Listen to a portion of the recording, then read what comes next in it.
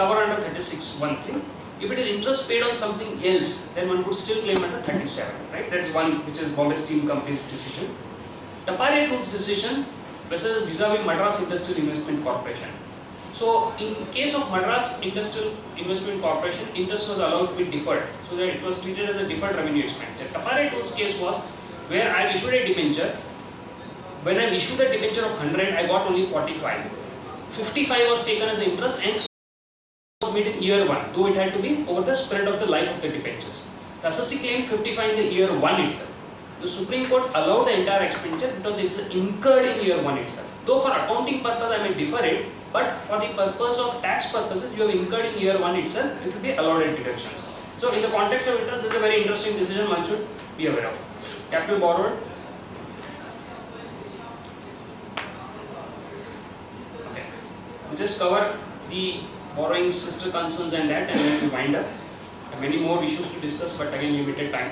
So when we take borrowers and then divert it to sister concerns, the question is many a times I have given interest-free loan to subsidiaries, I have given interest-free loan to sister concerns, I might have given interest-free loan to directors, right? So that whether it becomes a deductible expenditure. Two beautiful decisions, one SA Builder Supreme Court. So the Supreme Court in SA Builder says that depending on the facts and circumstances, money is said to be advanced by sister concern for commercial expediency. So here the principle of commercial expediency really comes from the decision of SA Builders. Though in the context of 36(1)(3), it is equally applicable to 37 and has been applied in many cases in 37 because of the same language for the purpose of business or profession. Where holding company has a deep interest in its subsidiary and holding company advances borrowed money to a subsidiary and same is used by the subsidiary for some business purpose, the holding company would ordinarily be entitled to deduction of interest on its borrowed capital. So what I really need to demonstrate is that there is a nexus of business or interest, deep interest of holding company into the business of the subsidiary, right? So in those cases, I will be able to claim deduction of this expenditure. Another important decision is Reliance. You can see Reliance, it borrows huge amount of money at the holding company level and then funds its subsidiaries. So if you see Reliance Industry will borrow, it will fund Jio, it will fund the retail, everything it will fund, and the borrowings are in numerous numbers. The Supreme Court in Reliance Industry also has discussed this aspect, and also what it has brought down that if the money advanced to the subsidiaries is lesser than the own funds, that means if I am having my own capital and reserves and what money is advanced to subsidiary is lesser, then in that cases it can be presumed that the money is given from the own funds, not from the borrowed funds, right? So it's there are mixed funds where my fund is both mixed from capital borrowed and my own capital, and I have given loan to third party, my sister concern. In those cases, applying Reliance Capital and also the Supreme Court is recent in South Indian Bank case, which is in the context of 14A, the assessee can argue that it is out of my own fund, not out of borrowed fund, and my own funds are more than the amount which has been lent to my subsidiary, therefore it becomes deductible expenditure. So with this I will try and wind up, because the next session will get delayed. But there are, as I said, many more important and interesting issues, and at least these cases at least have the benefit of some good Supreme Court decisions which are there in most of the sections. One could always fall back on this decision. Interesting principles are discussed in these decisions. One could take the benefit of those decisions. Then there are also other proviso to 36(1)(3). I think it's taken a couple of minutes till he comes. Proviso to 36(1)(3). There is an amendment 3 years back, 2015, not 3 years back. So earlier the question was, if I borrow for capital purposes and then say I borrow for purchasing capital asset, interest on that borrowed capital, whether it become deductible expenditure. So proviso was not there earlier, and proviso came in 2003. Prior to that it was a deductible expenditure. The proviso originally used the words extension of existing business or profession. Those words got omitted in 2015. So earlier it read, provided that any amount of interest paid in respect of capital borrowed for acquisition of an asset, and the star words, asterisk words there, words were for the extension of existing business or profession. Those words got omitted. So after the omission of these words, if you are taking any money directly for acquisition of an asset, you will directly hit by this proviso as well as ICTS. You will get disallowed. You have to capitalize that interest to the date when the asset is put to use. Once the date is asset is put to use, it becomes revenue expenditure. Up to the date the asset is put to use, it becomes disallowed here, and you will have to capitalize because 43(1) right with ICDS permits me to capitalize that interest. The problem earlier was because of the words extension of existing business or profession, there could have been confusion whether it will fall in proviso or not. Like one interesting case which we handled was the associate into software development purchased a land, took an ECB loan, purchased a land, and interest was paid on that ECB loan for the purchase of land. Question was, is it an extension of business or is it an expansion of business? The words used in the statute were extension of business, whereas I am only expanding my existing business. There is no extension of business, there is no new business I am preparing because I am just shifting my existing employees to the new premises. So it was that expansion. But given that words are anyway omitted now, any direct borrowing for acquisition of capital asset will be disallowed by applying proviso to 36.3. This again has been troubling all of us. Of PF payments, ESI payments, amendment has been made, Supreme Court is against us. Very unfortunate situation where even a single day's delay for a bona fide reason also gets disallowed. But this now becomes difficult to debate in a judicial forum. It requires a policy intervention by amendment in the statute saying that at least some leeway or grace period should be granted. One. Second, there could be bona fide reasons for various reasons. Say the proprietor in the hospital is fighting with life and death. Where will he worry about paying about ESI PF? Right? So there could be genuine cases which are also getting hit. Second, I am already being penalized under those laws by paying interest or something else. Should income tax enforce moral issues, or it should just look at taxing income? Today we are using income tax to enforce moral issues. Whatever the government doesn't like, it may not like cryptocurrencies, they make it taxable such that it is not workable in real life. So such things, whether we should enforce those things through income tax is an issue which is a policy issue. Amendment to the statute only can solve this problem, otherwise everyone will have to be very vigilant in terms of these payments, and early payment only can help a proper timely payment only can help you a reduction for expenses. Similar interesting issues arise in bad debts. And how do you say bad debt is allowable? How do you say bad debt is written off? So, very interesting case are there on this aspect also. When one makes a provision for bad debts, whether it is sufficient to claim a deduction. So earlier to the post 2004. Prior to that, it was necessary for the associate to demonstrate the debt has really gone bad. You have to demonstrate that debt has really gone bad. The amendment was made and Supreme Court's decision in TRF very clearly brought out that if you write off the debt, it is sufficient to claim a deduction. Now you don't have, there is no burden on the associate. Please keep it in mind. There is no burden on the associate to demonstrate the debt has become bad. That is not there. Only task the associate has to do is to actually write off the debt. Once he has done that, it is good enough for him to claim a deduction. In Vijay Bank's case, the circumstances, the write-off was done in a different manner, which we generally do in the financial statements.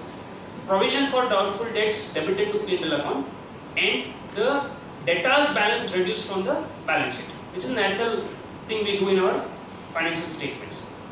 The Supreme Court in Vijay Bank's case said, reducing that amount even in balance sheet, reducing from the debtors balance is as good as a bad debt, writing of bad debt, and that is an allowable expenditure.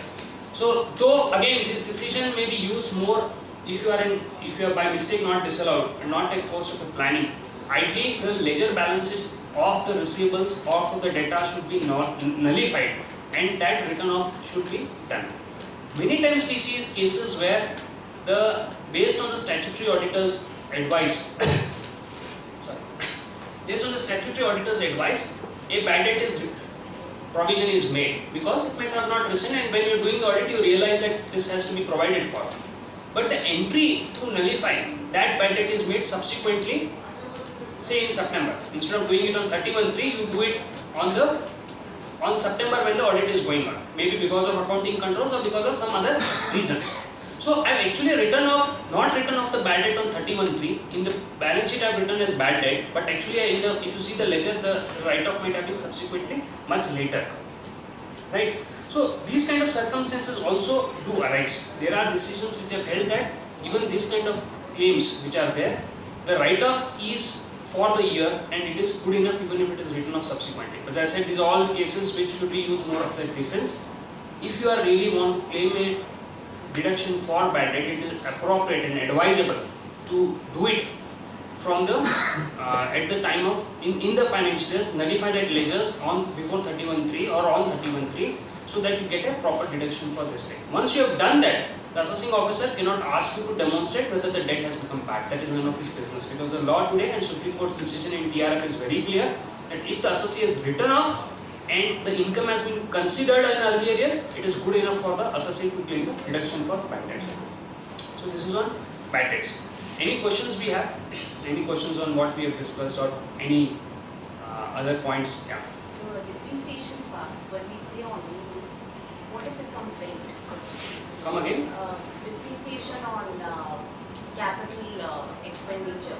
We've taken in a place on rent and not on lease. Will that also cover? It will cover. If you have done a structural change, suppose I have taken a lease. So see, question will be, many times the lease agreements or rental agreement may be for a short duration. Some cases that duration may be 5 years, 7 years. So where it's only 11 months, usually rent. I'll come to that. Yeah. So if it's only for 11 months and I do a huge structural change, right? I do a huge structural change. So the question is, what happens to that expenditure? What happens to that expenditure, right? Suppose this is the premises I have taken. I have incurred certain expenditure, which is a structural expenditure, which is having an enduring benefit. Now, when I am not, if I do not have the right, so if you look at my position as a tenant, I am getting that premises for 11 years. Assuming it is renewed, it's a different issue, but we'll assume it is not renewed, right? If you are assuming it is not renewed, can I claim this expenditure? Will it become a capital expenditure? Will it become a revenue expenditure? From my point of view, it is a expenditure which I am not getting an enduring benefit, because after 1 year, naturally I will have to vacate the premises. I am not getting an enduring benefit. So the expenditure, the test of 37 will be satisfied. The test of 37 will be satisfied. Is it incurred for the purpose of business? It is not a personal expenditure. It is not covered under 30 to 36, because a huge amount of repair will not fall in 30 or 31. It will come to 37, or it will be a capital expenditure. So I should be, if it is a very small period of lease, in those cases, because I am not getting, as a tenant I am not getting an enduring benefit, I should be able to claim under 37(1) itself.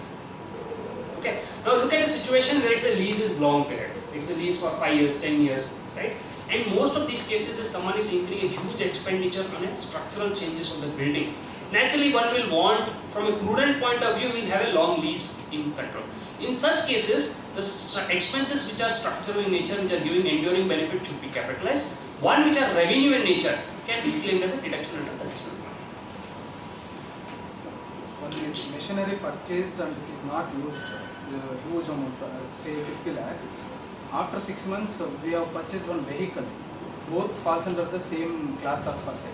Block. So that vehicle is used for the business. So since that vehicle is used, can we claim the entire expenditure? So this is an interesting point which comes up many times. Now what will happen is, say in 1st of April I purchased a machinery, right? On say 15th August I purchased a car, right? So this is the fact pattern. On say 1st of April I purchased a machinery. If the machinery is purchased in earlier, then the facts will automatically change, because there is a closing block and then you are adding something to that. Now if both the assets are purchased in the same year and part of the block is used, right? The Karnataka High Court and also certain other decisions, especially the Karnataka High Court in Elamma Dasapa's case, and I don't remember the another decision of Supreme Court, says when the machinery is not used at all, the question of it claiming, you claiming a depreciation on that will not arise. Okay? Now the question what we would like to differently argue is it a part of a block? The right question that we should ask here is, when does an asset become part of a block? Does it become part of a block when you purchase it, or does it become part of a block when you put to use? In the first year, because the proviso to 32(1) will say that in the first year, if you are put to use less than 180 days, then you get only 50% depreciation. Okay, the usage today is settled principle that has to be looked at part as at a block level, not at the individual asset level, not at the individual asset level, but at the block level, right? So when we look at the block usage, if an asset in the year of purchase, it will become part of the block only when you put to use, right? Only put to use. If it is not put to use, it is not part of a block. So then just saying that a small machinery or a small part of the entire thing is used and it is as good as a usage may therefore become difficult. But once it is a part of a block, then I don't have to individually look at any of the assets, because the block of concept itself is such that individual assets lose its identity. Individual assets, there is no value. There is no separate value for each of the assets. So, in case this vehicle is used after October, so shall I claim only 50% of the entire block? No, see, not just because if the machinery is not used for the entire year, you are saying. If the machinery is not used for the entire year, and it is very clear that machinery is not used for the entire year. Now, if I can then say that the non-usage of machinery is for ABCD reason. If there is a specific reason that I have not used it for this, like the Chamundeshwari Sugars case was saying that machine was defective and I couldn't use it, right? And if I apply the ready-to-use principle, then I should be able to claim the depreciation on this particular machinery. But if I have just purchased it and there is no action taken on this, it is packed and kept it aside, right? It is packed and kept it as it is, then I am not going to get depreciation on the machinery. So you purchase the machine, it didn't even open its packaging, right? It is just laying aside at this thing, and you purchase a car, right? Now here it is not even in a circumstances where it could be used. In those cases, there is no evidence that it is used or ready to use also. The Elamad Asapa's case or other decisions also are there, which says that there is no evidence of any use, and therefore depreciation will not be available. But if there is situation where it is ready to use, at least if you don't, if you see other decisions, I mean now Karnataka will have a difficulty because Elamad Asapa's decisions will be against you, right? But if you go to say other states where there are favorable views, in those cases it is possible to take a view that it is ready to use, therefore it forms part of a law. But given that Elamad Asapa is against us in Karnataka, and if you do not have a valid reason for not using it, in a case of a litigation it is going to be difficult. And the car, whether it's same which you got in the last case. What about the car which is put to use? Car you will get the depreciation. And then it is put to use. There is no problem with the car. The problem will be the machinery which is kept aside packed, though it is part of the same block, but on the machinery which is even not opened, that we will not get a depreciation. Sir, section 37 talks about personal nature, will not be disallowed, will not be allowed. I got an employee from outside India, specifically for some work. I mean, he is a regular employee. So, because he is outside India, I offered him a rental, I mean, with including accommodation also. So, whether that accommodation expenditure is allowed or not, sir? See, the question is, when you come to a company, can company have a personal expenditure? That's the first question we should ask. Can a company have a personal expenditure? Does company have a personality of itself? Right? Gujarat High Court in Sayaji Irons case, company cannot have a personal expenditure. You have given a benefit to an employee. It becomes perquisite / salary in the hands of employee. So from your purpose, as per the terms of agreement, you have paid him salary. You take it as a perquisite in his hands, accordingly do whatever TDS and other compliances it is, and then it is fine. So company, if you look at the company per se, it is not in personal. When we say personal can attach only to an individual, it can attach to an HUF. Personal can attach to a partnership form because there is a partner who is an identifier there. But when it comes to a company, the relationship is employee and employer there, right? They are two different persons, right? In those circumstances, you can give a house to say an employee. It could be a director, it could be a normal employee. It becomes perquisites in the hands of employee. Perquisite is salary for him, becomes a deductible expenditure for him. That's all. Same reference can be drawn to 17.5 of GST, where it says that employee personal expenditure is disallowed. I mean, So that is blocked. Blocked Credit. That's a different thing. So that principle will be for GST purposes, which they have brought in to say that this is any credit which is for personal consumption, we don't want to give credit. Okay. Right? But there they have widened it, covering the employee of the company. We do not have any such fiction in the Act to say that personal expenditure of an employee will be disallowed in the hands of the company. 37 says personal expenditure of assessee. We are talking of assessing 37.1, we are not talking of employee of the assessee. Right? We are talking of assessing. Plus these kind of expenditure are specifically covered as perquisite in Rule 3 Rate Bill 17. So it becomes in salary, I am paying salary, I am discharging the obligation. Right? So therefore it becomes deductible expenditure for me. But for employee it may be taxable as perquisite. Yes. Sir, you said interest paid on late payment of TDS is disallowed. Interest paid on GST is allowed. Either that is compensatory. Both are statutory. Both are statutory. Income tax becomes problem because of 48(2). Income tax is a disallowed Is expense. a disallowed expenditure. No, I'm saying both are statutory. It's a statutory. liability. See, GST is something which will incur for the purpose of business. You have, that is it is part and parcel of your business.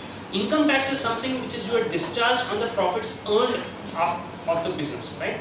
48(2), any taxes gets disallowed, and income tax is gets covered on 48(2). And anything which is connected to that, interest on income tax, for example, gets covered there. But when it comes to other rates and taxes, other statutory obligations, it is not application of your income. It is connected to your income earning apparatus. It is connected to your business itself. That becomes allowable expenditure. Loss, you said loss can be claimed under section 28. Can it be part of the profit and loss account, or it should be deducted after the profit in the computation itself? Wherever you deduct, from tax purpose it is deductible. It could be a situation where you are debited to P&L balance sheet directly in your financial statements. The question is, for tax purposes, it is a deductible expenditure. Your accounting treatment, correct or wrong accounting treatment, will not determine the deductibility under the tax laws. Okay? So loss I might have treated separately in my books, but if it is a loss, then I can claim it as a deductible expenditure. If I debited to P&L, I do not give any separate treatment in my STI, statement of total income. Suppose I have not done that in my P&L, I have taken it to balance sheet, then I will still claim it as an allowable expenditure in my statement of total income. So, thank you everyone for very patient hearing. Thank you.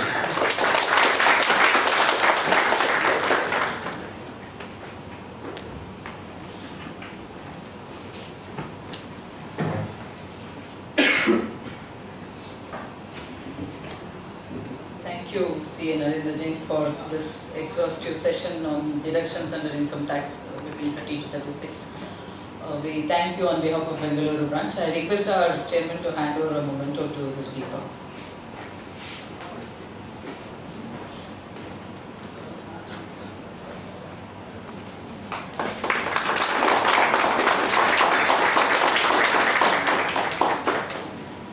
We'll break for tea now, half an hour, and then we will assemble at 10:30. 12:15.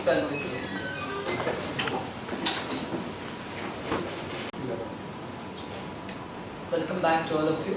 And morning session, it was on the allowances under the Income Tax Act between 30 to 36. Now it is the disallowances under section 40 to 44.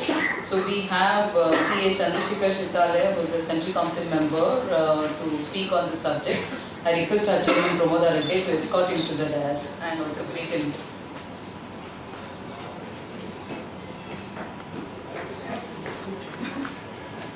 So welcome to you.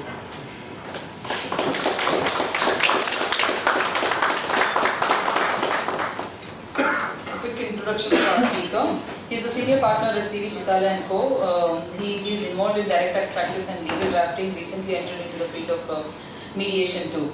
At ICI, he is part of the, under his leadership, DTC revised guidance note was published on audit under section 44AB, and peer review guidelines were drafted by the committee which was headed by him.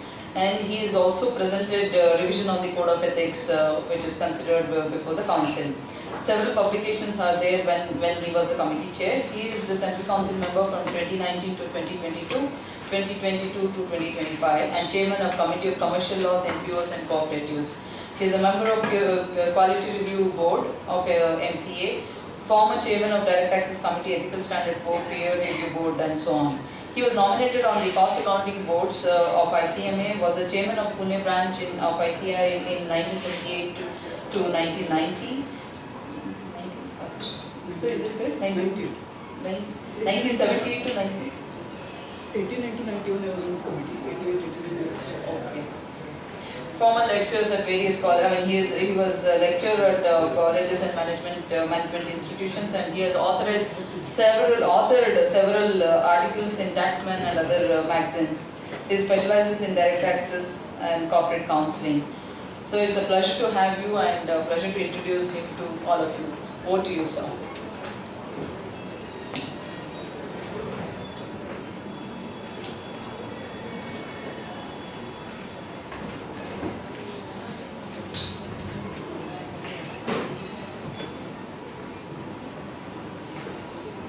Good afternoon. It's indeed a pleasure to address audience from Bangalore, our own professional brothers and sisters. Last year, it is informed that I was heading Ethical Standards Board, and you must be aware that clause 6 and 7 of part 2 of schedule 1 prohibit advertisement and solicitation for chartered accountants. After qualifying as a chartered accountant, I had no occasion to read closely Code of Ethics, Chartered Accountant Act, because my practice was in taxes and other matters. But after becoming chairman, I thought that I must be aware of the things which I am going to lead. And I read entirely the Act and these provisions. Now take a situation that outsourcing practice, if I want to do in South Africa and do work over here, I need to go there, need to advertise, need to solicit, or in Canada or in Australia. But then the general feeling was that the Chartered Accountants Act and schedule read together do not allow you to solicit or advertise your profession. But since I read it from the beginning, I stumbled across subsection 2 of section 1 of the Chartered Accountants Act 1949 that reads, this act applies to the whole of India. So if the act applies to the whole of India, if I am advertising outside India, how the act will apply? That was first question which came to my mind. And a simple thing that if there is some person who is an Indian resident who goes to Dubai and he does some stealing or some illegal activity in Dubai, will he be tried under Indian Penal Code or the local law of Dubai? It is local law of Dubai, not the Indian Penal Code. So likewise, a chartered accountant in India, if he goes and solicits his profession in, say, South Africa, Canada, Australia, England, Europe, how Chartered Accountants Act would be applicable and how that prohibition would restrict him from doing advertisement. So that was my thought process. I also consulted with Chartered Accountants, our own law department from ICAI, and they also concurred with my views. So friends, today the reason for informing you this is, I am not going to discuss much of disallowances from 40 to 44, but the manner in which we have to read the provisions, that is more important, because if a client comes to you and he tells that, okay, there is delay of 1 day in filing return of loss, what should I do? And if you tell him, sir, the section tells that you will not get disallowance of, you will not get allowance of this loss for carry forward to subsequent year, that is not the answer he expects. Of course, I am not saying you answer something beyond the law, but then we have to think certain things for the purpose of providing some solace to the client within four corners of law, not beyond the law. And that is how we have to consider how to read the law. That is more important than what is there, because even if there is some provision today you don't know, you can Google it, you will know. If you find out articles, you will get articles and then you can form an opinion. So this may not be the information sharing, but this may be the way of looking at the provision. In earlier session, it was informed that under section 32 of the Act, depreciation cannot be claimed on goodwill. Earlier it was allowed. Everyone, particularly chartered accountant, accept that goodwill is an invaluable asset for carrying on a business. If I am selling pizza and I start my own pizza restaurant, people will question whether he knows pizza, whether his pizza is okay or not. But if I just put a tag Pizza Hut, everybody will come and buy. then they will not inquire whether I am aware of pizza or not, because that brand matters. So goodwill is an invaluable asset, and it should be entitled for depreciation, because if you have acquired it, because if it is self-generated goodwill, maybe cost is not there or cost is not identified with the asset, it is difficult. But then when you are particularly purchasing a goodwill and you are not allowed depreciation, I think you are not appropriately computing the business income, because there is an outflow of expenditure. Again, that goodwill is not lifelong, because if you work hopelessly, maybe that goodwill will also get eroded. Even if you work consistently, your own goodwill will get developed. So it is injustice that the depreciation is not there on goodwill, but that is the law. Now take example that somebody is purchasing a business. He is supplier to a particular, say, manufacturing company, say Ashok Leyland, and he is a vendor. And now he wants to sell his business, so he says that, okay, this is the cost of plant, machinery, building, but because I have this vendor number with Ashok Leyland, you pay me 1 crore rupees extra, because those orders will continue, and you will be beneficiary of the goodwill that I have built up over, say, 10 years, 50 years, whatever. And if you put that as a goodwill, maybe the section will come into play, and you will not be, or the assessee will not be allowed any depreciation. So what is the way out? Because if you read that particular provision, it says that any intangible asset and useful business commercial rights apart from brand, etc. So if you call it that, okay, for 1 crore rupees, you sell me that customer code right or something like that, not goodwill. So that becomes useful commercial right, which is there in clause B of section 32(1). And in that case, if you reflect in your financial statements, if you amplify that, okay, if he is an auto manufacturer, these are the customers to whom he is supplying, these are the vendor codes, and he is giving you this vendor code. So customer acquisition rights he is giving you. And if he gives customer acquisition rights, it is a useful commercial right, it is an intangible asset and not goodwill. So if you amplify it appropriately in your acquisition agreement and reflect it accordingly in your financial statements, in your depreciation schedule, I believe that embargo for depreciation which is attached to the goodwill may not get attached in this case. So ultimately what we have to look at is, law is there, you read law, the clients also read the law, assessees also read law. Not only they read law, but they also do Google search and they get certain amount of information and then they come to you. So it may be our endeavor to ensure that whatever is for their benefit within the four corners of law, we are able to present them. So let us see in these provisions, not all we would be able to discuss, but whatever we can discuss, how we can address them.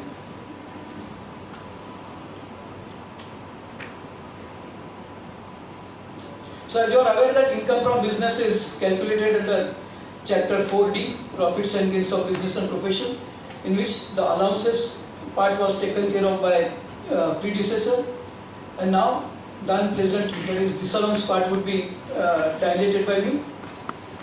Just a quick summary of these provisions. The itinerary starts from 40 to 44. Actually section 37 also has certain disallowances that are discussed by him, like in case of CSR expenses. Under section 37 it is expressly disallowed. And then the choice is, supposing there is a company which wants to incur 1 crore rupees as a CSR expenditure under Companies Act, because that is mandatory. Now it has two choices. Now they want to set up some, say, drinking water dispensation center or something. So they can construct on their own the drinking water dispensation center, run it. That is one choice. And secondly, there can be a charitable trust. Either they themselves constitute it or some other charitable trust is constituted with the object of this providing water or food, whatever. So if on their own they construct this water dispensation center, whether it will be allowed as expenditure under section 37? The answer is no, because there is express provision. Any other section allowing that deduction? No other section. Now, if they give donation to this their own trust, own means constituted by the company, but once the trust is constituted, company becomes a trustee and not owner of that trust. It is for the purpose of benefit of charity and not for the benefit of the company constituting it, or any other charitable trust which is going to perform the objects for which I want to incur CSR. In that case, what I give them is a donation which is permissible under company law as a CSR outflow, and if that trust is eligible to confer ATG benefit of deduction on the donors, would the company get deduction under section ATG? Yes or no? The CBDT has said that you will not get. But you are aware, right from KP Varghese, Sillerman lines to Azadi Bachao Andolan, that CBDT has power to issue circulars which are binding on the income tax department, whether it is within conformity of law or otherwise, because they are the boss as far as income tax administration is concerned. So person working under the CBDT cannot question the authority of CBDT, they have to follow the instructions of CBDT. That is number one. But as far as assessees are concerned, those circulars which are beyond law need not be binding on the assessee, and they are not binding. Those which are benevolent, maybe travelling beyond the law, still they are binding, and assessee can make use of it. To illustrate, section 43B in original avatar, it provided that if you are making certain, say, tax payment, bonus payment, for which provision is made on 31st March and you are paying subsequently, then before due date of filing, furnishing of return, you will get deduction provided you attach proof of making payment along with your return of income. That is the provision of law, mandatory provision. So you have made payment of provision to 1,000 employees, and it was difficult to attach those 1,000 acknowledgements along with the return of income or a Xerox of it. In that case, technically, you are not complying with the provisions of section 43B, and that happened in case of number of assessees. So the CBDT came out with the concessional circular that if the proof of making payment of outstanding amounts under section 43B is not attached along with the return of income, and at the time of assessment if it is produced, then assessing officer should give the deduction. So this particular circular was travelling beyond the law. They were giving certain concession. But in that case, the assessee can enforce the administration to follow that circular, because it is binding on the assessing officer to follow what boss says. And that is what we follow in corporates also. If boss says you do something, you have to do that. And here, legally, certain cases we have said like KP Varghese, Hillerman Lines, Azadi Bachao, etc. It is binding. So that is binding. But when CBDT tells that okay, this particular expenditure on CSR, when donation is given, which qualifies as CSR spent under Companies Act, then in that case, if it is disallowable under section 37, you should also not give deduction under section ATG. There, it is not binding on the assessee, because the rigor of the assessee are increased.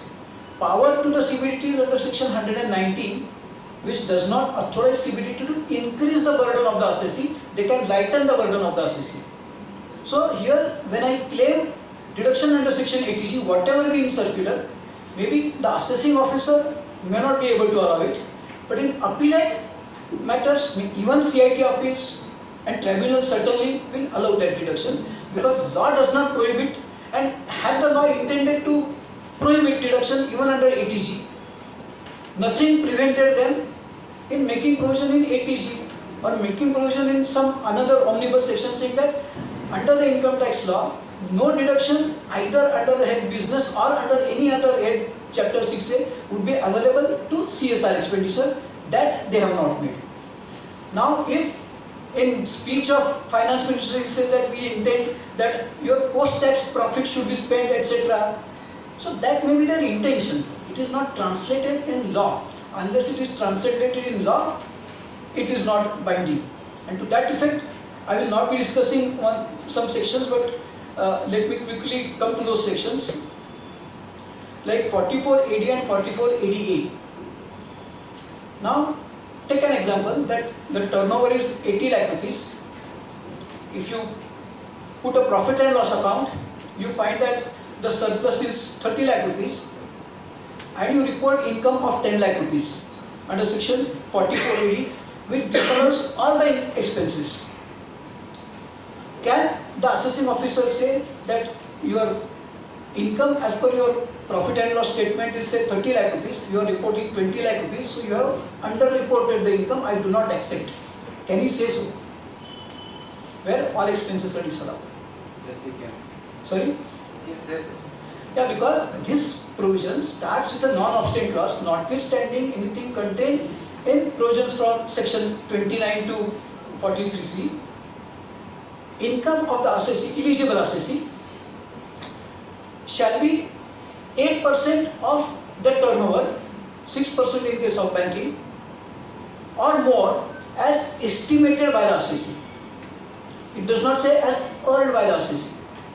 Because as a matter of fallout of this concession, there is also dispensation of obligation to maintain books of account. So if you are not maintaining books of account, how you will know that your income was exceeding 8% of 80 lakhs, 6 lakh 40,000. And in that case, the question would arise that if my income is 6 lakh 41,000, am I obliged to report 1,000 more because I have earned more than 6 lakh 40,000, 8%? And if that is the case, then one provision of the same section becomes OTS, that is maintaining concession of not maintaining books of account. So on one hand, you are giving concession of not maintaining books of account.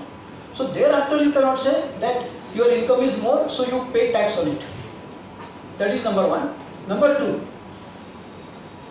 the non-obstant clause with which it starts. It says that notwithstanding anything contained to the contrary in section 29 to this 43C,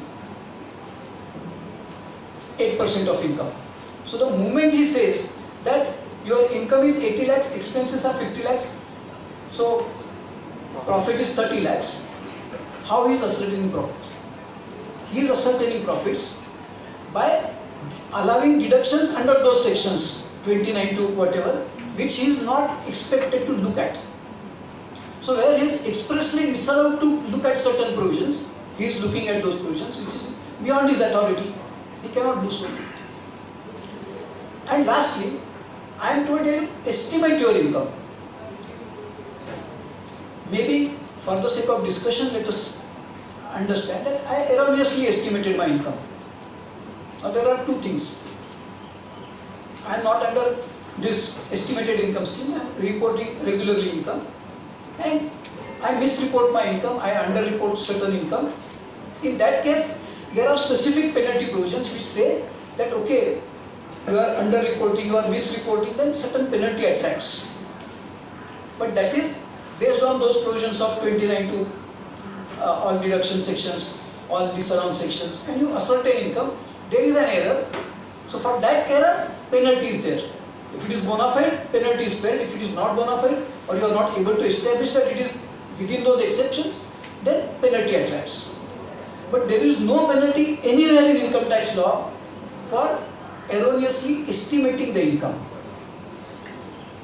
So I made error in estimating the income, so there is no penalty.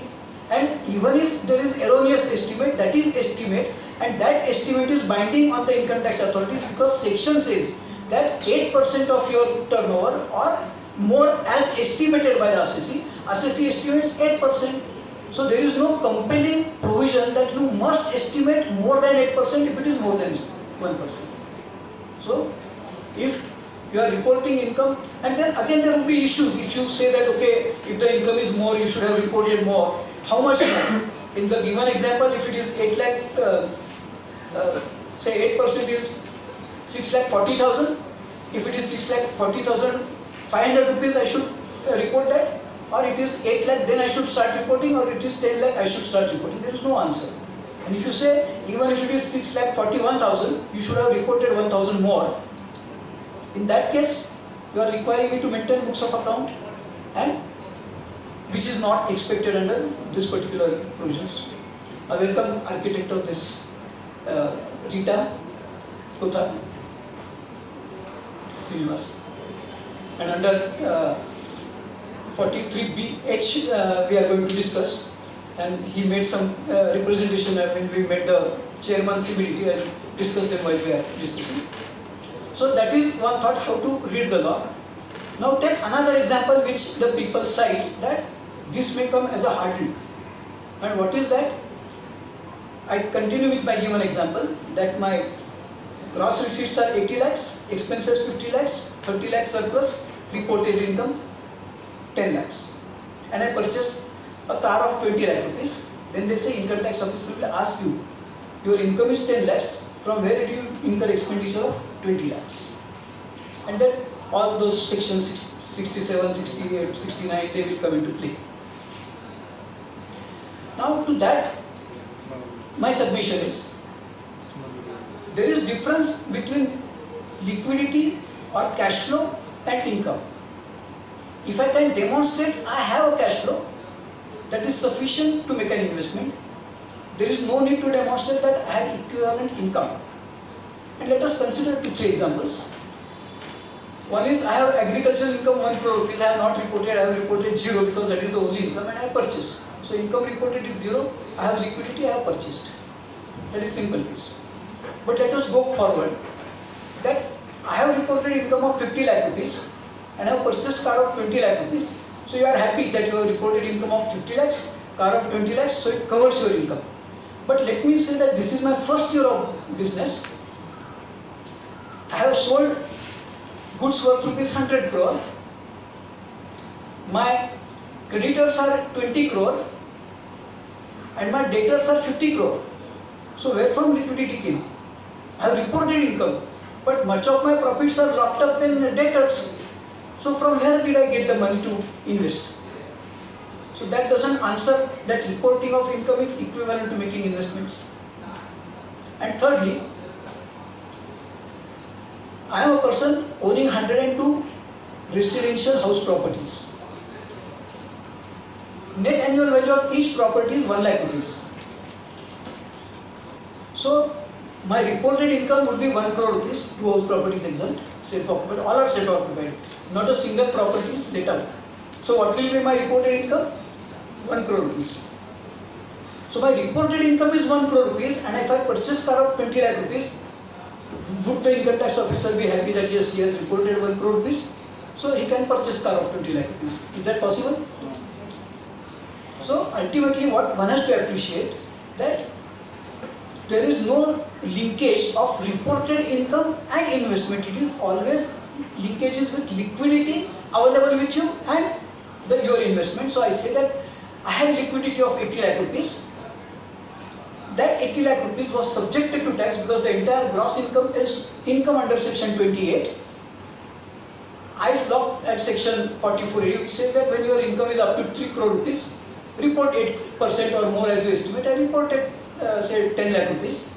So my responsibility to report income and pay tax thereon has been discharged under section 44AD.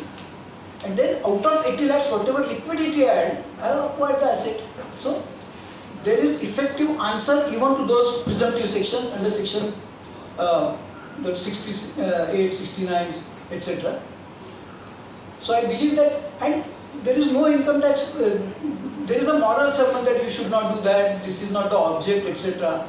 But once the provision gets enacted, the object is at a background, it has got no meaning, unless there is some ambiguity.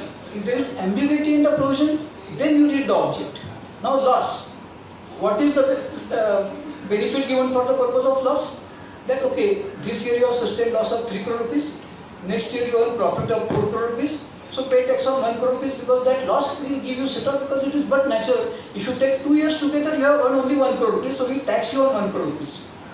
So the objective for carry forward or set off of loss is to tax you on your real income. Now, if instead of 31st of October, you furnish your return first day of November of 3 crore rupees loss, and next year your income is 4 crore, whether you will be asked to pay tax on 4 crore or 1 crore. On what amount you will be paying tax? 4 or 1? Whether you will get set off of loss of 3 crore rupees when your return of income is delayed by 1 day. The answer is, if it is delayed by 1 day, not on or before due date, no carry forward of loss. Now there if you argue what was the intention, intention was ultimately to tax the real income. But there is no difficulty in interpreting provisions. It says that if your return is not filed on or before the due date, no allowance of carry forward. So when the law is clear, there is no appeal for the purpose of intention behind enactment of that particular provision. So here also, I believe that on these lines, one can definitely defend the case, since in the itinerary I did not see expressly these sections being covered anywhere. So I thought that maybe they are not disallowance provision, but let us briefly consider them.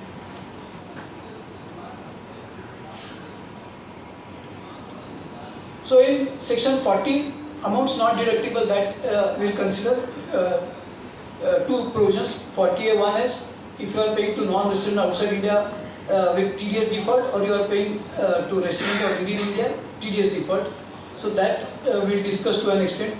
40A1 we will not discuss because that itself will require substantial time, but 40A1A we will discuss. Then 40A1B is equalization levy default. Now if the assessee is not in India, like Google etc., you give advertising, there is some equalization levy, and if there is default, similarly it is disallowed. Then income tax etc., if you are paying any tax on profits, like including the interest, cess, that is expressly disallowed under 40A2. Then TDS default in case of salary outside India to non-residents, there is also disallowance. Payment to provident fund or other fund where effective arrangement for deduction of tax has not been made, in that case also the disallowance attracts. Then in case of 40, we will discuss about firm remuneration and interest payable to partners. About AOP BOI, if you pay remuneration interest to members of AOP or BOI, it is expressly disallowed, no deduction is available. Then 40A, again expenses not deductible in certain circumstances. 40A2 we have excessive and unreasonable expenses where you are making payment to associated enterprises. 40A33A is payment of expenses otherwise than in specified banking channels. Then 40A7 is provision for payment of gratuity is disallowed unless it is recognized gratuity fund and actuarial based valuation. Then setting up of trust which are accepted under section 37 or mark to market loss, it is expressly disallowed. And 43B, major will discuss 43BH to an extent required. So this is the itinerary slated for my session. So amounts not deductible.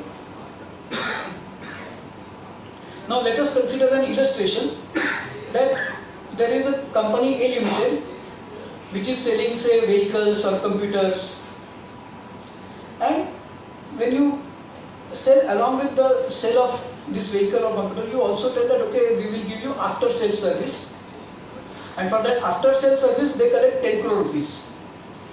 Now they have completely outsourced that after sale service. They don't have any machinery for the purpose of dispensing that after sale service.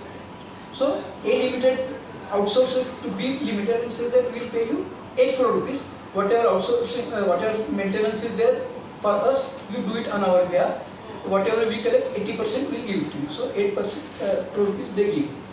And unfortunately, from 8 crore rupees, they do not deduct any income tax, because if you know, under section 194C, the tax is required to be deducted for any work given to the contractor.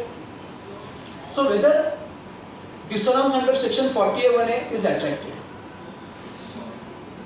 because you are aware that section 40A1A says that 30% of the expenses will be disallowed if there is default in the matter of TDS, that is you don't deduct or deduct and don't pay or don't pay till the due date of return. So those provisions are there. So that is the question for consideration. Now this particular 40A1A starts with 40, and what section 40 reads? Section 40 says, notwithstanding anything to the contrary, in sections 30 to 38, the following amounts shall not be deducted in computing income chargeable under that profits and gains of business and profession. So, the first condition for the purpose of attracting disallowance under section 40 is that whatever deduction I am claiming is claimed under sections 30 to 38. And that is what the section says, it is not our interpretation, section says. So if I am not claiming anything under section 30 to 38, then would this family of disallowances under section 40 would attract? The answer is no, because that is not the provision.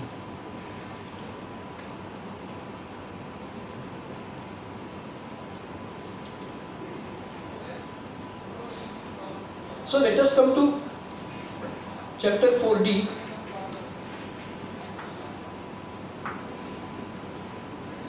Profits and gains of business and profession. What it says, the following income shall be chargeable to income tax under the profits and gains of business and profession. 1. Profits and gains of any business or profession which was carried on by the assessee at any time during the previous year. So I am purchasing computers, selling computers. I purchased computer for say 80 crore rupees, I sold them for 100 crore rupees. So for purchase of computer of 80 crore rupees, deduction is under which section?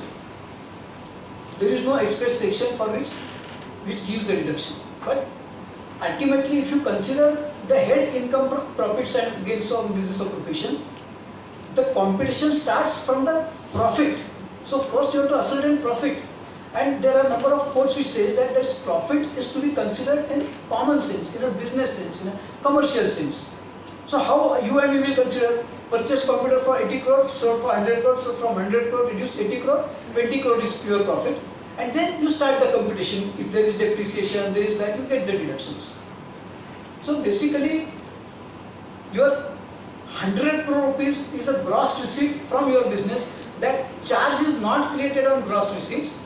The charge is created on profits from business, and you ascertain profits, and thereafter you apply provisions of these sections. That is what we understand, and that is what the court's judgment also says.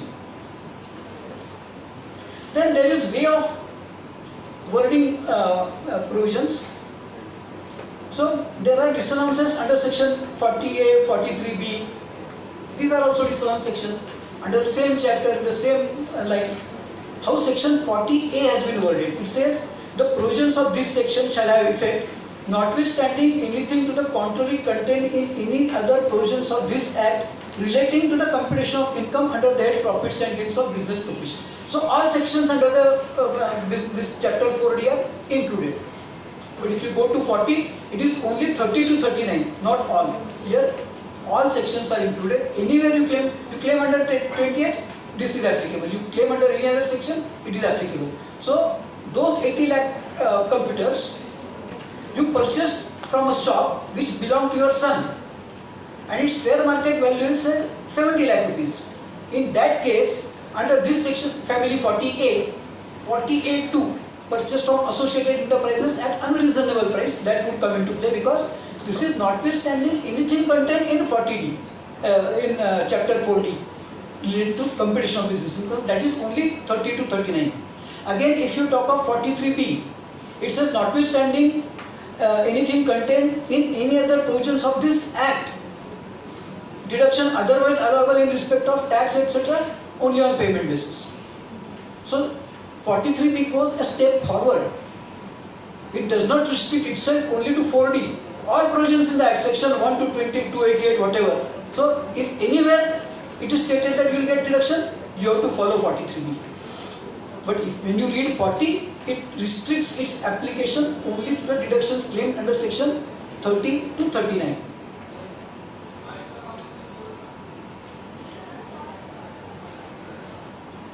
And there is also a judgment of Calcutta High Court. Subsequently, it was SAP was not granted by SAP that in view of the non-obstant clause with which it opens, the effect of section 40 that amounts would normally be deductible under section 30 to 39 would not be allowed as a deduction because the express terms of section 40 it curtailed the expenditure under section 30 to 39.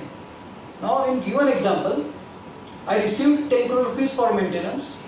I outsourced complete maintenance activity. I paid 8 crore rupees but I failed to deduct tax. Am I claiming deductions under section 30 to 39 or under section 28? And if I am claiming deduction under section 28, I submit that it would be difficult to disallow under section 40A1A even if there is default under section 40A1A. Another question the courts look at is you are making certain activity which is or omission of activities which or obligation which you are required to perform under the act and you are going scot-free. So why I should allow you to go scot-free when you have blatantly made breach of law? Answer to that is, it is not that I am completely scot-free. Under section 201, I am required to pay interest at the rate of say 1% per month. And again, there are provisions for penalty for not making TDS. So I am not going scot-free. There is default of TDS, and for default of TDS there are other sections which will take care of. But section 40A1A cannot be applied because deduction is not being claimed under section 30 to 39. Any difficulty in this? Any contrary argument?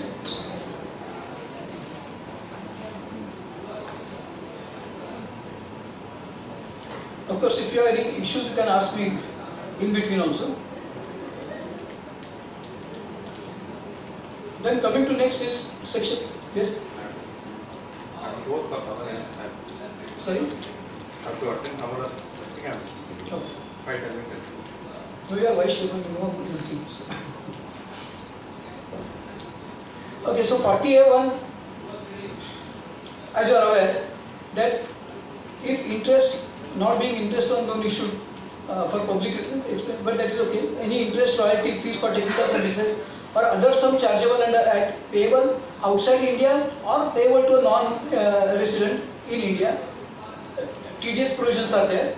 And if that TDS is not made, not paid, then there is 100% disallowance. If you go to 40A1, it is 30%, but here it is entire disallowance. Because in case you make payment to a person within India, who is resident of India, maybe government of India or the income tax department has recourse to the property of that person, is subject to the jurisdiction of government of India. So maybe if you fail to do that, government would be able to anyway recover tax from it. But if it is a foreign national and supposing some payment is made, he goes to Dubai, he goes to UK, how you can go and enforce in UK or Dubai the law against him in the foreign country? That will not be possible. So before the funds leave India, entire tax should be recovered. That is the principle, and if it is not recovered, then you suffer it. So indirectly on that amount you pay the tax. So that is the provision of section 40A1, but there are several aspects of it which on some other occasion Kotha can keep some seminar. So here what we have to consider is section 195, and section 195 states that if there are wordings like interest etc. or any other sum which is chargeable to tax in India, then TDS attracts. It is not merely payment to non-resident that attracts the TDS provision, but it should be chargeable to tax in India. So take an example, you have manufactured a machinery and you exported it and it went by ship to say South Africa. En route there was some damage to the machinery. So you engaged engineer in South Africa and told him, you please repair that machinery and then we will deliver it to the customer, and you pay him say 1,000 pounds or 10,000 pounds. In that case you are making payment to a non-resident, but before considering whether the TDS is to be made, One another test is required to be performed is whether that income is taxable in India. If the answer is in affirmative, you have to deduct tax. Now he has rendered services outside India. He is a non-resident. So if you look the income of non-resident exposed to tax in India, it is the income arising from India or income received in India or accruing in India. It neither accrued in India nor arose in India nor paid in India. It is paid in South Africa. So income is not liable to be taxed in India. So TDS does not attract. You want to borrow money from abroad, so you take help of lawyer abroad. Tell them that okay, your financial institution wants some information, so what is that? He gives you advice. So again, everything happens outside India, so not income. But this particular theory has to be read cautiously along with section 9. In case of section 9, income does not arise, does not accrue or even not received in India, but there are certain deeming provisions.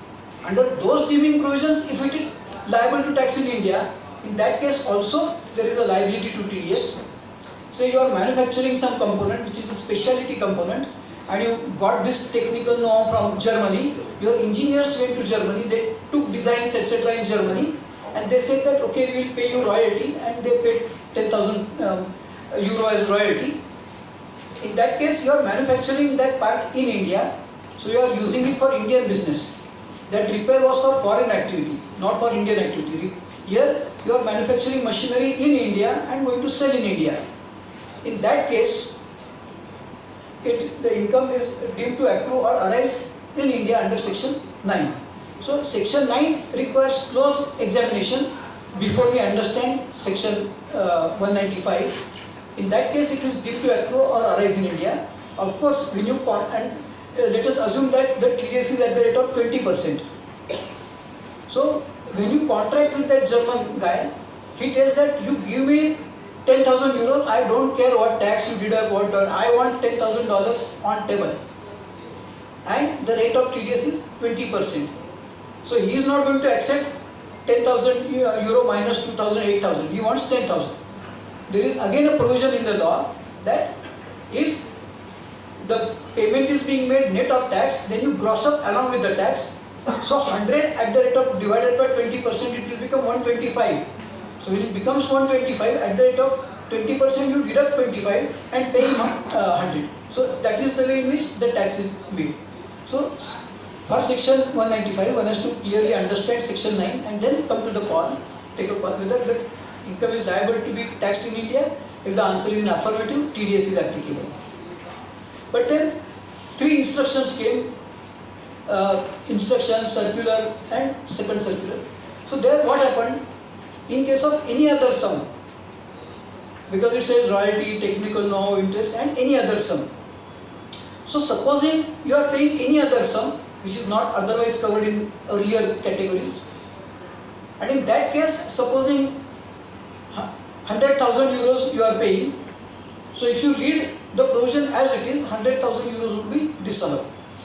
But CBDT has issued a circular that when you are paying any other sum which is taxable in India, or income is supposed to be taxed in India, in that case what you have to disallow is not the entire amount but only the component out of this particular amount which comprises of income.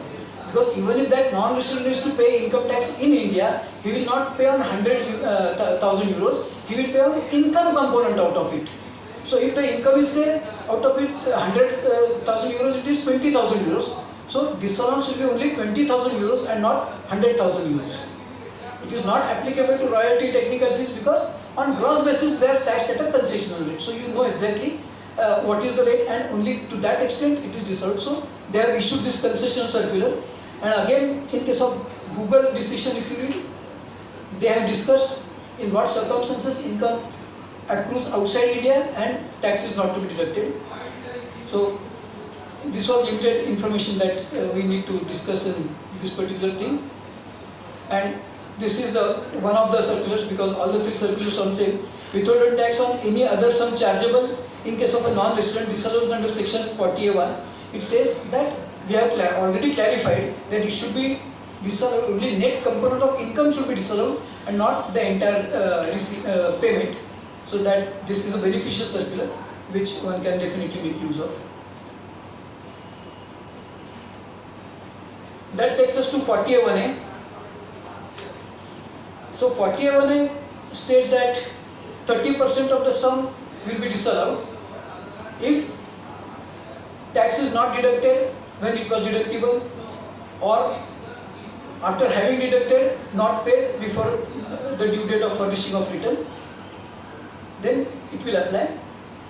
Supposing if it is paid in subsequent year, then the deduction will be in a subsequent year if it is paid beyond the due date, because if it is paid till due date, deduction is in same year. And again, now if you consider this TDS provisions, they are not tax collection provisions, they are anti-avoidance provisions. In a sense, when you deduct 2 rupees from a contractor, the income tax department is aware that 100 rupees are received by the contractor, so they can question him on 100 rupees. So all these provisions are anti-avoidance provisions, but now they have become also tax gathering provisions, because substantial tax is being collected, but actually the introduction is as anti-avoidance provision. So once solace is given that supposing you fail to deduct tax and payment is made. So why the tax was to be deducted? Because the recipient should pay tax on his income.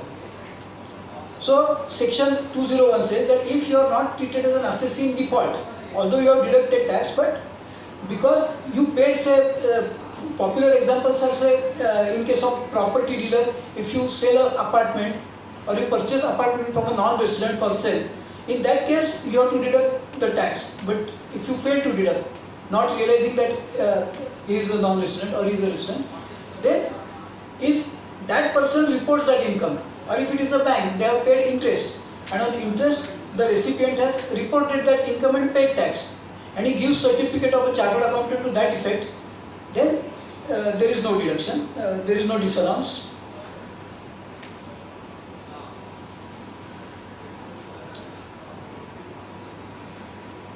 Now another example, just to understand this provision, that A Limited incurred expenditure on maintenance services 2 crore rupees. The entire balance is outstanding. They have not paid anything out of 2 crore rupees during the year. And we are not talking of micro and small, this is large enterprise to which is rendering maintenance services. And no TDS is made. So you are making provision of 2 crore rupees as expenditure, but no TDS is made. Whether disallowance under section 40A1A will attract? The answer is you are claiming deduction for maintenance services. There is breach of section 194C. You are not deducted tax at source, obviously not paid. So disallowance would attract, right?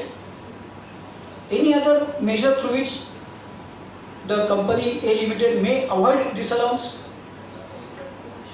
in these circumstances? General provision. Sorry? A general provision, instead of identifying the vendor, they make a provisional expenses. See, there is explanation in section 194C that if you credit to any other provision, suspense account, general account, it will be treated as the payment to that party, and this provision of 194C will attract. Payment or credit? Sorry? Payment or credit, whichever is earlier, so that's why credit to the provisions also it will be. Sorry, credit? Yeah, so it is payment. Payment. So or credit, and that credit, even if it is general account, it will attract the disallowance. So let us read section 194C. It says that any person responsible for paying any sum to any resident hereafter in this section referred to as a contractor for carrying out work, including supply of labor for carrying out work in pursuance of a contract between the contractor and a specified person shall, at the time of credit of such sum to the account of the contractor or at the time of payment thereof in cash or by issue of check or draft or by any other mode, whichever is earlier, deduct an amount equal to 2%, 1%. So we say that provision is made, tax is not deducted, disallowance attracts. Now consider an example, provision is not made.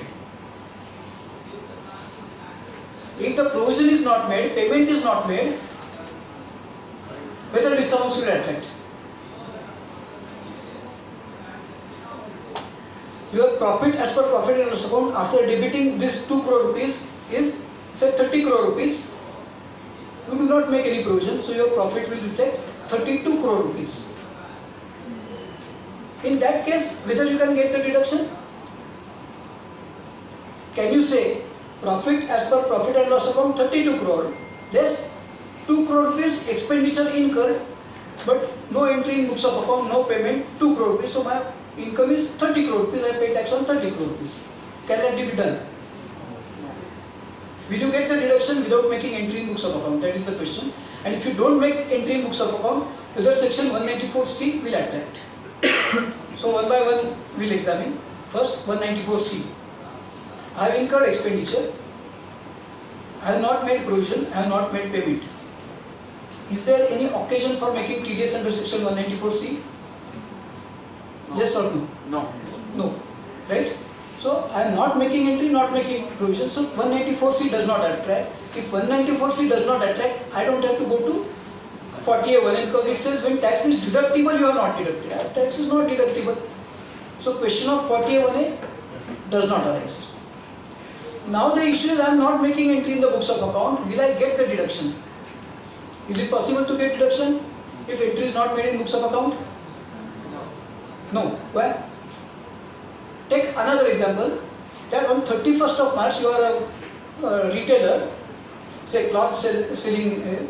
So for 31st March your accountant was not there, and in these 2 days you made sale of 1 crore rupees, and because your accountant was on leave 30 March, 31st March, he came on 2nd of April. So he enters that sale made in 30 March, 31st March on 2nd of April. Can you tell the assessing officer that see there is entry in my books of account? I will pay next year tax on 1 crore rupees. This year I will not pay because there is no entry in books of account. Can you say that? You can say, but it will not be accepted by the assessing officer because ultimately what one has to appreciate under section 4, 9, the charge is created on the income earned. Books of account are the vehicle to reach that destination of ascertaining what the income is earned. Otherwise, how you will ascertain? For all other heads, okay, capital gain, you know the capital asset, you return its cost, fine. But here, thousands of transactions take place, number of disallowances. So, besides maintaining books of account, how you can ascertain the profit? But the books of account do not determine the profit. Books of account is a vehicle to reach at the destination of what is my profit earned during the year. So, there is an error in books of account, and profit and loss statement reflecting income of 32 crore rupees, and there is error of not considering an income on accrual basis, not considering an expenditure that has accrued during the year which has not been recognized in the books of account. So to that extent my books of account profit is erroneous, so I correct it by reducing expenses of 2 crore rupees. Sir, as soon as you correct it, you will debit that. I am not correcting books of account. I am only preparing statement of computation of income. Books of account are same, they are audited. Now I cannot change it. Because as soon as I make entry, 194C will come into play. I am not making entry. So, books of account, when they are erroneous, in computation I can charge appropriate profit. And if I say that, maybe people will say, this is brilliant interpretation, but later on will come, there is Supreme Court decision to that effect. I will come to that Supreme Court decision in subsequent slide, it is there. Even another example that instead of see you are paying to the company as a contractor, 2% should have been deducted, you deducted at 1%, 2 crore rupees. So whether 1 crore should be allowed, 2 crore should be allowed, or nothing should be allowed? Partly, sir. 2 crores. Partly should be allowed, 2 crore should be allowed. These are the only 3 answers.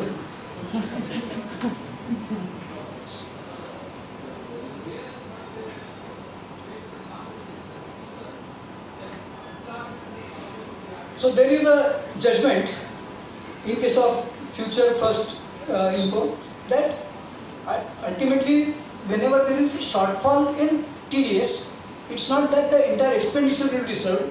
The proper recourse will be to go to section 201 and the assessing officer tells him you are short deducted, so you recover the balance from him, charge him interest, etc. But when the tax is deducted, the anti-avoidance purpose is served, because they know at 1% 1000 are paid, so 1 lakh rupees are received by the vendor.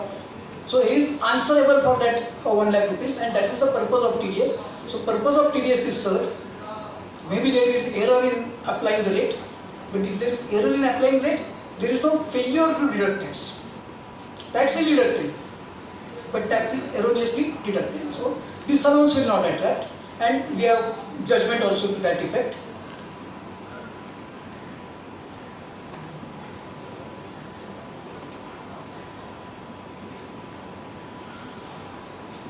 See, this is a case of Kedarnath Jute Manufacturing Company.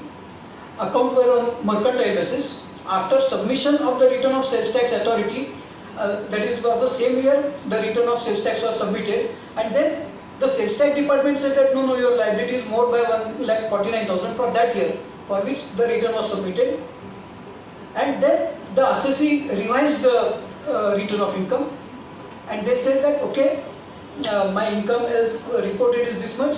They minused it by 1,49,000 because for that year only the assessment got completed, and there was time in those years to file revised return of income. Then the assessee disallowed, said where is entry in your books of account, and the Supreme Court said that even if the assessee under some misapprehension or mistake failed to make entry in the books of account, although he was entitled in law to claim such deduction must be allowed, because books of account don't determine what is the income. Books of account is a mechanism for the purpose of ascertaining income. If there is error in books of account, you correct it in your computation statement. So that is the mechanism. So here, since subsequently they realized that there is more liability on income tax, but that was charged for that year, so they claimed. Now in those years, now they filed revised return and claimed. Now supposing there is no opportunity to file revised return and case comes up for hearing, and at the time of hearing you tell that I have reported income of 32 crore rupees, but I have forgot to make entry of 2 crore rupees maintenance. So while assessing my income, please allow deduction of 2 crore rupees. Whether that would be possible? Because ultimately, what is job of income tax officer? Let us try to distinguish job of income tax officer from the job of a trader. Now supposing there is a jacket, and that jacket's fair price is 10,000 rupees. A customer arrives in a shop, so the shopkeeper says that price is 15,000 rupees. The customer says no, 15,000 is too high, this is not acceptable to me. So the shopkeeper says, then tell me what is the fair price. It is, I feel that 12,000 rupees is fair price. The shopkeeper says, okay, if you feel 12,000 is fair price, pay me 12,000 rupees and take the jacket. So that is the role of a trader. But if it is an assessing officer, his role is, he should say, no sir, the price of this jacket is 10,000 rupees, I cannot take 9,999, I cannot take 10,001. Because under the law, it is my duty, my responsibility to collect exact tax. It is not that benefit to the government, so collect it. That is not the case. So, if I tell him that my income is erroneously computed, 2 crore rupees is what deduction I have remained to claim, as a duty bound officer, you should say that yes, it is my duty to tax your correct income. You are proving that yes, this is the claim, etc. So, I allow you deduction. So, perhaps that may be the order of the case. But then there is a Supreme Court judgment in case of Goetz India Limited, which states that no claim can be tendered otherwise than through revised return. So in this case, if you also miss the bus, you did not claim it in return of income. So maybe you claim it in revised return of income, but there is very limited time for revised return of income. So you also fail to claim in revised return of income. In that case, wherever it comes for scrutiny under section 143(2) or any other, you claim before the assessing officer, but applying the decision of Goetz India Limited, he will disallow it. Yes. Normally in the 148 proceedings, there is an opportunity to file a fresh return under 148. can you make a claim in the 148 return? As far as 148 return is concerned, you can make a claim, but that claim also will be disallowed. Because there is a Supreme Court decision in case of Mother India Refrigeration that 148 is for the benefit of income tax department. Income escaping assessment is to be seen. So if you are already assessed on 32 crore, you cannot be assessed on anything less than 32 crore. Because the decision is not for the purpose of benefit of assessing, that is Supreme Court decision. Coming to this Goetz decision, the Goetz decision is binding on assessing authorities. It says that during the process of assessment you cannot claim. So you are assessed at 32 crore rupees. The other way around is then you can go in appeal. Because this embargo which is created by the Supreme Court decision in case of Goetz India is not applicable for appellate authorities. So before the appellate authorities, you can take a ground that my right income has not been assessed. You cannot say the assessing officer has earned, because he has not earned. He has followed Supreme Court decision. So how you can say he has earned? So you need not say he has earned, but ultimately you have to say under the Income Tax Act, you have to ascertain my appropriate income. My income is assessed at a higher figure than 2 crore rupees. So my grievance is my income is not appropriately assessed. So assess appropriately, and there again there are decisions that appellate authority can grant you, either CIT appeals or tribunal, they can grant you that additional deduction. But at the time of hearing, if you claim, the assessing officer may disallow.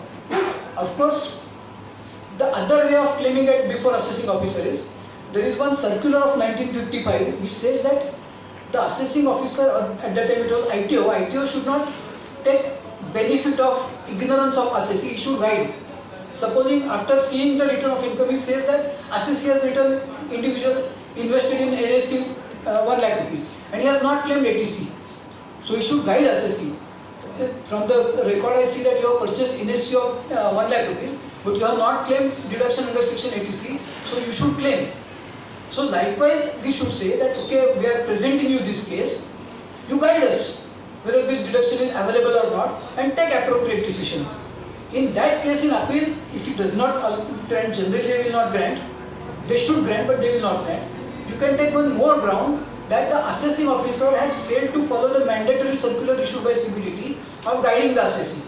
You should have guided me that you have wrongly reported the income. So now I will assess you, assess the right income. And under 143.3, it is not that he cannot assess lower than that. Under 148, that embargo is there, but not under 143. So maybe if you happen to claim before the assessing authority, be sure that it will not be allowed, but mention this circular and say that this is the ground and kindly guide us how correct income can assess or have I reported correct income. If not, you guide us. So that way you need not claim. So you are not making a claim. You are supplying tax. When you are supplying a tax, that circular binds you to guide you. Can we take the same recourse in the case of capital gains? Suppose assessee doesn't take an exemption and he has filed it without and paid the tax also. After let's say 3-4 years, we cannot file the revised return. Can we take that recourse like assessing officer has not given an exemption? See, there are two things. One is, supposing you have sold house property or sold agricultural land, purchased house property or agricultural land. In that case, the fact of purchase of house property or agricultural land should be before him. If it is not before him, then we cannot say he has not paid it. If the fact is before him, and now generally it is before him because it comes in AIS. Yes. So you can always say that this was there and he has failed to guide you. Yeah, he has raised a demand. Assessing officer has raised a demand. Can we take this recourse that assessing as officer? He should have guided you. That because the facts were there, and see, you cannot say as a chartered accountant I was ignorant, but assessee is not a chartered accountant. Yes. So assessee can always say I was ignorant. If they ask them what your chartered accountant was doing, so you can say he gave us competition of income that we have filed. Our responsibility was not to guide him, because it depends upon the engagement. No? So if you are not engaged to guide, you can say he was engaged only to furnish the return of income. So anyway, that can be claimed, taking recourse to that particular thing. But for 4 years, assessment won't be pending. Perhaps assessment would also be over, because when you say demand has been raised, in appeal you can raise. Now for appeal, you said 4 years ago, so already 2 years have passed after assessment also. Appeal is rectified within how many days? 30 days. So 30 days are over. So what to do? Condemnation. So continuation of delay, whether 2 years continuation will be allowed. Depends Depends on what? on how. Who is the assessing officer? No, depends on Supreme Court decision. In Union of India versus MST Kadji, there is a decision of Supreme Court which says that as far as condonation of delay is concerned, a liberal view should be taken by the appellate authorities, because see, in case of when I am agitating a particular matter, I am claiming a benefit. So the result of appeal, would it come to my detriment or would it come to my advantage, or nothing will happen? So the possibility is it will not come to my detriment, it will come to my advantage only, or if not to advantage, maybe status quo will be maintained. So to seek advantage, why I should delay? That is the approach. To seek advantage, if there is a delay, there is some bona fide reason. And thereafter the Supreme Court has said that if you reject at the threshold on technical grounds, then merits may not surface, and our duty is to justify merits, consider merits of the case and then take a decision. So if you go in cobweb of technicalities that your appeal papers were not on A4 size, this were not properly typed, then you are going in technicalities, so your merits will never be tested. And the duty of appellate authority or court is to test the matter on merits. So take liberal view. So Union of India versus MST Kadji, there are other decisions also. So condemnation of delay, but you have to give appropriate reason why. And there, at times we feel that ignorance of law is no excuse, right? Ignorance of law is no excuse is a maxim not known to law. There is a decision of Supreme Court in Motilal Madhapat Sugar Mill versus State of Uttar Pradesh. I sitting here, Supreme Court just said, I sitting here do not know how many laws exist in India. So how do you expect me to comply with each and every law? Take example of a primary teacher from Bangalore whose son gets graduated in IT and he is working in US. He comes back and his father, he is retired, he wants to construct a bungalow and he is spending some say 3 crore rupees. But he has only 2 crore 50 lakh rupees. 50 lakh rupees bank won't give him advance because he is retired. So he tells his son that please give me loan of 50 lakh rupees, and he is working in US for 5-10 years, so he is settled there. But I am your father, I have never taken money from you. So you give me 50 lakh rupees as a loan, not as a gift. And I will repay you whenever my pension and other income come. So you give me loan. Now, if he takes loan, there may be breach of FEMA. He is borrowing from a non-resident. So whether in his son he will say he is a non-resident, I will say he is his son.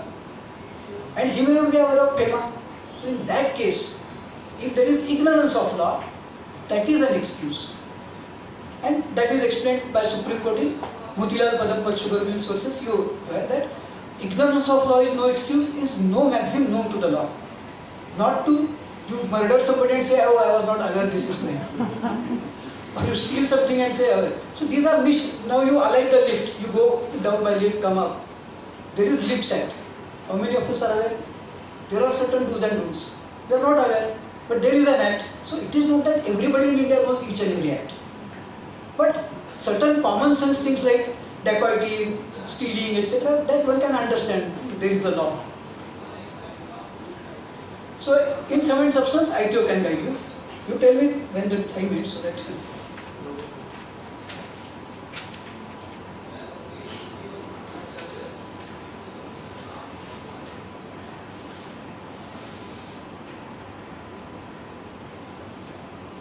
So this is any tax like income tax paid. Earlier there was decision of Sesagawa that if cess is paid, then it is allowed because there is a history, but now they have plugged that. So now even for cess there is no deduction.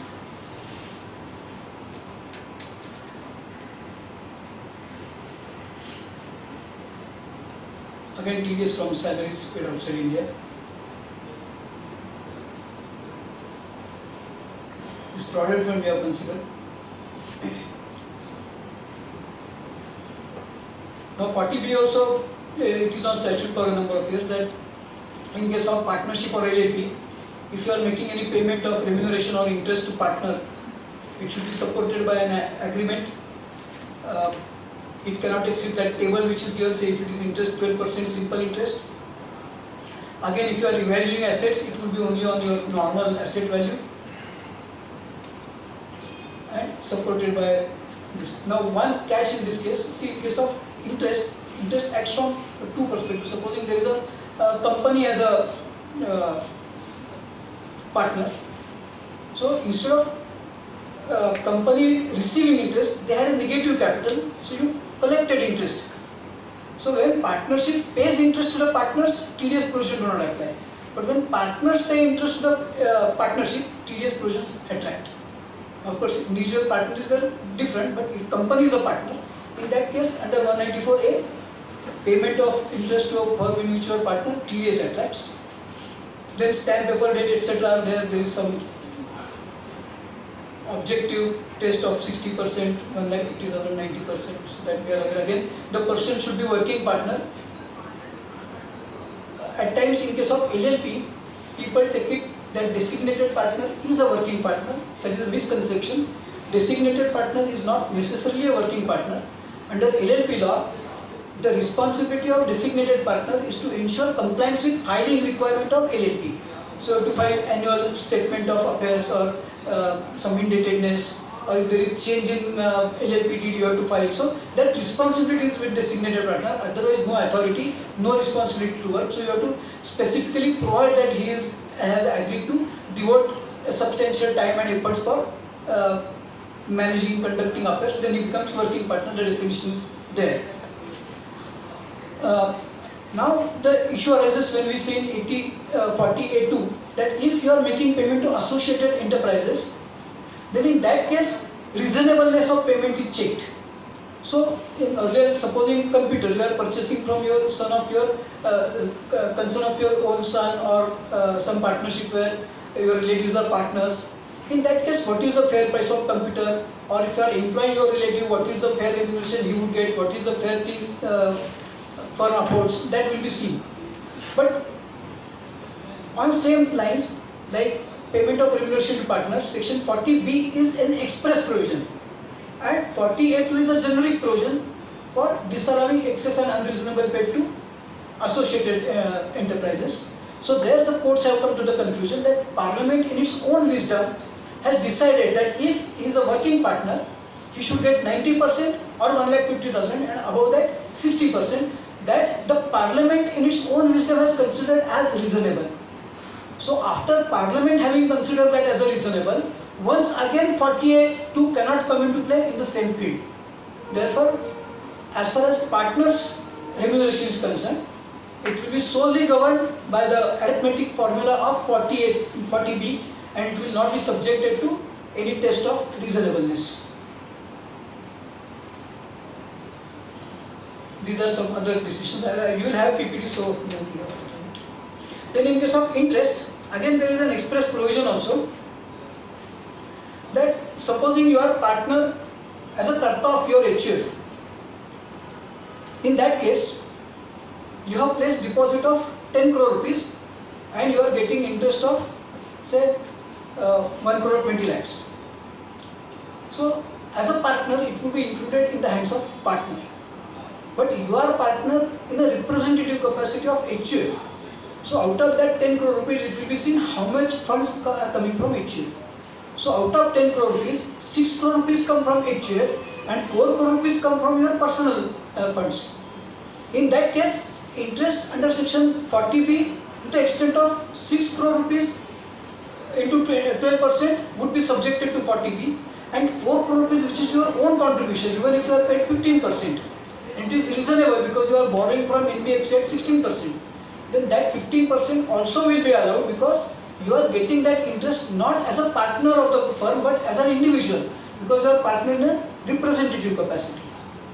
Similarly, if you are partner in your own capacity, your son, minor son has funds and that minor son has placed those funds, then in that case they will go in your name only as a parent, but to those funds 40B will not apply because minor is not a partner. Conversely, if minor is admitted to the benefits of partnership, then under Indian Partnership Act, he is not a partner, but under Income Tax Act, partner admitted to the benefits of partnership is also considered as a partner. So to him, not more than 12% rate is applicable, but your funds are also placed, then you can get more interest than 12%, and to that 40B will not apply. So one has to consider who is the partner, and to only his funds 40B will apply. And again, there is one more decision that supposing you are received, you are paid, only net amount is to be considered. It is not that received will be considered as income and paid will be considered as expenses. Net interest should be considered, paid or received for allowance or disallowance.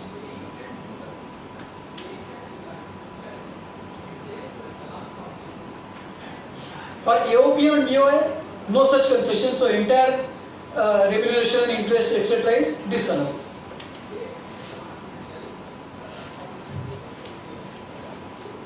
Then section 40A. Again the wordings are different than 40. It says that notwithstanding anything contained contrary in any other provisions of this act. So anything contained to the contrary in this act, for computing income from profits and goods, everything will be covered. So when you pay to associate enterprises, it will be seen whether it is reasonable or unreasonable. If it is unreasonable, to the extent unreasonable, it will be evaded out. And now for the purpose of ascertaining what is unreasonable, you can follow the formula which is given in transfer pricing mechanism for ascertaining what is the arm's length price.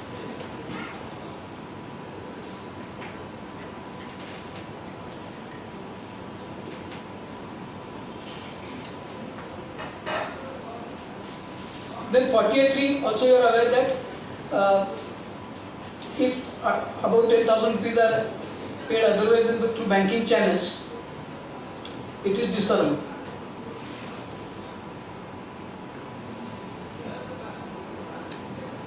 And in case of particularly builder, etc., if they are purchasing agricultural land, they find it difficult because the takers are not willing to accept in banking channels. And then if the disallowance attracts, what is there? There are certain provisos also which I will not devote much time.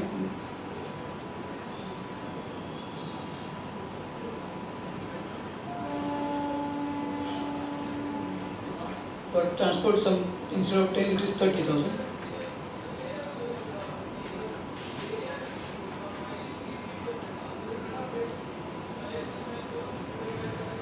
So A Limited employee met with an accident, he was admitted in a hospital. They paid, hospital said pay cash, otherwise we will not admit. Then only we will take for operation. They paid 1,50,000 in cash. Whether that would be allowed as a deduction or 48.3 will attract. So that is the question. And if you refer to some of the judgments, particularly I will concentrate only on Karnataka High Court. In case of Nam Estates Private Limited, it says that if the payment is made otherwise than the prescribed mode, then 48.3 will attack. We will not go into genuineness of the issue. That is what people try to conclude. So in Karnataka, whatever be the reason, if you are paying more than 10,000 otherwise than account pay check, no deduction. That is the present case. But if you consider the decision of Gujarat High Court in case of Anupam Teleservices, where he was a dealer for these mobile cards, and Tata Teleservices told him that no, you must pay us in cash because from your bank we require 2-3 days to realize and we cannot wait till then. So he paid in cash, and Tata Services acknowledged that yes, they have received cash, whatever cash they received they have reported in their income.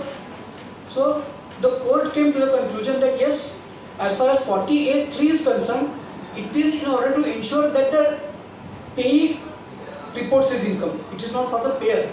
It is payee who reports income. Payer has to justify expenditure. So they have justified expenditure, and payee also has reported income. So genuineness of expenditure is established. No need to disallow.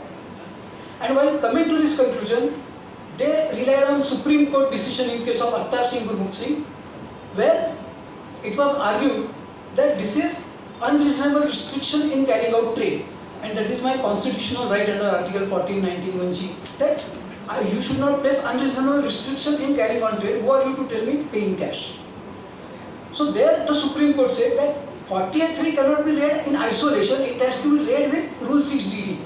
which allows certain exemption, and in that time, today it is not there, 6DDJ was there, that if you are able to prove that there are peculiar circumstances, etc., and you are required to make payment otherwise than by account paid check to the satisfaction of the ITO, then it should be allowed. So, in order to consider whether it is constitutional or not, you cannot just read 48.3, but you have to read 48.3 with Rule 6DD, and 6DDJ gives you a room that in exceptional circumstances, you pay in cash and justify the assessing officer that yes, these were the circumstances, and you paid in cash, you establish expenditure, you get the deduction. Now, after removal of 6DDJ, again the issue of constitutional validity of 48.3 may arise, because here there is no exceptional circumstance provided. So that is one aspect. And coming to the Karnataka High Court, this NAM, there also, if you have occasion to argue before the assessing officer, see, you read the decision of NAM states in this summary, etc. They say that come what may, if payment is made in cash, genuineness of expenditure, etc. will not come into play. That is not the judgment. You read the judgment. What judgment says? The payment was made in cash, and the person was, I think, kerosene dealer.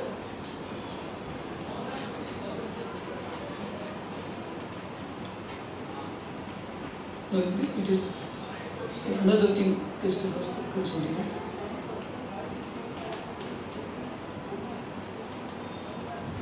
Yeah, in NAM Enterprises, he said that the person to whom he is paying and where he is established, banking facilities are not available.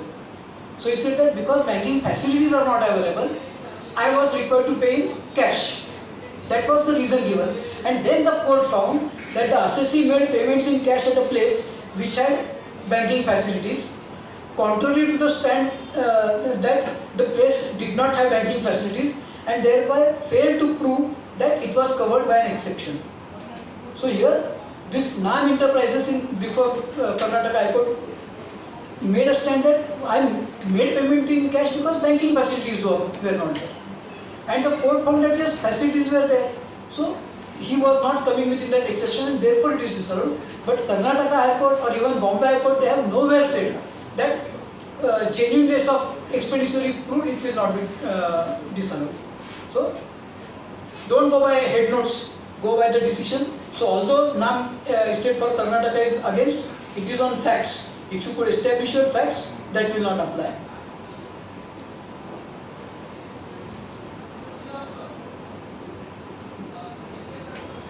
Then 48.7 is for payment provision for gratuity, but for approved gratuity fund, if the provision is made, then in that case disallowance does not attract, but there is a problem that if you apply for approval of gratuity fund, maybe for 3-4 years you don't get the approval. So for those 3-4 years, disallowance attracts, and once when you get approval, it gets from the date of application, again rectification orders are passed allowing that particular deduction. Then 49 again old provision for setting up provident fund, etc. no deduction.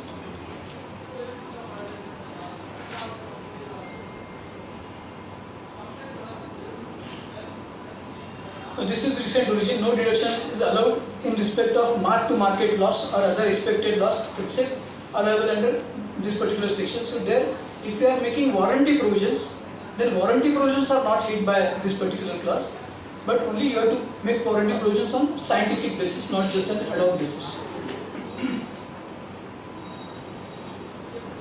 Then coming to 43B,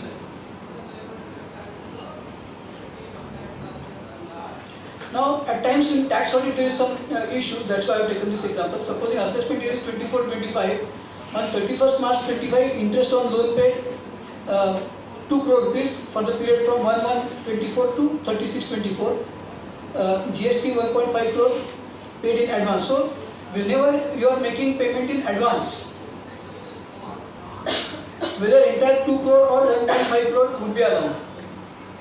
There at times it is missed that the section says irrespective of the method of accounting you follow, you will get deduction in the year in which you pay. So in 23-24 you are paying interest 1 crore rupees, it relates to 24-25. GST it relates to 24-25, you are paying before 31st March. and you are claiming deduction.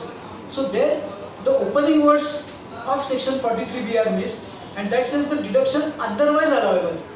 So if you are on accrual basis, the deduction should be otherwise allowable. So if you are incurring any expenditure for a period beyond the financial year or previous year, you won't get the deduction. So deduction is otherwise not allowable. Even if you pay, it will not get allowed. It will be allowed in subsequent year in which it relates.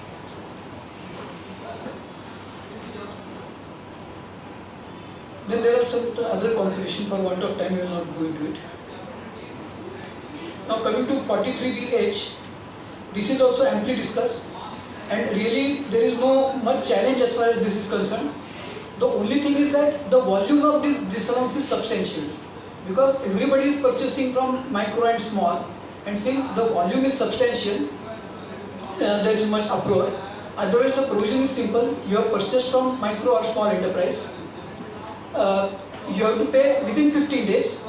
If you have entered into agreement in writing, then up to 45 days, whatever you have agreed. If you have agreed 20 days, 20 days. If you have agreed 45 days, 45 days. If you have agreed 60 days, 45 days. So that way, you have to pay within that time. And in any case, before 31st of March, you have to pay. If you pay after 31st of March, next year deduction, not this year. So proviso is not there. So that is a simple provision. Now, because disallowance is voluminous, industry is representing, and along with Kota, I had been to in February, we had a meeting with Chairman CBDT.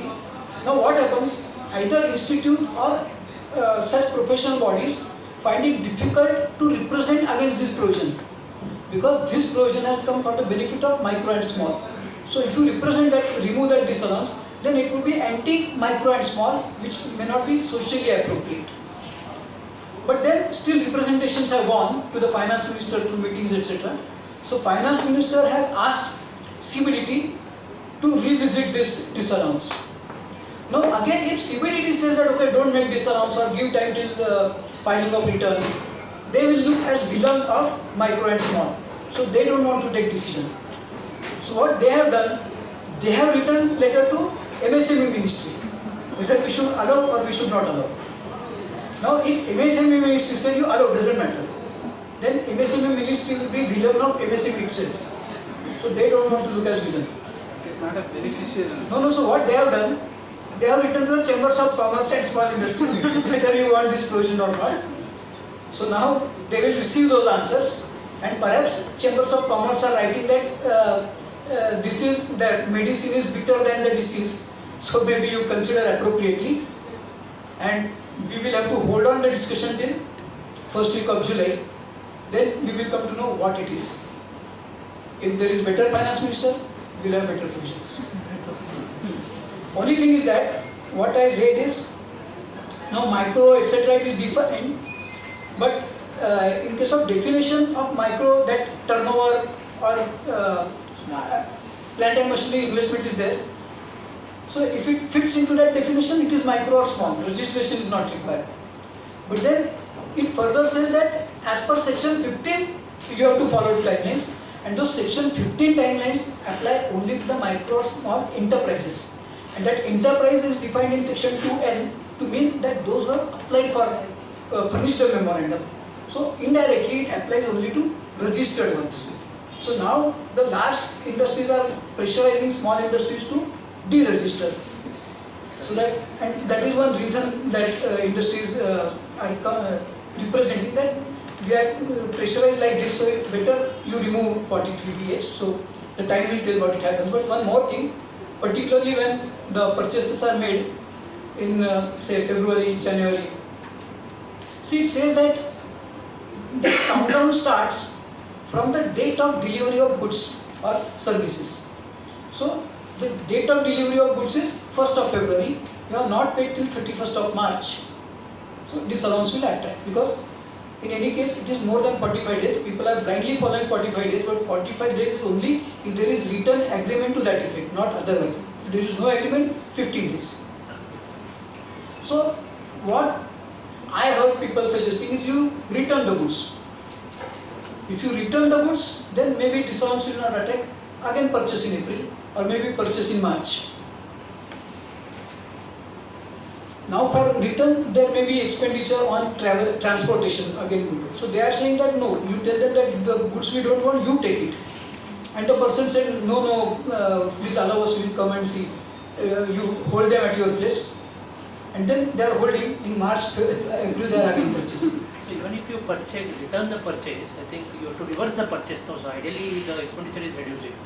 No, but then here what is happening, your stock is also there. So although purchases stock is there, when you return stock is also not there. Anyway, those people who suggest think from various angles. One more thing that people said they have read is, what is the deemed date of acceptance? It is the date when it is delivered to you if the transporter belongs to the supplier. But within 15 days, if you object to the quality that these goods are not as per specification or damaged, etc., if within 15 days in writing if you object, then in that case, till the time the objection is cured, the delivery is not considered as taken. So if you object on 1st of February that there is no appropriate quality, color is not matching, something which will stand, then if the vendor or the supplier cures that defect, the date of curing that defect and you are accepting that the defect is cured is the date of delivery. So these are various aspects that people are discussing on WhatsApp, social media. Ultimately, as a chartered accountant, although we receive from social media, we have to give as per law. So maybe I will leave it to your good conscience, whatever one considers appropriate in the circumstances. Sir, if the customer had a policy of internal quality check and then approving, say for example today goods have got delivered, on 4th day they will approve that the quality. So whether the good, I mean from the date of delivery or from the date of quality within? Date of quality, it would be there because that would be the effective date of acceptance. But even in that case, see, ultimately there would be a dispute. So if you object on that day, no, quality is not correct, let me check. I think that will keep the matter beyond dispute. Here you will be disputing what is the date of delivery. It may go against us. So whatever is clear, it is better because in litigation today we don't afford. Yeah. We afford, they don't afford. So friends, these were some of the important aspects I thought worthy of discussion. Thank you for patiently.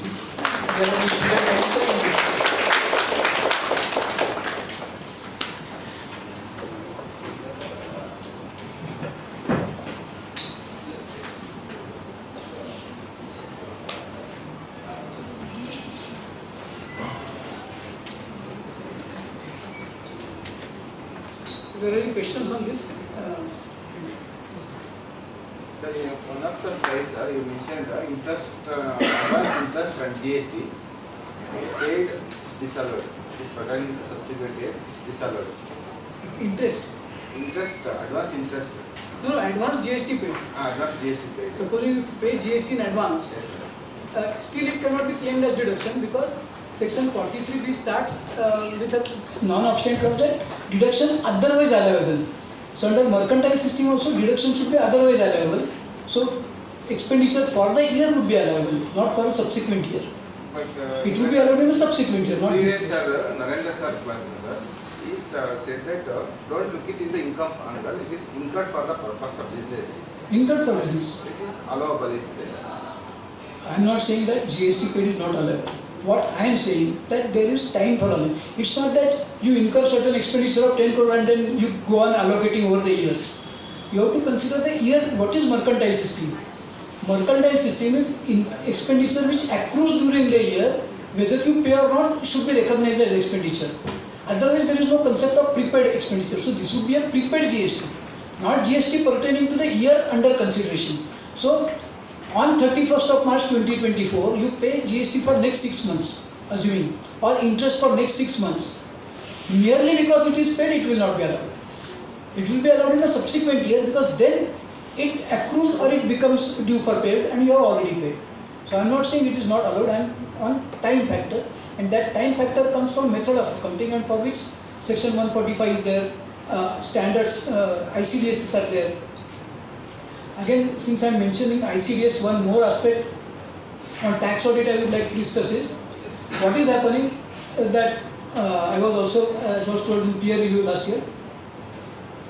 So, peer review is a welcome step, whether it is mandatory for your firm or not. I would suggest that you get peer review done, because maybe we are doing 40, 50 tax audits, but if you go to the office and check, maybe not more than 20, 25 appointment letters you will have. And all these matters come up when there is a dispute. Again, representations letters we don't have. Now take this example of ICDS. We are reporting on ICDS that this is the policy, this is disallowance, and each account there is adjustment on account of ICDS, because revenue is recognized as excluding taxes, and section 145A and ICDS require it as gross of taxes.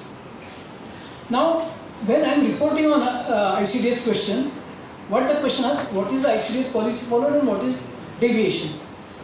Each ICDS tells that this ICDS is meant for the purpose of computation of income and not for the purpose of maintaining books of account. You are doing audit of books of account. So from where did you get that what is disclosed in income computation, how it is computed? You don't have anything at that moment when you are doing the audit. So unless you take a representation letter that okay, this is my income computation and this is my ICDS disclosure in my income computation, how you can report in Form 3CD. So for Form 3CD, before reporting on ICDS, you should have representation letter on table. But after having representation letter on table, you report, still your report is erroneous.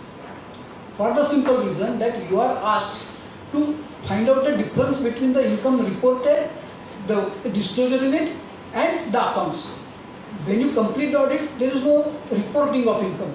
So in your Form 3CA or 3CB, in 3CA I think para 3 and 3CB para 5, you have to state that answer to that ICDS has been given on the basis of representation received from the assessee, then your tax audit report will be appropriate.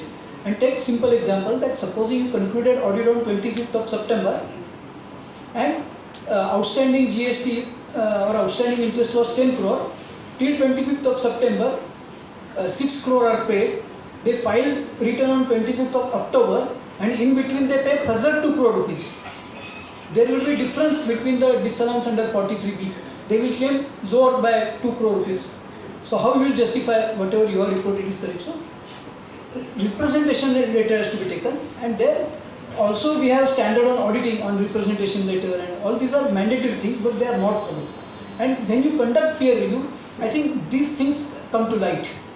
Even read 3CB or your charitable institution audit reports and check whether there is compliance with SA 700. SA 700 tells me, and it is mandatory of compliance, that my audit report should have 2 paragraphs at the beginning. Paragraph number 1, that the books of account are maintained by them, accounting policy selected by them, financial statements prepared by the management or the assessee. That is para 1. And para 2 says, I have conducted audit as per the standards on auditing, etc., etc., and we are reporting on that.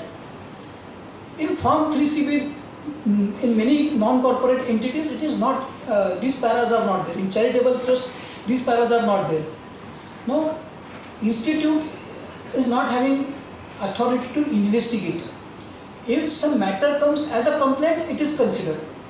So, if you feel that for 10 years I am not putting those paragraphs and nothing has happened, nothing will happen. Even next 10 years. But if in any matter a complaint comes against you, then you had it. So, it is always better to be compliant, and these small aspects, when you subject your documents for peer review, you come to realize maybe whatever has happened, going forward it will not happen. And again, people feel why unnecessary institute is imposing peer review, why they are policing our files. So please try to understand, it is not the volition of ICAI. Because at that time, because of failure of audits in certain corporates which came to public, there was discussion going on with MCA, with PMO, with chambers of commerce, because they are concerned with stock market prices, that okay, we have audit report but we don't know what audit process is followed. So we should appoint some regulator who will check all these audit files. And that is there in USA. There is POB, the external agency which checks. So just imagine that external agency comes there and it does your review. Then if there any mistake is found, action will be taken. But in case of peer review, action is not taken. Only you are conveyed that, and peer review board is conveyed that these are the errors or these are the shortcomings in your audit file. So you get one chance to improve. So that is the purpose of peer review. And these are the mistakes are noticed in various files. And gone are the days that your tax audit reports, your company audit reports are checked by those recruited in UPSC, etc. They are given quota of 100 files. So in 25 days, they do 25 files and 75 files are done in 5 days. That is not no more. Now, two things. There is one artificial intelligence to which these files are subjected. And also, they engage chartered accountants who have experience of doing listed companies and others. So now, whatever comes from NAFRA, if 8 mistakes are pointed out, we find that 6 are appropriate. Same is in case of taxation. They are also subjected to artificial intelligence, so programs work on it. And at least I was under the impression, maybe you are also, that if the answer is yes, no type, then artificial intelligence is true, false. But it is not so. Even descriptive answers or descriptive things can be checked by artificial intelligence, and our intermediate final papers are checked by artificial intelligence. And we find that rather than human assessment, machine assessment is much better. And again, machine has no tea break, so within one day they can do 1,000 papers also. So artificial intelligence is coming handy. And abhi sarkar nahi rahi hai. Sarkar is much ahead of us as far as information technology is concerned, particularly central government. So it is better that we tighten up our belts, and after supposing new government comes, maybe there will be much more stringent regulations that are expected. So, thank you.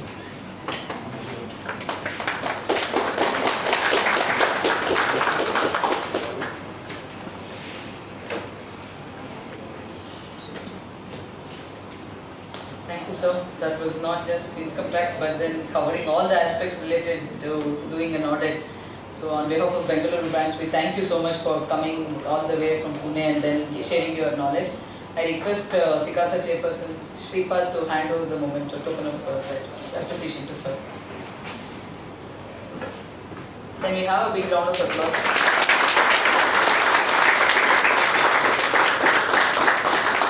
Thank you. Members will break for lunch now, half an hour, 2:30, and then the 2:30 afternoon session will be in the second floor, MDP hall. Welcome back to this session, second half session today. The session now is going to be on the presumptive taxation, which is making news all over, and most important topic to know too. So we have CA Suresh with us, TG Suresh with us for this. I request our chairman to welcome him with the floral bouquet.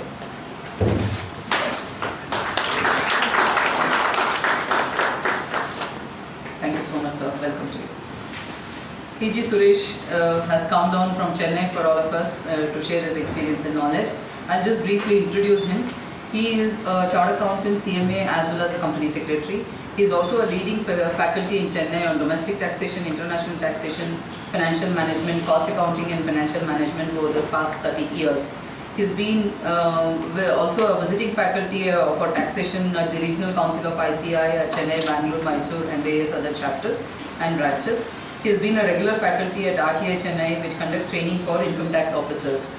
He is a winner of National Award from Capital Foundation Society, New Delhi from the Union Law Ministry. He has produced many rank holders, CA, CMA and in CS exams. Has also produced many chartered accountants and company secretaries. He has authored many books for both academicians and professionals. His academic and professional titles include Simplified Approach to Direct Taxes, Simplified Approach to Taxation, published by World's leading publication in taxes CCH, and Capital Gains Law and Practice, published by Lexicons, LexisNexis. Also given, also there is a Master Guide to Income Tax which has been published. He is also a paper presenter in various forums of seminars, CP seminars at the Institute, Society of Auditors, Association of Chartered Accountants, Sydney Chamber of Commerce and many more. He has held positions in many committees, has been the co-opted member of the SIRC and also for the Women and Young Members Empowerment Committee.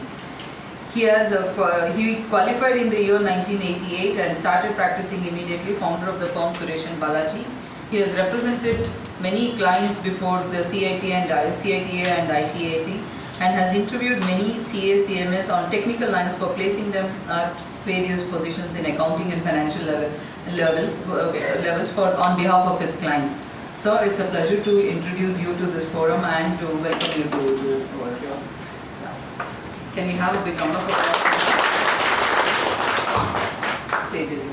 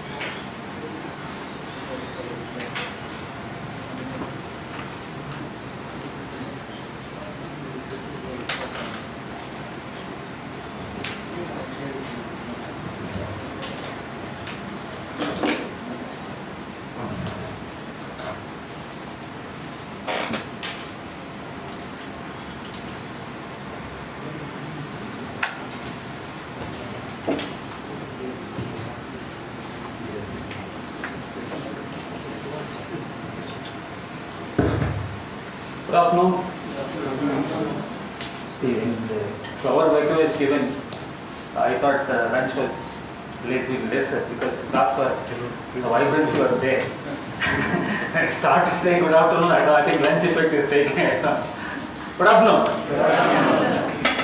But always, Bangalore is always a very special place. Maybe in fact, I would have interacted more with Krish and before that, Sujit a lot of times. I still fondly remember, I came for one of the student sessions on September 4th, from 4th, 5th and 6th.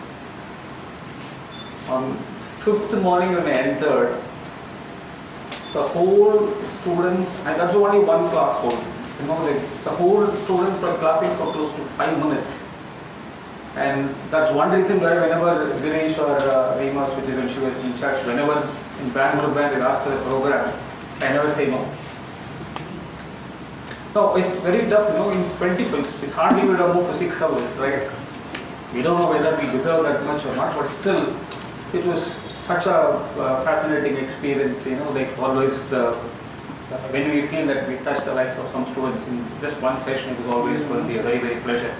So that's why I never say no to Bangalore. In fact, very interesting, I think Chennai should be fighting with me because a similar program was also there in SARC Chennai.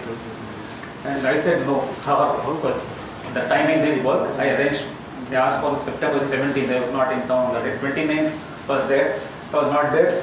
I am sure that they will ask the question, you were saying no to Chennai, you traveled all the way to Bangalore for a similar program.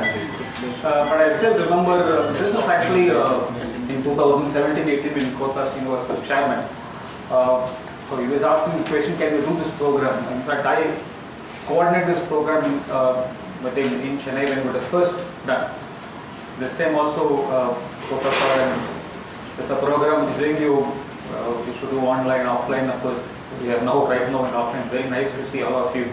And of course, one of the motivating factors to come is the offline program. It is online. Possibly, I would have also once again maybe I would have hesitated. There is nothing like meeting all of you. It's at the end of the day. I don't know why Gotha and of course the brand chose this time. And this time the sense like 2:30 to the 6. Only thing that should ensure next 1.5 hours. Neither I am sleeping nor you.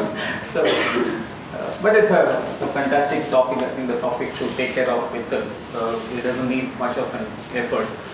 I always used to say whenever I start my first class in tax,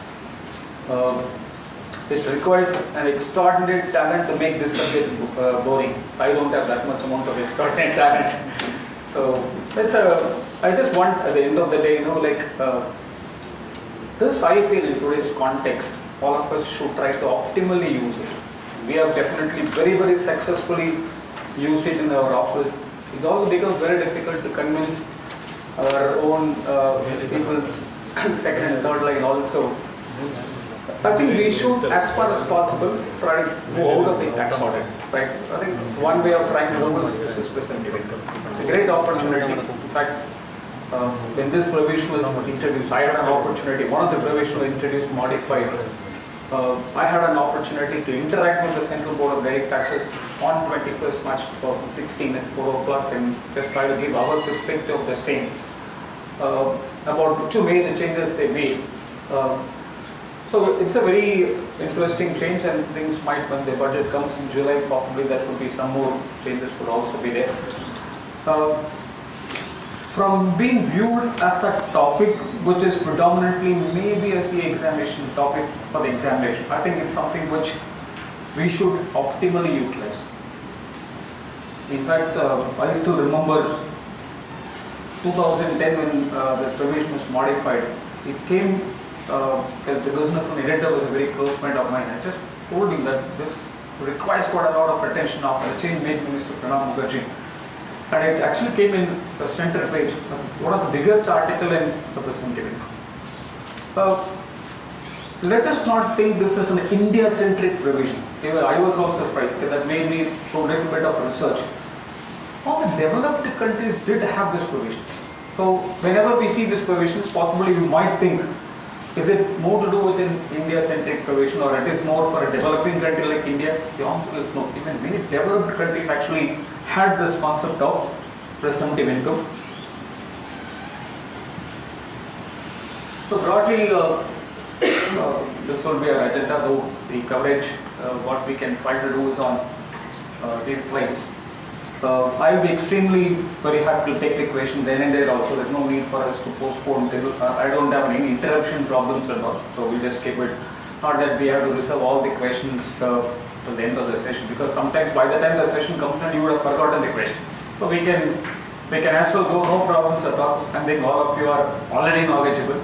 In fact, at the end of the day, I am going to take away more than what you are all going to take away. So I have no hesitation in saying that whatever little knowledge I have on the subject, I just give it to, from the human point of view, I just give it to all my students by the fantastic questions made me learn a lot. So they are my teachers.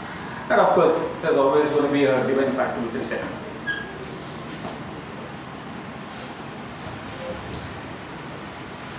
So broadly, these are the presumptive income provisions, but the most important are the first three, which is 44AD, so 44ADA and 44AE.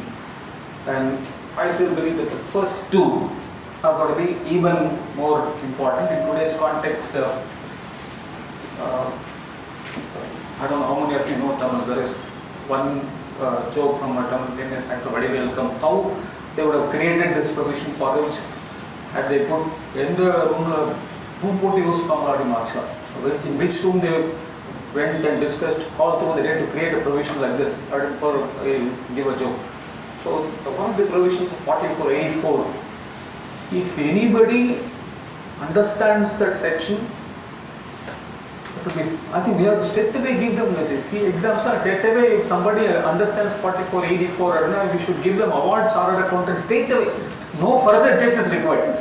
That's how they would have done. But anyhow, if that is not done, you and me, what is the point in you and me finishing this year? We need something to work. I think the government has done the extra step to work for us. I think we have to take it in both the hands rather than complaining. So ADA, I think, which is a provision which is definitely one of beneficiaries, if it can be called so, is our profession. 44A is a transport operators, and 44AD and 44A is one of the oldest provisions, in the sense like they have been there as a presumptive income right from the beginning with some modifications. Sometimes I always feel this is something which normally we miss when if at all we have to compare with ourselves. In the litigation, we have lawyers to compete with us. But for them, there is no examination pressure at all. If they are doing an integrated course, if 5 years pass, they will be lawyers. Not for us. That one advantage they have. Only thing they should pass is 5 years. And if they are doing after graduation, 3 years should pass. After that, they will qualify, which is not the case for us. We have to definitely spread it out. Even in Bangalore, whether we have to spread it out. So, but however, because there is no pressure in the examination, there is an element of deep through is there. How the section came. Sometimes they know to explain before the appellate authorities also. The background of the provision always helps. So 44 AC is the first of this lot which was introduced in Finance Act of 1989. Then you had Chapter 12C. So it's a very interesting provision. In fact, former Prime Minister Manmohan Singh went on to the extent of saying the chartered accountants is actually the reason for the failure of the scheme. It went on record because the total tax you have to pay is called as a popularity word, 1,400 rupees scheme. You have to pay 1,400 rupees of tax if you are a retail trader. But just look at the timing of it in 1992. So I can remember because that's my early days of my profession. 1,400 rupees in those days, if you get a piece of 1,000 and all, it's like 10 lakhs piece. So I was there in the saloon because that's the first AC saloon in my area. First time. So normally, like either people come to our house and do the cutting, or we go there before some tank or something like that. So just the first shop with an AC. So just went there. That fellow was just keeping a knife here. And some of you, if you understand Tamil, you can even enjoy this a little bit more. So yes, this thing. So yesterday from the income tax department came, popular thought as Form 45D. They said you have to pay 1,400 rupees. Tax Katilama. Katilama means paper and audit. If I said yes, he will cut me. Oh, don't worry, man. You have to pay only piece of 1,000 rupees. Don't worry. No. So you say 400, I get 1,000. So, but 1,400 in 1992 was too much for anybody. Maybe had they introduced a scheme today even with 10,000, which I have recommended to many, and even the very close advisor to the finance minister at that point of time, he acknowledged in the meeting that what you say seems to be a fantastic point. I will talk it to the finance minister, but then so far did not happen. It was in 2007. Now today, if you keep it at 10,000 rupees at 2,500 for 4 installments, I think it will be a fantastic success. Given the number of retail shops you have, number of small shops you have, it will be tremendous. And if you can integrate with GST, quite amazing. But it's a good section at the wrong time. Sometimes you do right things also at the wrong time. Then we had 44AD, 44AE, 44AF. 3 sections. 44AD is for civil construction at that point of time. 44AE is again the same section, transport operator. And 44AF, which was introduced in Finance Act 1997, which is for retail trade. So that was 8% in 44AD. Then you had 44AF for retail trade, 5%. 44AE has always been numbers. It's amount per month plus 1,400. Various days it kept on increasing. But AE is always per month. So you can always find the presumptive income can be an absolute number. It can be as a percentage of turnover. And of course you can also have a presumptive tax also, that's rarely been followed. And of course the biggest game changer was 44AD by Finance Act of 2009 from assessment 2022. The Finance Minister at that point of time, Ram Mukherjee, is also the former president also, expanded the scope of 44AD to virtually all businesses. Whereas if you look at the earlier avatar, it is 44 AD and AE and AF. It's applicable only for civil construction, retail trade and transport operator. It's very easy for you to identify all these three businesses, especially for a small player there. Substantially, you will be getting only by way of a cash. So you just employ some plumber in your house, and after that if you ask 1,500 rupees, so invariably it takes cash. But of course, we all know, thanks to the COVID, one greatest thing COVID has done, even that person also, if you say that give your phone number, I will do a UPI or GPay, that's what it is. Not only in Bangalore or Chennai, virtually even in smaller towns. I think that is the greatest penetration we have. But I think we have changed, I think we should change accordingly, but still we talk about the cash component substantially even in the provisions as of now we have. Then of course you have 44 ADA, which is introduced in assessment in 2017-18 for profession. This was based on Sir R. Ishwar Committee recommendations. So where the benefit of the presumptive income was also extended to certain specified professions. Of course, the recommended amount was only 30%. The presumptive income recommended was only 30%. But because all of us know it was 50% is what actually is did. In this particular equation was posted to the CBDT. Their equation was, we have a data, so from the data from CPC, the amount of income offered by the professionals was close to 50%, and that is why we kept it at 50%. That was the response. Because even we recommended why not we continue with the 30% with the recommendation. That's a logic explained by the board, that 50% is the average profit returned by professionals from the CPC data. So this is the small history of the sections.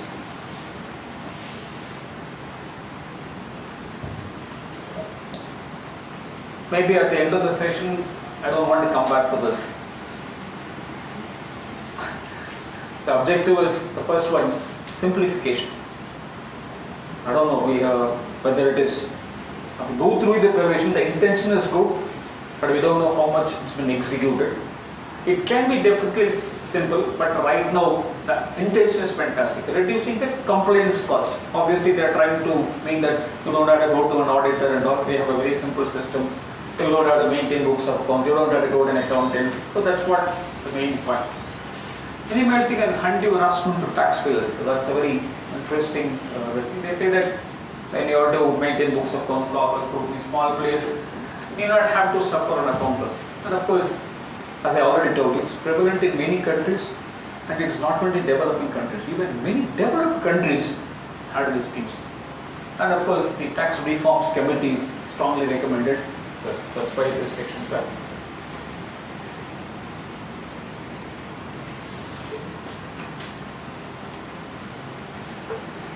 So again, the justifications for why we should have 4480. We just discussed about why presumptive income objective, more specifically towards 4480. When it was expanded to all businesses, there is substantial increase in the small businesses, and most of them are outside the tax net. That is the most crucial aspect of it. The whole idea of putting it is just we want to bring more and more people to come to the tax net through a simple scheme.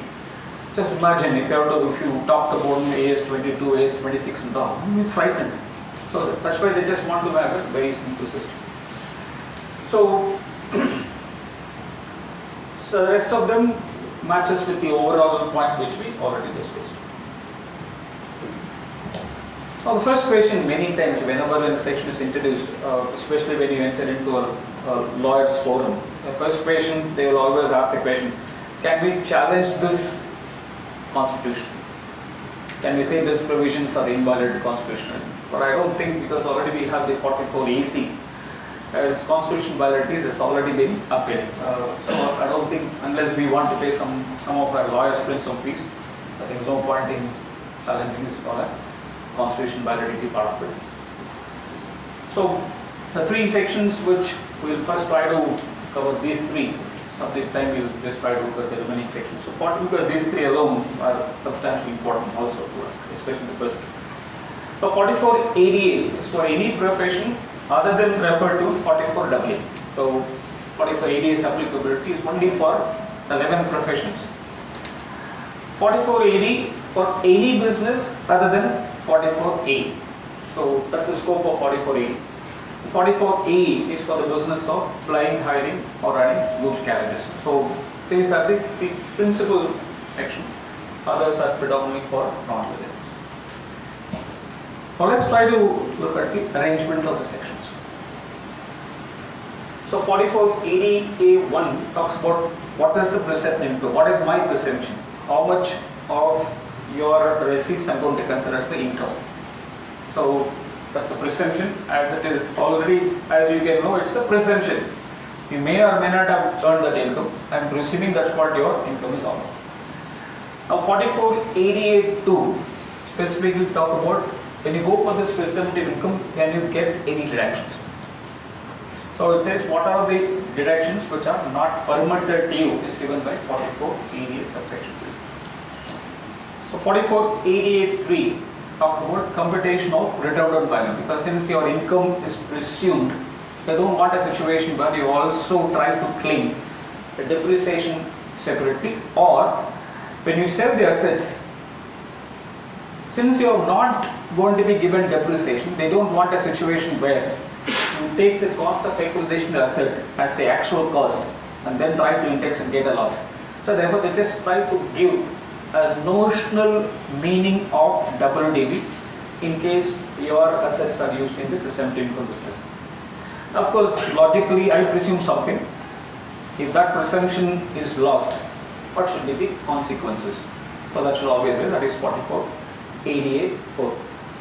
So why I just want to first go to 44AD-A.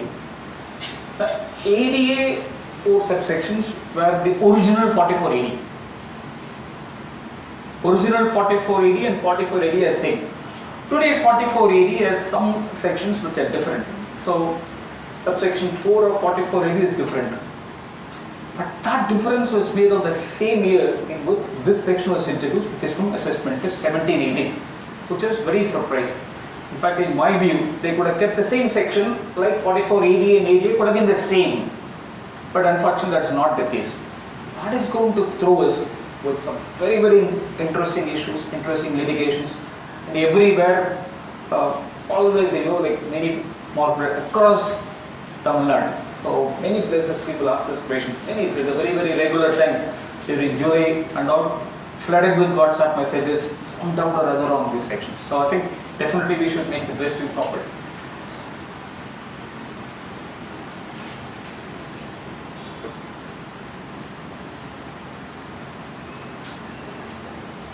So I just split the section, notwithstanding anything contained in sections 28 to 43C. A resident assessee engaged in profession referred to in 44A and whose gross receipts does not exceed 50 lakhs, because you have a limit as enhanced to 75 lakhs now. A sum equal to 50% of the total gross receipts, or a sum higher than the aforesaid sum claimed to have been earned by the assessee. When you had 44AD earlier, then up to assessment at 10 level, that's why it has given the sequence of section. When Pranab Mukherjee made a change to extending the scope of the section to everybody, the wording used is not claimed to have been earned, it used the word declared by the assessee. Income higher than the presumptive income declared by the assessee. Now the language used in the section claimed to have been earned by the assessee. This language you will have in 44AD and ADA, but when you go to 44A, they will surprise you. They will use the word aforesaid actually claimed to have been earned by the assessee. The word actually claimed to have been earned by the assessee will be used only in 44A. The word actually is missing in AD as well as ADA. So that means what they are trying to say is that 50% or more than 50% claimed to have been earned by you. So therefore, it is not necessary that you should actually show that you have earned more than 50%. But of course, this will be a very difficult stand for you to take in 44A, because there the word used in the section is, before the word claimed, there is the word actually claimed. So therefore, in such a small presenting, that's what I said at the beginning, the idea is to simplify. There could have been a lot of alignment between the three sections. So here we use the word claimed as against the earlier wordings declared. Declared, claimed. So we'll, if time permits, we'll just try to find the difference between the two, because we have other interesting points to be already considered or to be considered. So shall be deemed to be the profits and gains of such profession, chargeable tax under the head profits and gains from business or profession. So this is not your total income, but 50% of the gross purchase is only going to be considered as income under the head profits and gains from business or profession, which will automatically put us to some very important questions. Can I claim the set off of losses? Can I claim Chapter 6E deductions? Can I also adjust the unabsorbed depreciation? So, had they used the word this 50% is going to be a total income, so obviously the question does not arise. But the 50% is only going to be considered as the profits and gains from business operation. That means 50% is going to be considered as your deemed expenditure, whether you actually incur or not.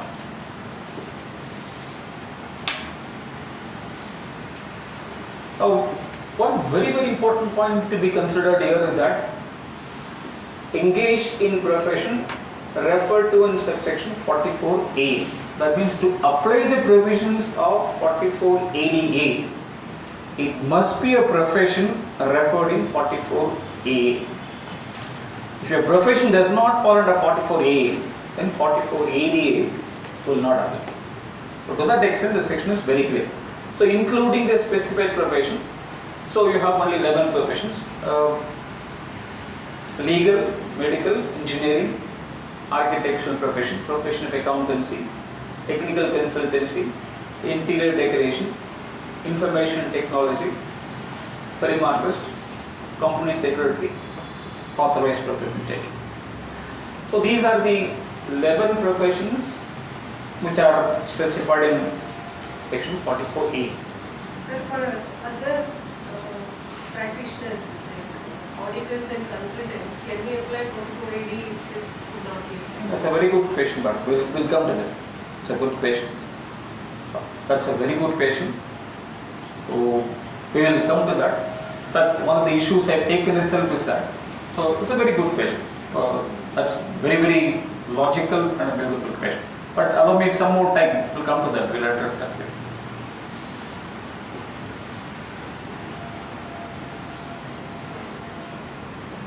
So 44AD. See, the usual, so there is a technical consultancy that is included here. So as far as I know, technical consultancy is not defined anywhere in that, except for 194, where it says fees for technical service, But what is the definition for this purpose? You also already concluded this technical consultancy has not been defined at all. So therefore, the only question we have to once again go with what is given for 917 of the Income Tax Act. So whether it's a fees for technical services. See, it is. Now, can you define it? Is it defined? The answer is no. Will it be ever defined? Again, the answer is no. Right? Now, that's where we need to take into account whether we have to align your question with that of the question of the madam. So what is technical is a question whether human intervention required or not. When there is a human intervention, see, at least in the case of 917, because of the two words following the technical, there is a conclusion made with the Supreme Court. Here, even you cannot apply 917 also here.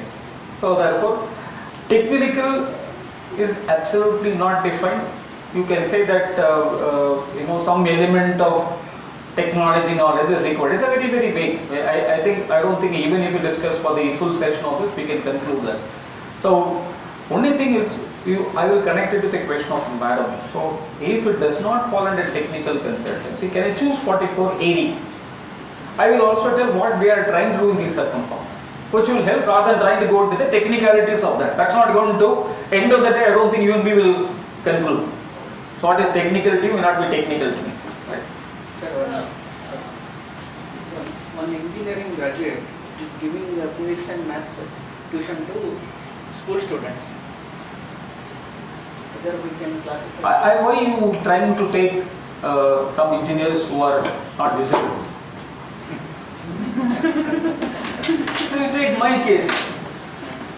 But though I did not do as an individual, let's take for the sake of simplicity of our discussion, as an individual, so I do teaching, I get income. Whether it will come under 44A. See, fifth category is what people try to apply, profession of accountants. Teaching is not profession of accountants. In fact, if you just recall it for the purpose of service tax, when a chartered accountant was doing a commercial coaching, at that point of time it was very much clarified. Service tax will be levied only under the commercial coaching, not under the category of profession of accountancy, because there it will only cover practicing chartered accountants or cost accountants or accountants. That's all. So it does not cover. So therefore, when I do a teaching, you can't say that is an exercise of my profession of accountancy. So therefore, definitely the provisions of 44A will not apply at all, because engineering does not mean, an engineering taking classes becomes an engineering services, engineering profession itself. A chartered accountant taking classes, why we take some other professional example? Maybe you don't want to embarrass me, but still I can. But definitely our stand was, even we went out to the extent of saying the provisions of 194J itself is not applicable. Go to 194J, professional services means, it's not professional services include. Professional services means. Professionals defined in that section, notified by the purpose of 194J or 44A. I will tell you, including our center, we all used to do a blunder of deducting tax in the 194J for the amount paid to the teachers. We know that it is not applicable, but still we want to do it. Simply because of the fact we always in TDS, one point we stay. When you are in doubt whether deduct or not deduct. When you are in doubt as to whether it's a 194C like 2% or J like 10%, you always err on the right side. So therefore we tell the teachers, fantastic, but in any case this 10% also helps you in reducing your payment of advance tax, will do it. But it's definitely the answer is no. That's why I said madam's question is a beautiful question, because in that case can you choose 4480? That is what we have to come to that. Sorry madam. Can you give me the example to authorized representative? What kind of professions are Authorized representative. See, even there are a lot of tax practitioners who are not chartered accountants who represent before the income tax office also. So, can be any authorized representative.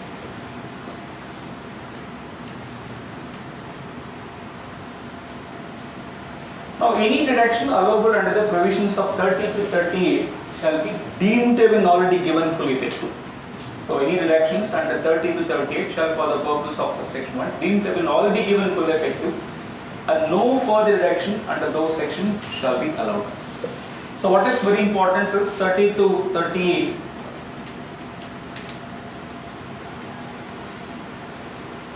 is been deemed to have been allowed. So, what will happen in the case of unabsorbed depreciation? Current year depreciation, no issues, take. So what will happen in the case of a brought forward depreciation? So what will happen in the case of a business loss? If you are not able to do this practically, what we are discussing, that is a problem of your ATR forms. Of course, it's all created from your place, so you have to handle it. Now, as far as unabsorbed depreciation, no issue. 32.2. Since 30 to 38 includes 32.2, the question of setting off unabsorbed depreciation does not arise. As far as the brought forward business loss, Now, don't look from the perspective of this section. Don't really think how a profession can have a loss and all. Don't worry. This is applicable even for 44 AD also. Since we are discussing this, I thought we can close it. So therefore, you just see more from the perspective of 44 AD. It's common, therefore I am discussing at this point itself. The unabsorbed business loss set off and carried forward, all of us know, comes under Chapter 6 of the Income Tax Act. The provisions relating to depreciation alone comes under Chapter 4 of the Income Tax Act.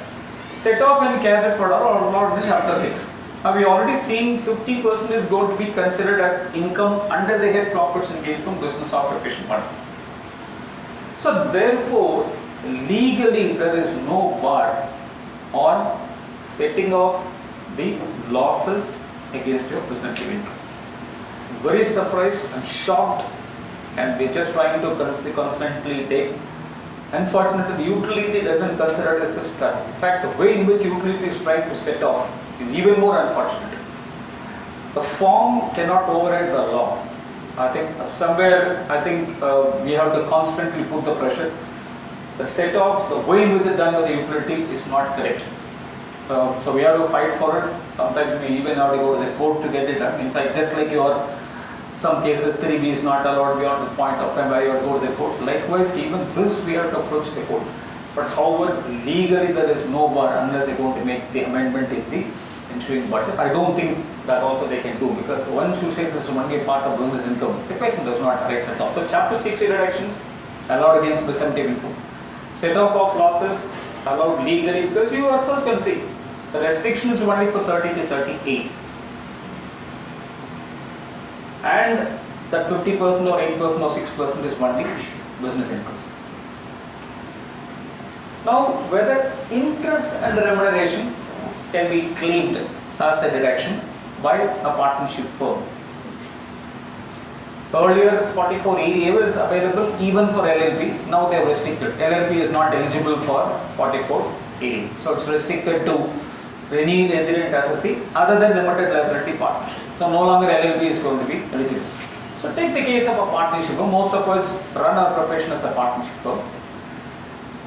So can you claim against that 50% presumed income, interest and remuneration?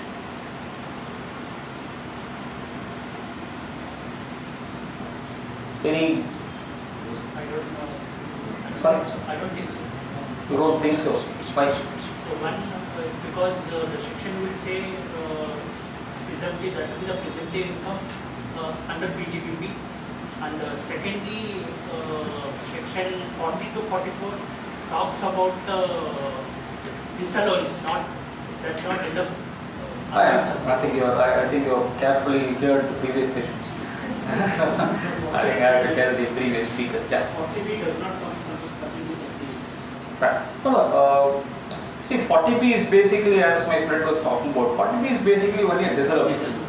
It is not actually an allowance. In fact, already Supreme Court has held the interest and remuneration should first fall under 30 to 38. Then only the scope of 40B comes. But that is one side of it. So therefore, if at all you are claiming interest remuneration, should be within 30 to 38. Since that is specifically said, it's already deemed to have been allowed. That's one logical point. But however, let's look at to what is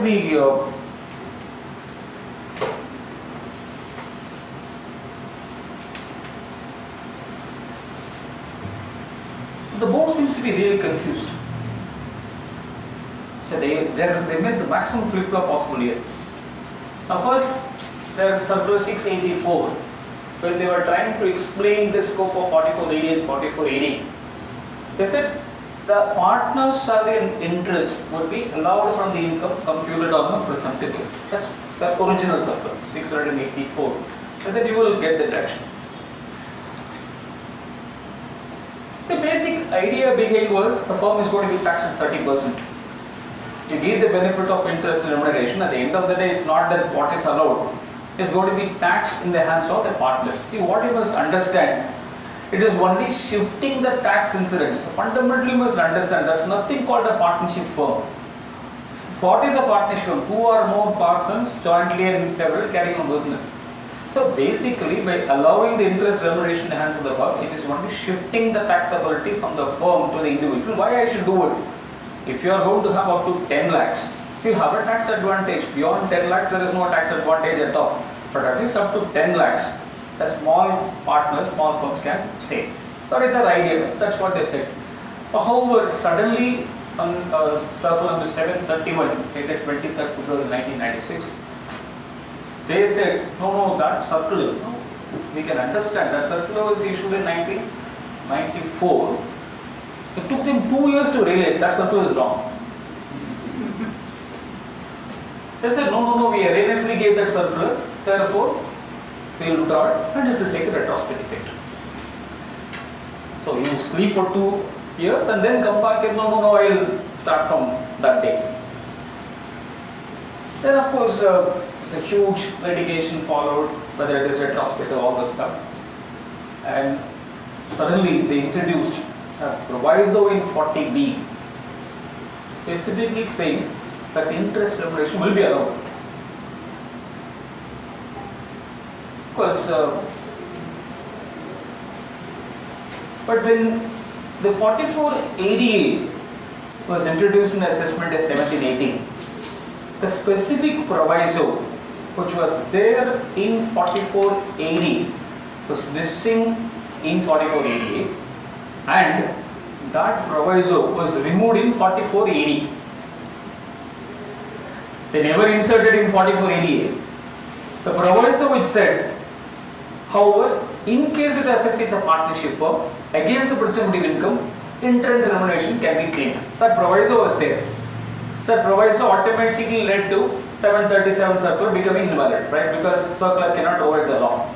But from assessment as 1718, proviso was taken out in 44 AD, never introduced in 44 ADA, but shock of our life could be continues in 44 AE even today. So that means if you are a transport operator and if you are doing as a partnership firm, you can claim interest remuneration reduction. Why? We don't know. Somehow they missed to remove the proviso there. Or if you are a transport operator, you are good enough to claim. I don't understand at all. This is something. All the three sections are similar. You are to be taking consistent stand, right? But it is missing. So therefore, from the point of view of 44 AD and ADA, the proviso which is already there removed, proviso never there in 44 ADA, continues in 44 AE. Therefore, for 44 E alone, clearly you can say you can claim. But in AD and in ADA, it will be very difficult for you to claim. But I just want to slightly put a very interesting question.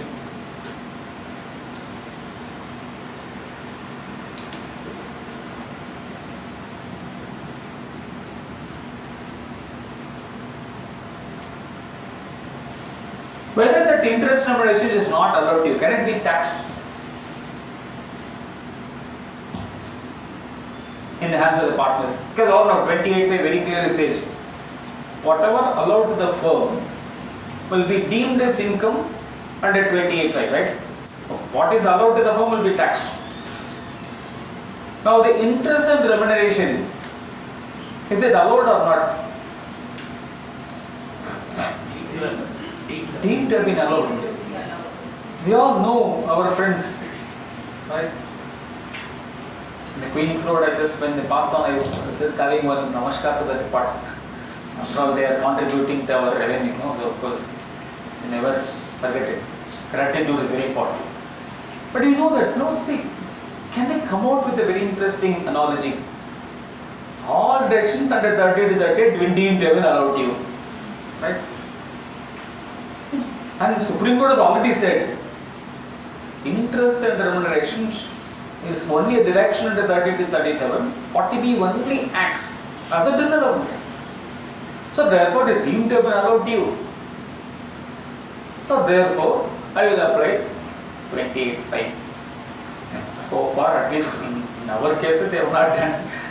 Hopefully they will not do. The best course of action is to give a clarity. Now since it is not specifically allowed, the question of taxing that should also not arise. So, but however, if such a kind of scenario somebody takes, I think I won't be surprised at all. What is the difference between this LLP, why it is not allowed for LLP? So, LLP was originally they allowed it. One reason I could think of it not allowing for an LLP is that it's a corporate which is required to maintain books of accounts. The basic purpose of these sections is for people who are not required to maintain books of accounts. That's why if you look at 44 AD also, it will be available only for individual, partnership firm and undivided family. When somebody already maintains books of accounts like a company, they don't want, possibly would not. Applying the same logic, that restriction should apply to 44A also. But unfortunately, even today, 44A is available even for a company. Even for a company. So that's where they always used to surprise. Just like we saw the interest remuneration. In 44E alone is still there. So that consistency is something which is required, but for your equation, the reason for excluding LLP is money. So they, in any case, they have to maintain themselves. Now what are the consequences of it? We'll just come back to issues again, because since we took from there, I just wanted to complete that part of it. Notwithstanding the foregoing provisions, assessee who claims that his profits and gains from profession are lower than the profits and gains specified in subsection 1, and whose total income exceeds the maximum amount which is not chargeable to income tax, shall be required to keep and maintain books of account and other documents required in the 44A and get them audited and furnish report of such audit in the 44A. So in fact, when I saw this provision, my hands were some water I could explain. How somebody can think extraordinary like this? When this budget provision was introduced, I was addressing a place called Nellore. Many of my chartered accountant friends were open to admit few points. But they said, sir, this provision 50% all we cannot offer. I said, so what? What's our problem? No, sir. We have a profession, and definitely 50% income is too much. I told him, see, we also took it to the government, but the government said, SPC data says that's what happened. Therefore, they say nothing can be done. Sir, can you suggest something? I said, one, what if you show lower than 50%? You have to maintain books, that in any case you're going to do. Two, you have to get yourself audited. And you are only going to pay your fellow brothers and sisters. Right? What's your problem? That will do, sir. Please give some suggestion. Don't give something else. Okay, now finally I said I will give you something. Now there are two conditions are required to be satisfied to come under tax audit. One is your income offered should be lower than 50%. That's fine. The second condition, the total income should exceed the max amount which is not chargeable to income tax. Now what is the logic? In my understanding of why they should get an audit, I don't know for just how many of you will be interested in the history, we do not know. When the section was started, in which year? Which Finance Act? 19, leave that section, that's too old. We'll take the latest out there. Finance Act 1994. When the section was introduced, if you don't have a presumptive income, what are the consequences? You know, you are aware of the consequences at that point of time. Very interesting consequence. You know, we have to choose between which one you want, this or that. Both will benefit our profession. They say that in case if you don't have a presumptive income, your case will be compulsorily taken up for scrutiny. If presumptive income is offered, you have to complete the assessment only on the 143.3. Now, who objected to this? Not chartered accountants. Assessing officers, no, our workload will go up like anything. We are becoming mad. Don't bring this provision. Say, therefore, what the next choice? Don't worry. So, Miller's Tank Bund Road, some people are there. So, if you do not show that income, who is the best person to decide whether income is correct or not, right? Only chartered accountants. Government says, I presume your income is 50%. You are saying you are not earning 50%. You have no problem. Go to a chartered accountant, let him certify that your income is less than 50%. fair enough a point, because we are the most competent people to decide how much profit you actually make. That's a good point. But then they introduce another interesting point, and whose total income should exceed the basic exemption. So you are practicing as a proprietor. Huh? We'll take it as a proprietor, at least for the sake of example, you can say. What is your gross receipts? Ensure that relatively, I wish you are subject to 44 AB. But just for the example purposes, tell a lesser amount. Example purpose. I know, even for example also I don't want to think that close. I fully agree with you. Okay. Let's say 1 crore. 1 crore? Yeah. You are in 44 ADA, man. Anyway, I'll take it as, let's assume your income is 20 lakhs. 20 lakhs, okay. Right? 50% is 10 lakhs. Yeah. Suppose if you want to show income as 8 lakhs, what are the consequences? Sir, from Chennai, you look like a good tax auditor, please do the audit. So, I don't do tax audits and all. I mean, at least I don't do personal individual, other partner do. I also don't. See, sometimes when you talk about some insurance, LIC benefits and all in the class, I immediately clarify. Me or none of my relatives are in insurance business. No, you only highlight about the importance of life insurance and health insurance. Because one day my brother was very disturbed. I asked him why. No, it's a severe headache for the last 2-3 days. Hey, don't worry, have one coffee, nothing will happen. Again, after 2-3 days also he never presented. Then one fine morning, he just came jumping in the house. So, you should see the face glowing like anything. I had never seen his face glow like that. I asked him, what happened to you? No, I went for a scan. I took a scan in my head. And they concluded there is nothing. I told him, why you should go to the doctor for that, or clinic for that? And the question when asked me, I have told him, there is nothing in his head. But he wanted somebody to certify nothing is there. But that was the reason, because he is having some headache. But however, what he did not know, there was when he went to the doctor said you should have CT scan, MRI scan, that scan. All the instruments the doctor purchased was fully utilized. See, unfortunately, our chartered accountant, we are not able to use that. No, if you just have one Xerox machine in the office and you put a Xerox charges to the client, you ask the question, why did this was not in your engagement letter? Why you are putting an OPE for this? But doctors are fantastic. No, they are able to do that. Somehow they will threaten you. No, you have no problem. If you don't do this, we can't say anything. But it's quite amazing. And then what will you do? Sir, then they'll ask the question, do you have any health insurance? So that's all. No, but all the bills, he was not really unperturbed by the bill, primarily because 90% of them got by health insurance. So that's why when I talk about the importance of health insurance in the classes or anywhere, look at the rider. So when I talk about tax audit, that rider also, I have nothing to do with the tax audit. Now, if you show 9 lakhs, books of account, tax audit required. What will happen if you show your income is 2 lakhs? See, if you show income lower than 50%, government says you are showing lower, go to the auditor, let him certify. But if you substantially lower, actually you should be subject to double audit now, one from Bangalore, one from Chennai. Instead, they say tax audit is not required. So that means the moment you decide to show lower income, please show substantial lower.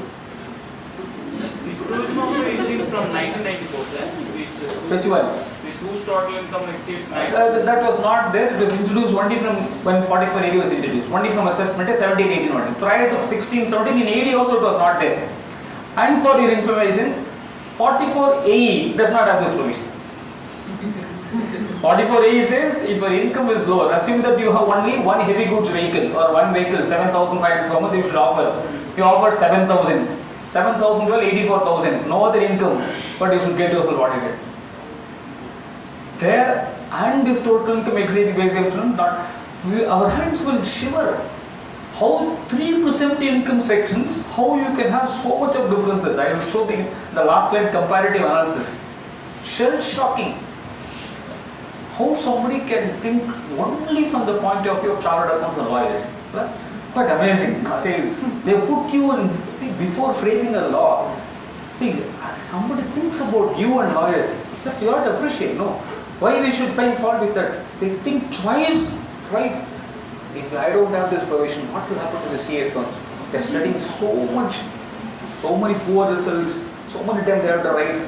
What we are going to do for them? It is 4484. Three sections are different. So, yes, absolutely. And also, what if there is a loss, net loss, even still not a bad? You have to adjust the loss, then only arrive at the total income. But the only issue from the utility is not allowing losses to be set off against presumptive income. What if I say I made a loss in the year, not recovery of tax or? For your, I'll take a very simple example. I have a loss in house property of 2 lakhs. And after adjusting this presumptive income, it falls below not required. But I just want to once again reiterate that particular point. The utilities provides a challenge for that. When you file it, there is a challenge. So what if there is a loss in the provision itself, in non-recovery of, let's say, past income or whatever? But normally we follow cash system of accounting, so therefore that question will be a difficult one to answer. But I'll take it as on prima facie it is possible. The answer is yes. Sir, in previous year I had a business. This year I had a provision. I was into provision. So I had a carry forward loss. I mean brought forward loss. In that case? Depreciation, no. Brought for business loss, yes. Yes. I can set off against this year presumptive income. Why not? Law allows you. Yes, sir. So if you offer more than 50%, even the threshold loss also, Threshold of what? 75 lakhs you have made. Okay. You want to offer more than 50%? I think no problem. No, sir. See, books of accounts 44A is different. No, sir. His question was, his turnover is more than 50. No. I don't. What his question is, if it is, let's assume it is 40 lakhs.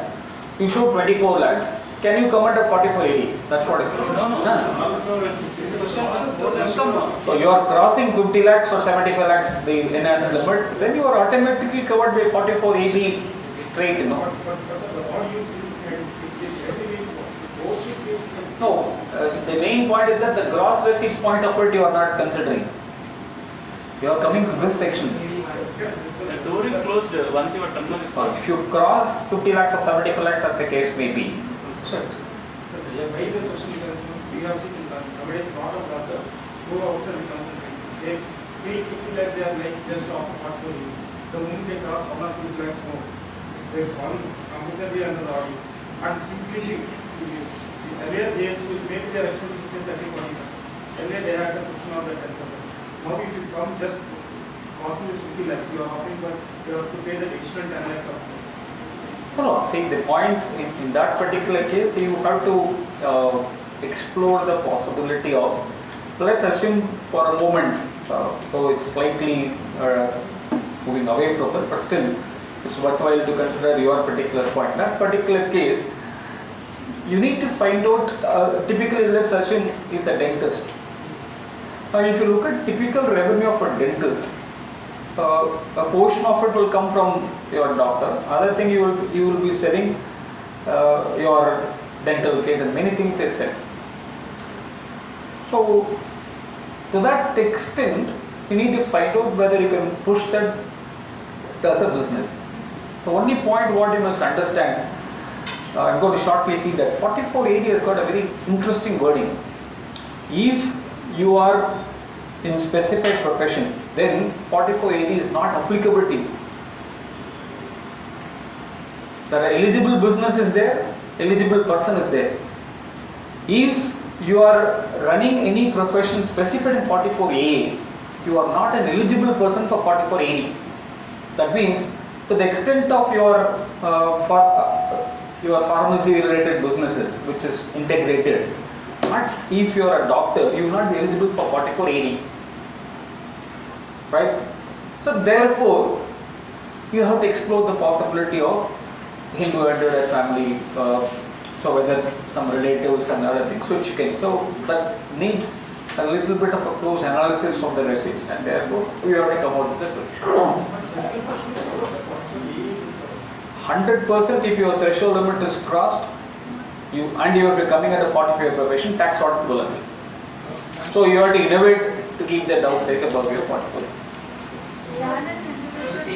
Just 1 month. On the same line, what you were asking, most of these hospitals like Apollo, they are not hiring the doctors. See, Apollo, the question of Apollo by itself, assuming for a moment Apollo is a partnership firm, for them the question is whether they will come under 44 ADA. It's a question. See, for Apollo, Doctors who work for working for Apollo or any other larger chain of hospitals, they don't hire them as employees, mostly they are consultants. So if they are paying 194K, they are doing it. But the question is when it's crossing 50 lakhs or now the enhanced limit of 75. So his point was that once it crosses 50 lakhs, close to 51 lakhs, now they are required to maintain books and they are not getting the cushion of 50% expense. So that was the question. So in that case, so therefore you whatever income you arrive at, on which you have to pay tax. okay. And other question is, so what you are trying to say is that let's say doctor or if he is working as a consultant, will it still be a profession? Yes, for the doctor profession. What are the See, you cannot take a slightly different stand. So, see, they want to come here because of the fact that salary is going to be more taxing for them.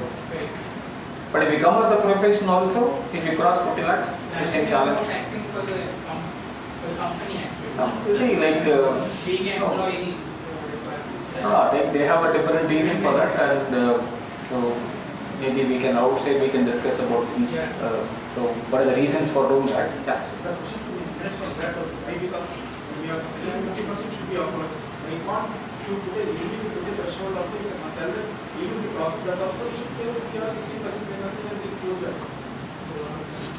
We will try to take up this matter for pre-budget recommendation. Even though we want to close. See, that's what I moved 50 lakhs to 75 lakhs. That's a very, very good point what you are making, because of the fact what they wanted to show is 50%, which is substantially a big amount.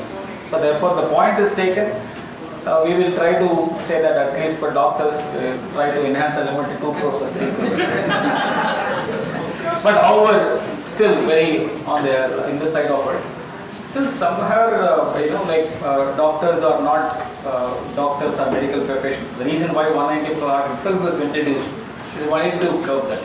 At the end of the day, the government doesn't have great practice. Their practices are still not comforting the government. That's one point, because it's still you would have seen many of the doctors are still despite the introduction of 194 are traveling abroad. They may be deserving and all this stuff. The government also not saying they don't deserve it, but the only question is that when you're getting it, why don't you pay the tax? I think to that extent your question maybe at least it's better you tell us some other profession like engineers and all, but there's a good chance of getting it. But if you go to say doctors, they should be extended limit. I think possibly there is a good chance of reducing the amount. But the point is well taken. You just want to give it as more like a standard action. One of the cases, in fact, assistant officer want to actually tell this 194 J will not apply to use 192 only even if they are getting this. Correct. I think I won't say the assisting officer is incorrect. I will tell you. To be very fair to the assisting officer, his stand is right. Because when you are satisfying all the conditions are coming in the section 15, merely because you try to classify that as a professional or detecting under 194J is not going to solve the problem. The simple test you have to perform is the concerned person working under the control and supervision of somebody. If that is yes, and just because you call somebody as a consultant, it still remains as your employment. I think to that extent I won't say the assisting officer is incorrect there. So in all fairness to it.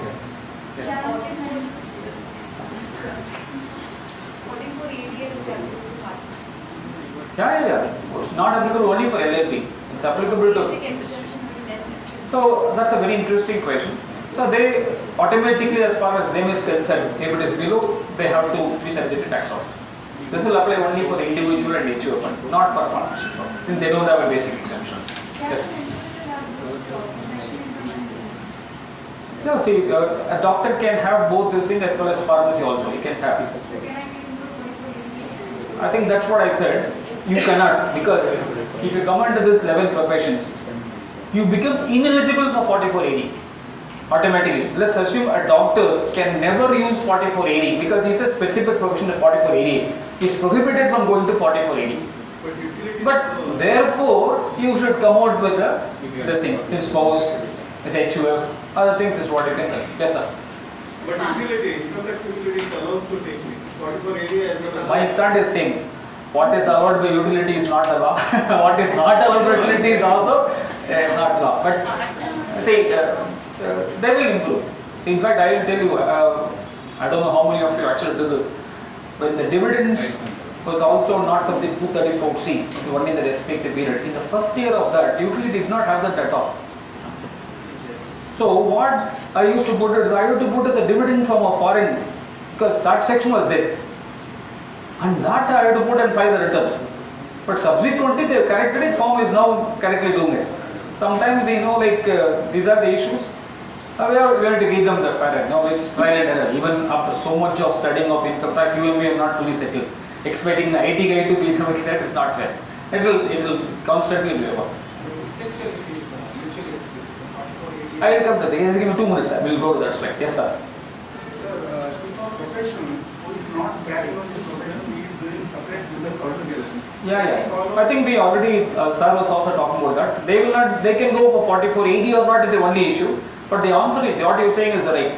You have holding this profession not the criteria. So for example, profession of accountancy doesn't mean if I as a chartered accountant do a teach, I will not come under this section.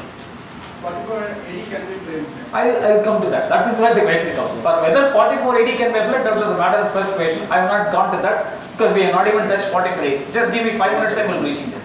One last question, then we'll. The income is there. You show that and go under 4480, no problem. I don't want to. We don't show you 50% failure. But the income is there.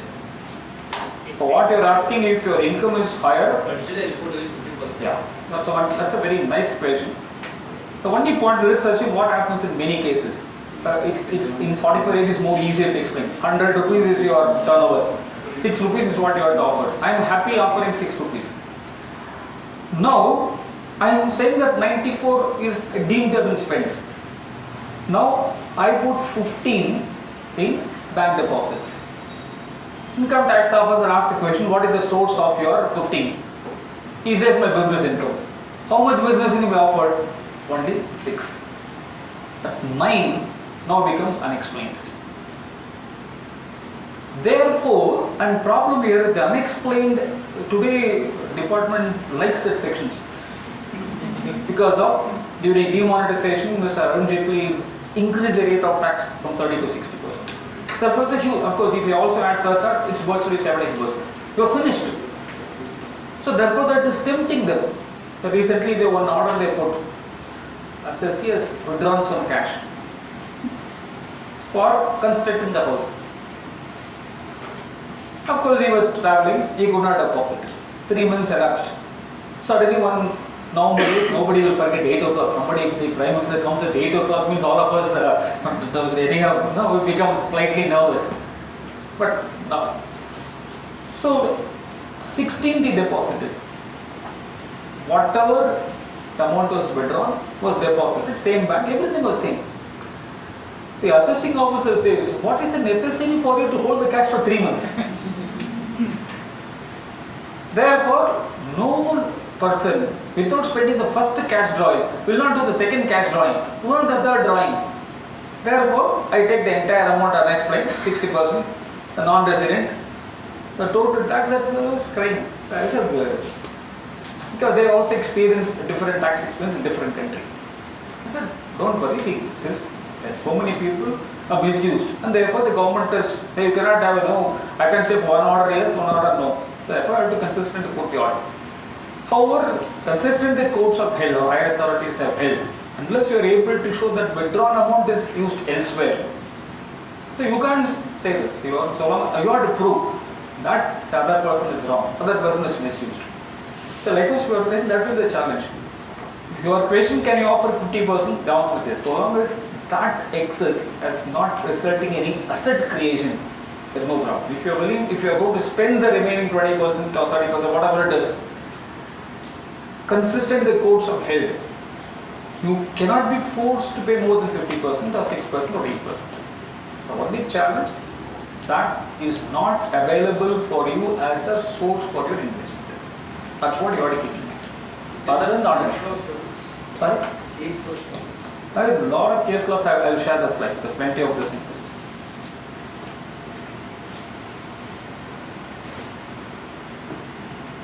So this is the point which we already discussed. So income offered 30 lakhs, no problem. 4480 you can go, no tax audit. 10 lakhs you offered, you should have offered 50%, which is 20 lakhs, but you are offering 10 lakhs. So therefore tax audit will apply because books of accounts in any case 4480 is not applicable. 40 lakhs, 2 lakhs. So just take the amount here. In situation 2, he is showing 25% income, he should be subject to audit. The third case is only showing 5% income, he should be subject to double audit. But the law says no, you don't have to get yourself audited. So, but 2 lakhs excluding the chapter 6 see, it's a total income. Total income. So in the third case, what if assessing officer asks for a document? So you can say that I am not required. Of course, if you are in profession coming and reporting, there are books of accounts requirement is there. You have to still show that. You have to demonstrate in the sense like, unlike 4480, where books of accounts also not required. You can say, I don't have to produce or maintain any books of accounts. Not a problem. Sir, this is in specific profession, that could be a challenge. This could be tax avoidance. What is the consequences of tax avoidance? Consistently, courts have said is legal. What's the problem there? Your amount is not above 3 crores for you to refer to GAR and all. No issues there. You have around 1.8 crores turnover and you have around 30% profit and you don't show. Sir, what is the turnover of Swiggy, Zomato and all? Please go and see. And what is when will they make profits? See, you cannot presume, right? When will Paytm, when will they make income? Tell me. See, people ask me, why you didn't put in Paytm value? I said, unfortunately, Institute has taught me accounts, finance, tax, everything. Therefore, I am not put in Paytm. Even if you have a factual profit and you show 2 lakhs rupees, then you don't have to show the books of accounts. How do you know? See, how do you know I made a factual profit remain? The only question what we are talking about, see, we will presumably give the benefit of doubt to the assessee that he made a profit of 2 lakhs or his amount available for investment is only 2 lakhs. So, as far as this section is concerned, there is a requirement of books of account there is a necessity to demonstrate is also there. Sir, the 2 lakhs profit that is shown under present income or normal business? Normal only, no. Because if it is present, I have to 50%. Correct. Only thing you need not have to take yourself under audit. That's all. Okay, if it is normal, I have to maintain books of accounts. So 4480 does not give any relief on maintaining books. ADA. Professional. It doesn't give any. Whereas 4480 does give. See, in 44A, if you are going to offer income under 4480, books of accounts exception is there in 44A, not for ADA. Right now, the last point is a very interesting one. Whenever we talk about this question always comes up. Now, so my friend is already disclosed that he's a partner in a partnership firm. So, remuneration interest are allowed to the firm. It is going to be taxable for him. Can he show 50% of that as his income?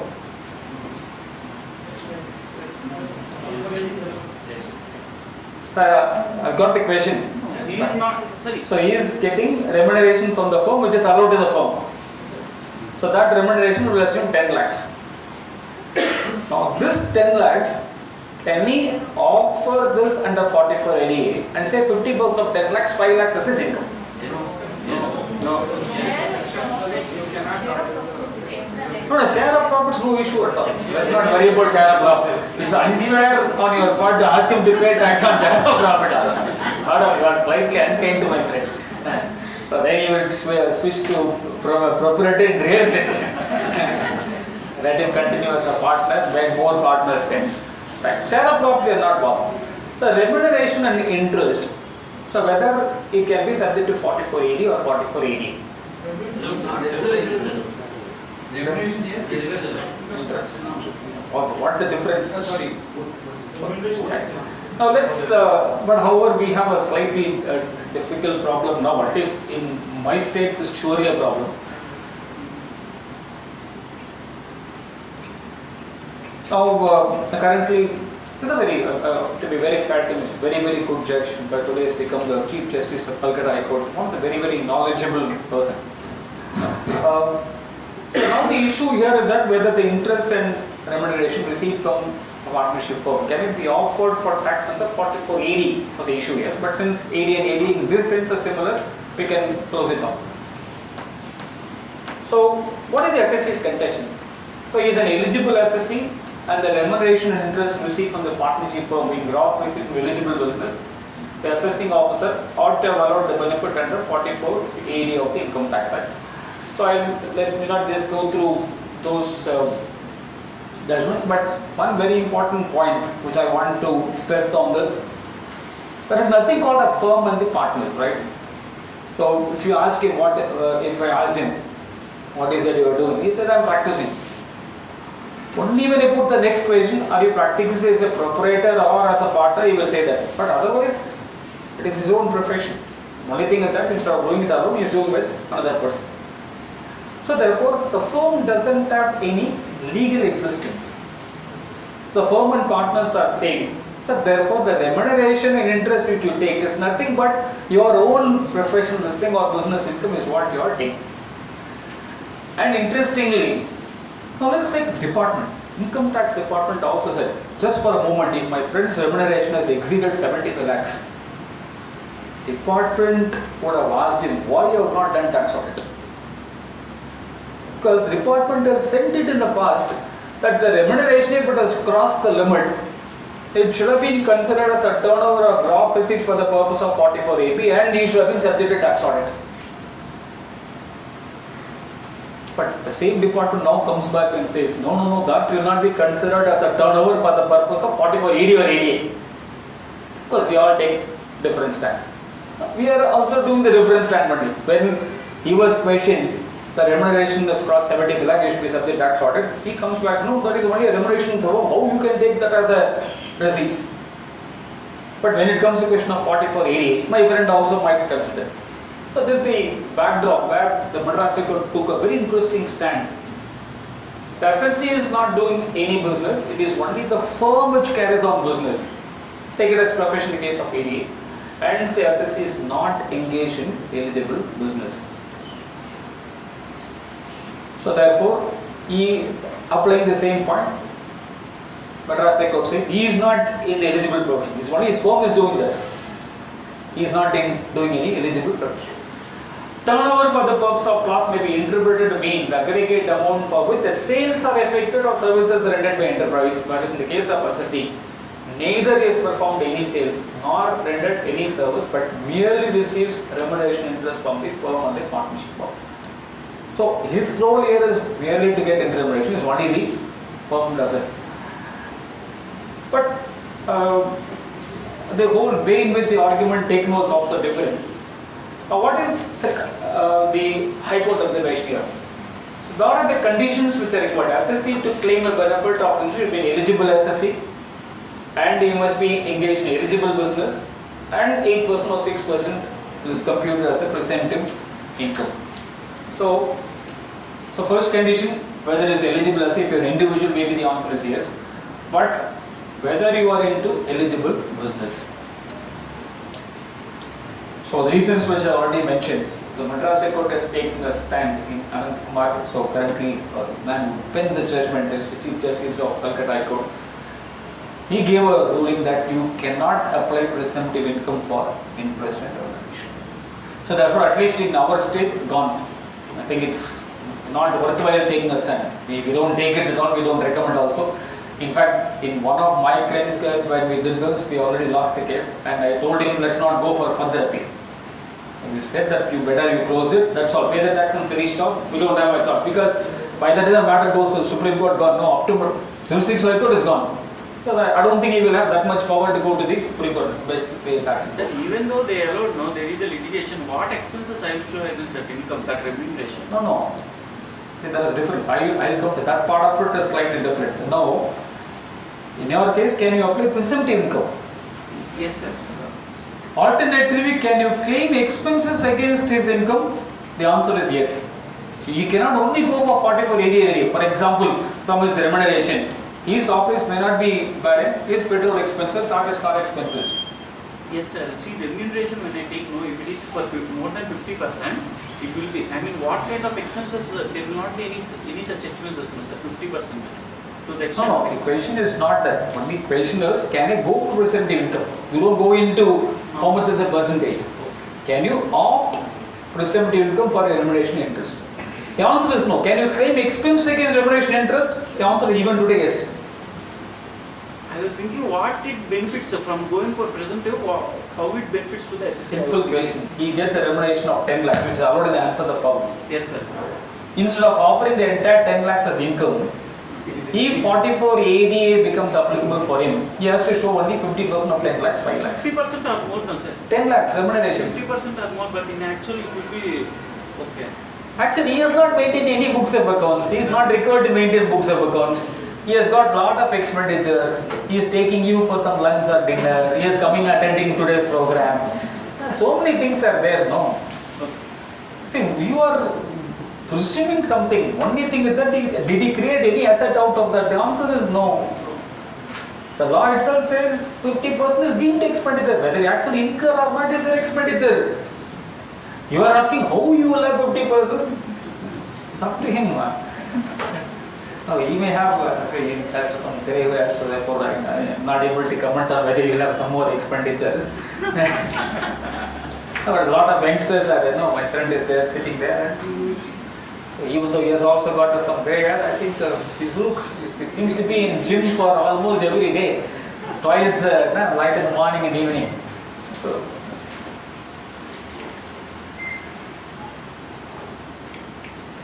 but however, I think people from Karnataka still, if you want to take the risk, you can still take, because only in my state there is a problem. But you have a very interesting decision by the Calcutta Tribunal. They said a partner will be liable to tax order under 44 AB if his salary from partnership firm exceeds the threshold limit. So essentially what they are saying, that remuneration interest is only gross receipts. So the tribunal said the partner is carrying out his profession as a partner of the firm, though he is not doing individually. He is on behalf of the firm, he is doing it. So therefore that remuneration should be considered only as a gross receipts. So therefore they say 44 AB will apply, and therefore applying the same analogy. Tax audit, you can also apply 44 ADA also. But as I said, I won't take that risk in my state because there is a decision I court against me. It's not going to be worth it for me. I can as well pay the tax and leave off all kind of stress. It's not worth it. But here, if you are willing to take that risk, and the matter is not settled except in the state of Tamil Nadu.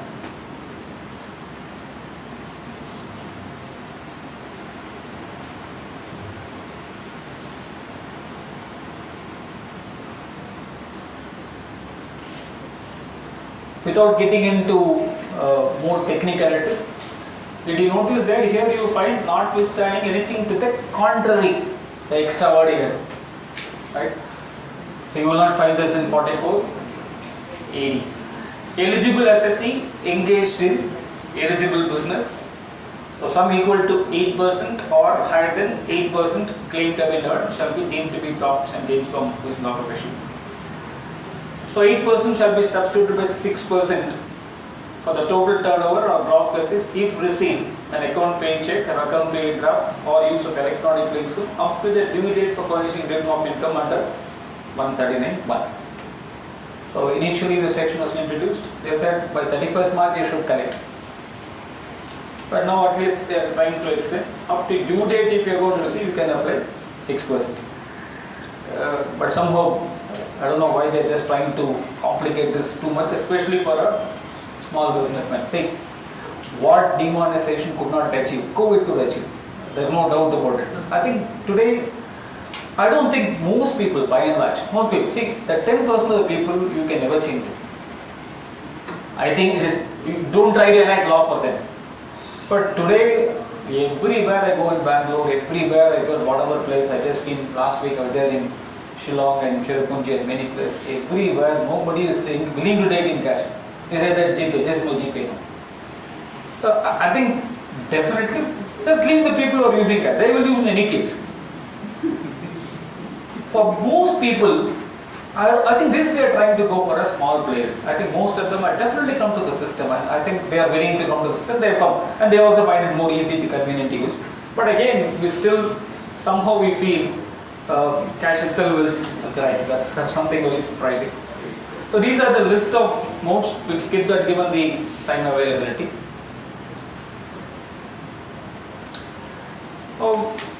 Eligible SSC is individual, HUF, partnership firm other than LLP and has not claimed reduction at 10AA and Part C of Chapter 6A. Most of them are very limited relevance now. Eligible business is any business except the business of applying, hiring or leasing goods as is referred to in 44A. And total turnover gross receipts does not exceed 2 crores. See, what is very important? In eligible business, all businesses are included. We took an example of a pharmacy. Included. Pharmacy business is also eligible. So, eligible business, any business except 44A. Whose total turnover gross in the previous year does not exceed 2 crores. With effective assessment at 24-25, but 2 crores is going to become 3 crores. If the amount or aggregate of amount received in cash does not exceed 5% of the total turnover or gross receipts of such previous year. Now, today the first decision for all of us is whether tax auditor will apply or not.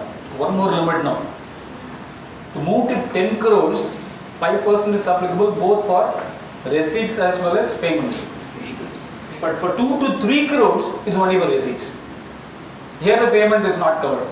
So if the amount or aggregate amount received in cash does not exceed 5% of the total turnover across a such previous year, then 3 crores will be substituted for 2 crores. It's a very interesting provision. So up to 3 crores also you can go for presumptive income, provided you satisfy this condition. This condition of course is applicable only for the receipts part of it. So gross receipts is inclusive of GST? It's a very interesting question. The answer should be no. Of course, people might say that what method you follow in accounting. That could be a more rational way of inclusive method or exclusive method. But since we don't take, for example, typically when we have a raised invoice for 118, you take only sales 100, rest of them we going to go to the liability side. So therefore only for that 100 should be considered as your. We should not be taking tax then. Absolutely. Because it is not contained. So the more straightforward answer to the question, the answer is no. You take one other than tax. So does business include services also? Management consultant? So see, the only point I said, if your management consultancy is not going to fit in your 44AA profession, so then the issue, that was the first question. I did not answer this particular question of whether you can apply for 4480. Another 2 minutes.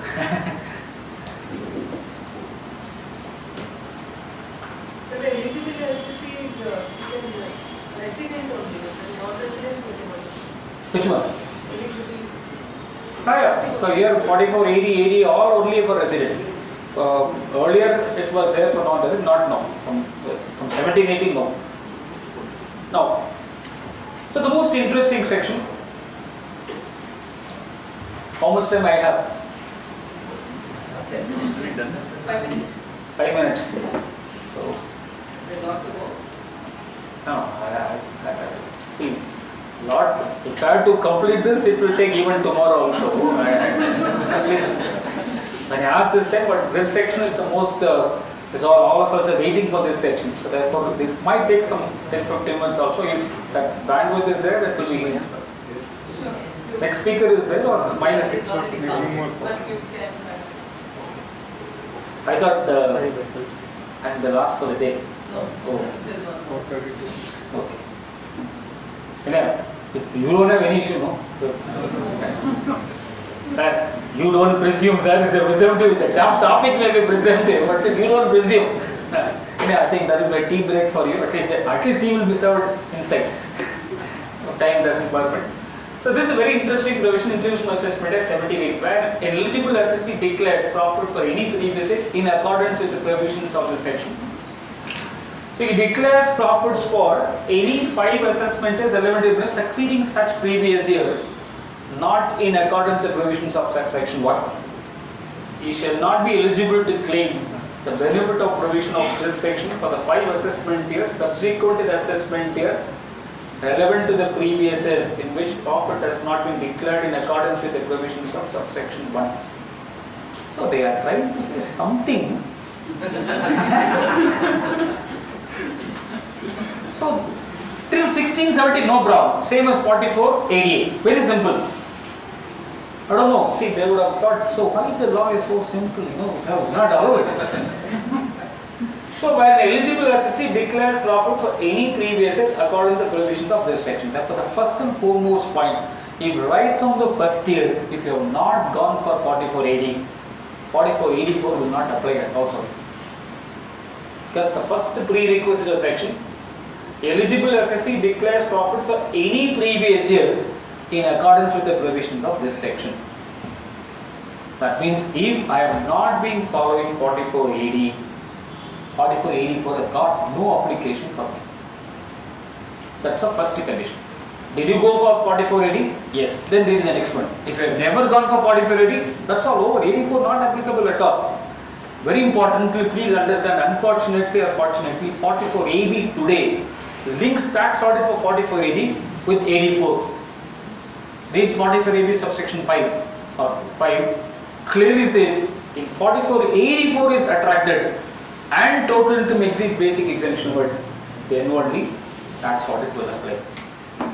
So therefore there is a connect between 84 and 44 AB5. They are interconnected. So therefore applicability of 84 is very clear. Second point, he declares profit for any of the 5 assessment years relevant to the previous year succeeding such previous year, not in accordance with provisions of subsection 1. So let's say for the sake of simplicity, just we'll have some numbers to appreciate this particular point. So in 1718, he has opted for 44 AD. 1819, he wants to show less than 8% or 6%. That means he goes out of 44 AD. Now, 1920 to 23, 24, even if you want to go for 44 AD, you cannot do it. Right. What if 1718 is my first year I opted? 1819 to 23, 24, I have stayed there. Now 24, 25, I don't opt. Will I be checked out in the next 5 years? No. Because that's what the section says. So that means it looks as if only for 1 plus 5. So he declares profits for any of the 5 assessment years relevant to the previous succeeding year not in accordance with the provisions. That means 17, 18 plus the next 5 years, 6 years I am with 44 AD means. Then they cannot check me out at all. Then it's a question of whenever I want to choose. So 1 plus 5 year of opting plus next 5 years you continue, no problem. After that is my choice. Whenever I want I can go, otherwise I can keep myself out. But if I never gone for 44 AD, no problem at all. The starting point will be only when first time I opted. Sorry, I never opted, go ahead, continue, no problem at all. the question of applying 84 does not arise. Now, he shall not be eligible to claim the benefit of the provision for the 5 assessment tests subsequent to the assessment year. So after that from 6th year also, then no problem. I don't know why they have to make this complicated. I still do not know. From assessment 11, 12 to 16, 17, as I already mentioned, the provisions are similar to that of 45. Very simple. Show 50% or more. If you show less than 50%, subject to tax audit. Very simple.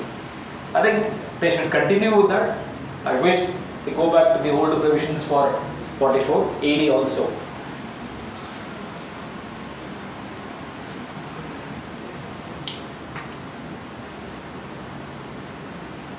So just a small example to appreciate this particular point. So 1920, continuing what we discussed there, I've taken turnover as 100 lakhs for the sake of simplicity.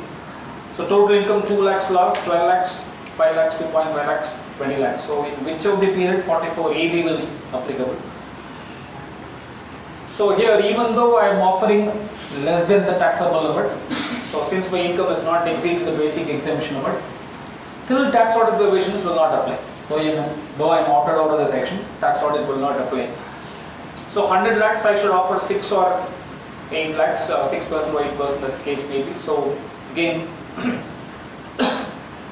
though I am offering more, tax audit will still apply because I have opted out earlier. So 20 to 23 alone becomes relevant for discussion. So again, since the total income has not exceeded the basic exemption limit.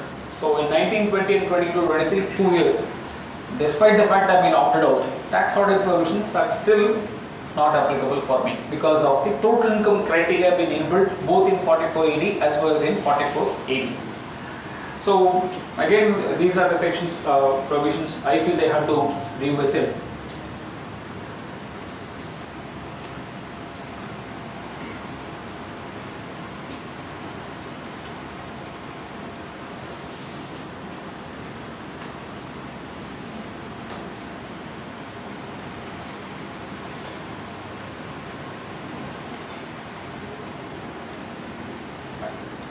So this is a very interesting point. Now, person to whom section 44AD is not applicable.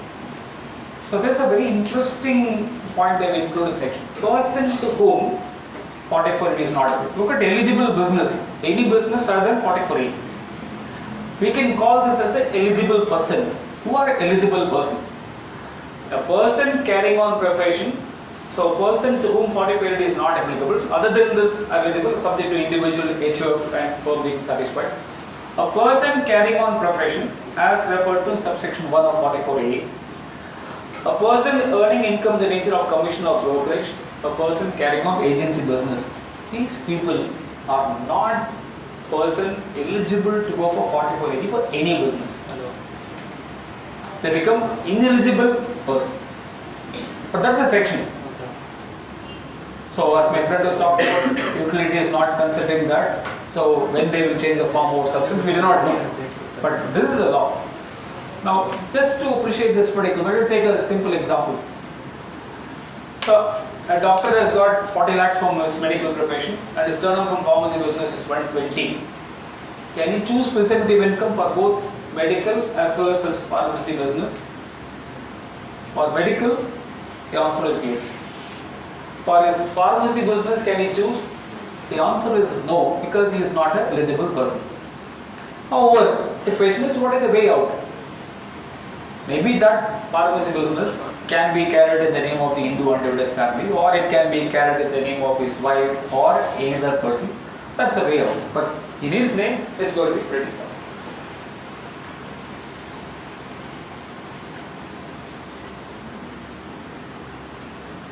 Same point.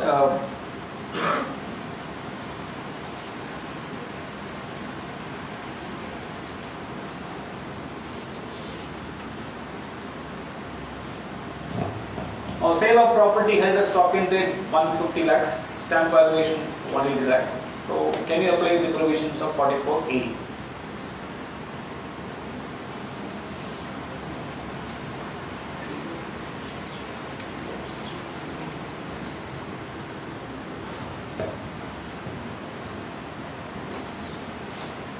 you can assume the properties as a stock intent which has already been given in case it missed out that particular part.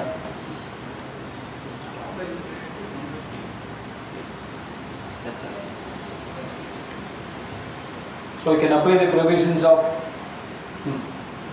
Provisions of what? 44A you can apply. AD. What? AD. AD. What will be the income? It's supposed to be 8%. Is it going to be, let's assume if there is no cash transaction. 6% of 80. 180. 180 or 150? 150. 150. Because if you apply the provisions of 4480, it should be 6% to 8% of the gross receipts or turnover. The turnover here is only 150 lakhs. Right? So therefore, when I apply 4480, can I choose that? That's the only question. But what is this? Is also you must understand this is covered by the provisions of 43CA. Now 43C is if your stamp valuation exceeds the actual consideration, then the stamp valuation will be deemed to be your consideration. So, however, we don't have the threshold limit of 10%, it's more than that. So let's go to the beginning of, without touching too much on this particular point, let's take the opening line will be very interesting.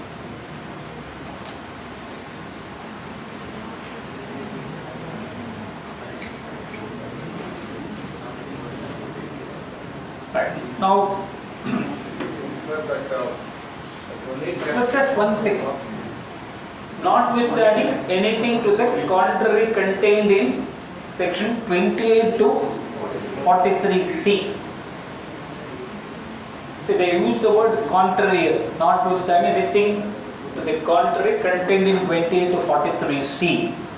Unfortunately, knowingly or unknowingly, they have not mentioned nothing to contained in 28 to 43CA. Let's start with 43C. Contrary. We don't know whether it is designed or by default. We don't know. So, as a result of it, for your particular point, so 43CA, nothing to anything to the contrary contained in 28 to 43C. Suppose if the very interesting point, suppose if they also included 43CA, then it's a different story. So, therefore, now you have to read along with the provisions of 43CA, and therefore the presumptive income should be applied on the substituted value of 43CA if you want to choose that, not on the actual amount. So that is a very important point which we need to consider. Some language, we don't know whether they intended or not, but the result of it. So now come to Madam Lavin. She has been waiting for the question she asked in the first 50 minutes. Already a couple of times people are saying that your time is up.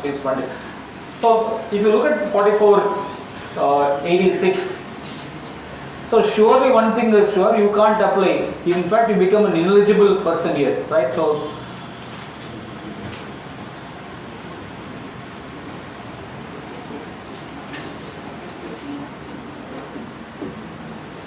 one thing is sure, if you are a person carrying on profession referred to in 44AA, you are ineligible for 4480. Now your question is that, suppose if you are a specified profession, 4480A will apply. If you are not a specified profession, let's take the example as Sir was asking, an engineer doing teaching, PGCS doing teaching, can I go for 4480? Because only my partnership firm is doing the profession, right? I already, Madras High said, no, you are only getting remuneration interest from your firm. You have got nothing with the profession. Thanks to Madras High for me. So for my teaching profession, can I choose 4480? Right? That was your question, I presume. If you are not in the 11 profession, can you come under 4480? No. Not a specified. That's all. You are doing a profession, but not a specified profession to 44A. Not a chartered accountant. Anything. Even a chartered accountant also, if I do a profession of accountancy, there is no problem at all. So a chartered accountant doing a teaching, can I choose 44A? AD because it is not a specified profession. We will take anything as a matter of fact.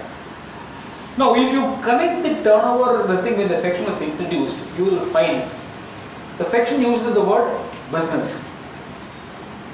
And the turnover limit when the section was originally, if you see, 1 crore, 1 crore will be there.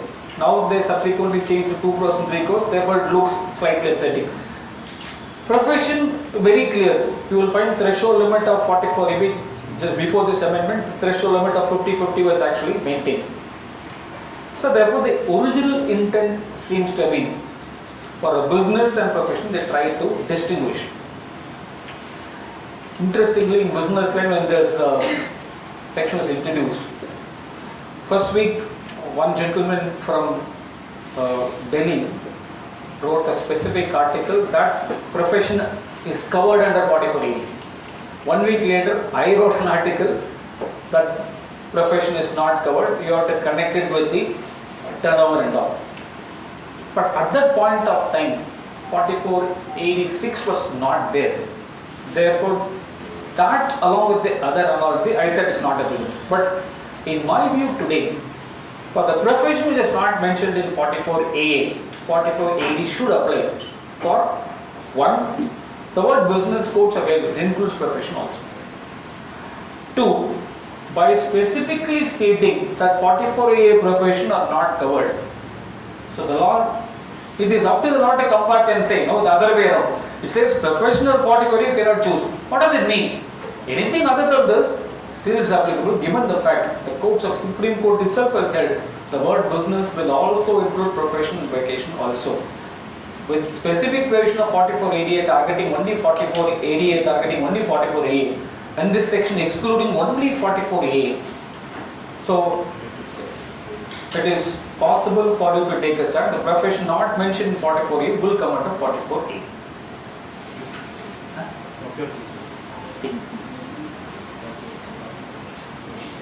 Yes, sir. Point number 2. So, if I'm having a retail business, they earn small commission income also. The retail business they offer me for 80. See, if you look at this 4486, the person to whom section 4480 is not applicable. They are not talking about the business. The person to whom, am I having an agency business? Yes. I am not eligible for 4480 for any business. Sorry? Yeah, yeah. Correct. As well as Sir. anything. Yes. So once they have to come also they Correct, correct. Yes, sir. For last 3 years, I have opted for 44 million. This year, my turnover goes about 3 crores. Okay. I am out of 44 million. Correct. But I have my receipts and payments less than 5% in cash, less than 5% in cash. So I have done my turnover probably in banking transaction. So can I, 4480 is opted out, but you are not opted out. By default, it is. No, so therefore that is not going to be considered as opting out and all. Not applicable. It is not applicable. Correct.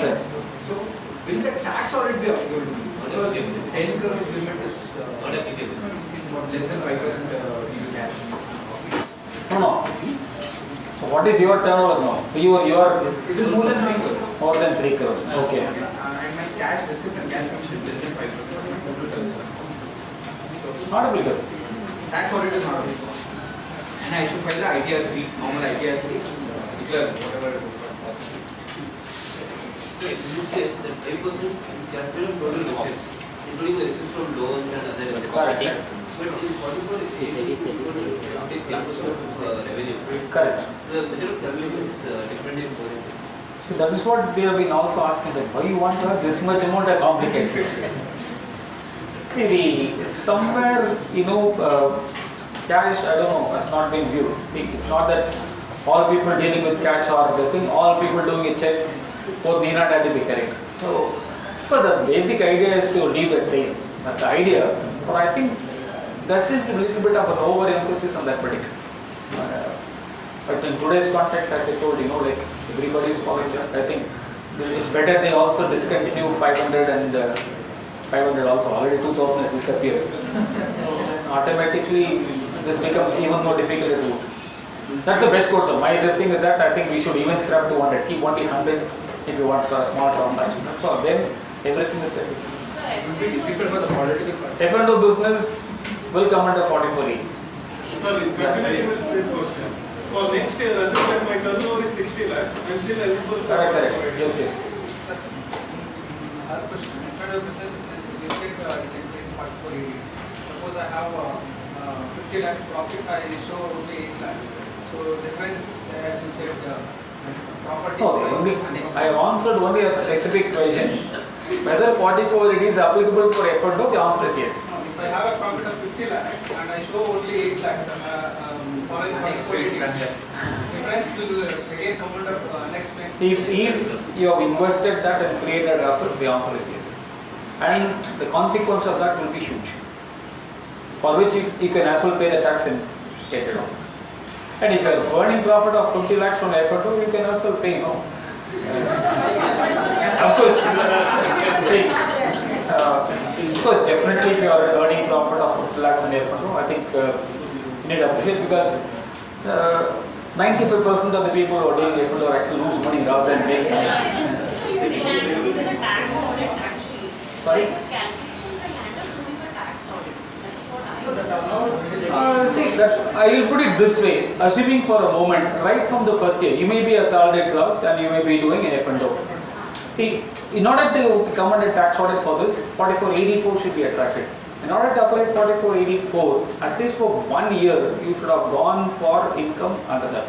If that is not the case, not required at all. It's a lot more simpler here. I will give a simple suggestion. Go, the turnover is known, purchase known, zeros are, everybody provides that, that's all. So if you have some balance their account that shows a balance, let's input as a capital account and close. You cannot find the return without the balance sheet. The P&L related items, everything is available. Apart from it, if you want to put some accounting charges, something, you do it. Then zero the balance on the other side as capital account close. Because in any case in accounting, the loss, this thing has to be adjusted, right? So net down capital balance, that's all. It's a very simple way, no need to go for the complexity of 4484 or tax audit does not arise at all.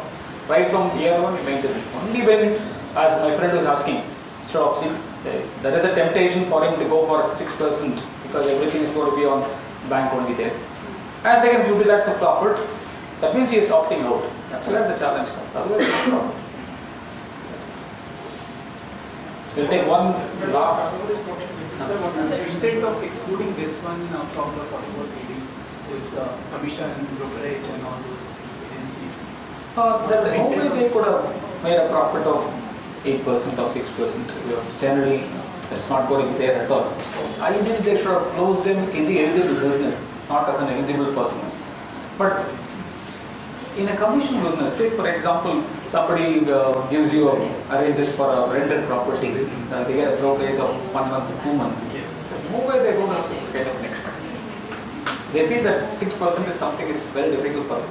They should have carved out separate thing from putting 30-40%, or they should have brought it here. Yes. But that is what I hear from them. Then they have to go for the normal business, right? Yes, yes. Yes, sir. We'll take one last question. You are second. Take your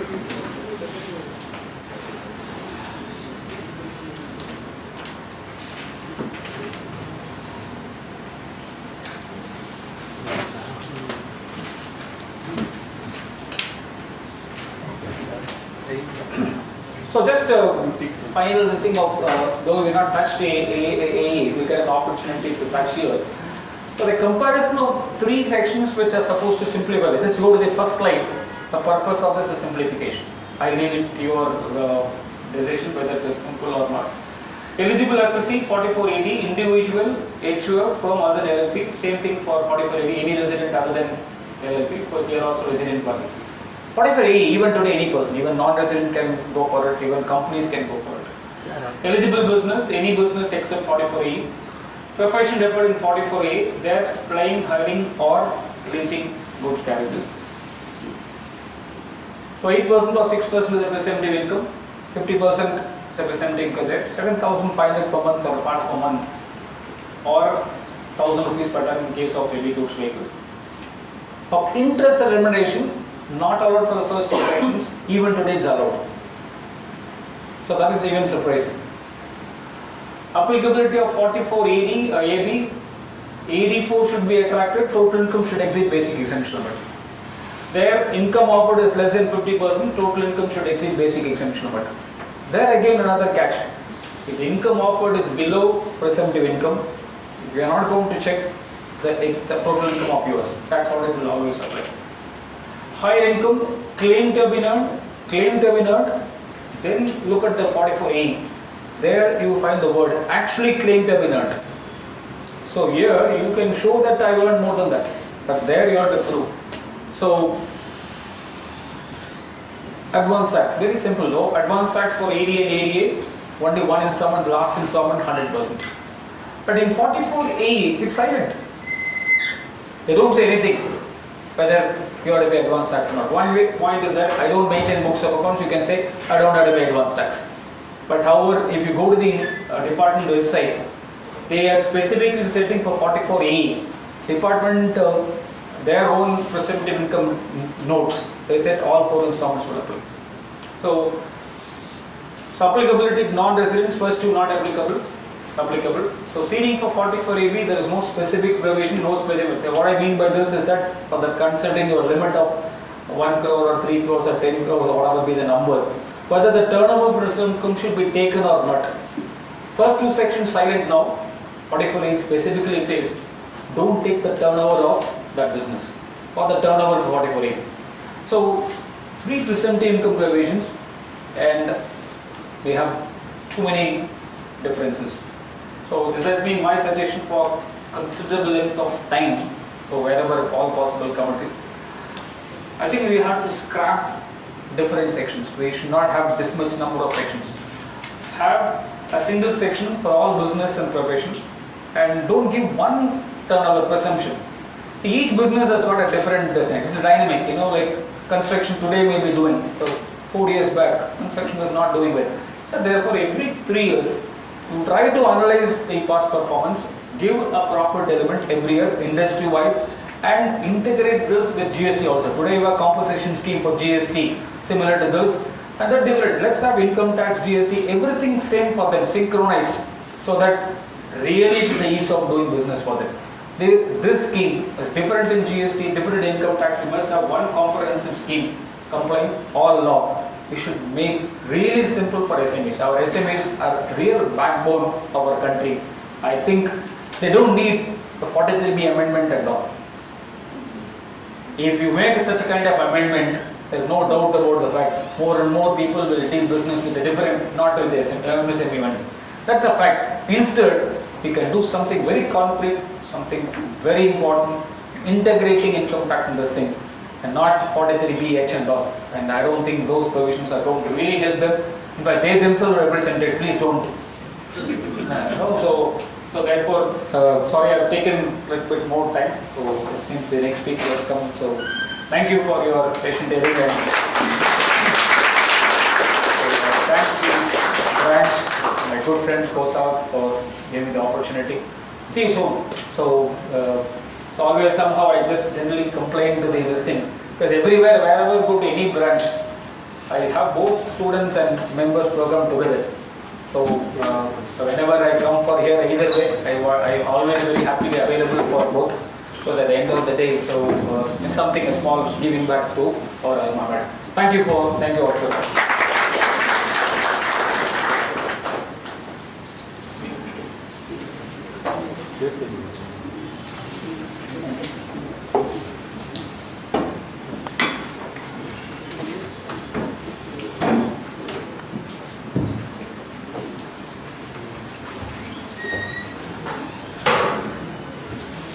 Thank you so much, sir, for coming all the way from Chennai and delivering this for all our members.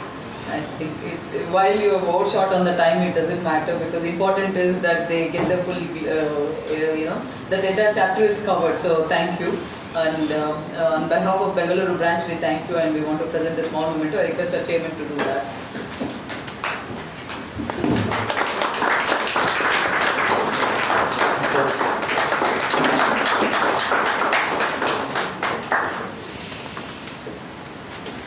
We'll move on to the next session. We finished 30 to 36 deductions and disallowances and presumptive taxation. Now it's time for the left out sections, which are 28, 29 and few 43, few sections. So we have Krishna Upadhyay, CA Krishna Upadhyay for this session. I request Chairman to escort him to the dais.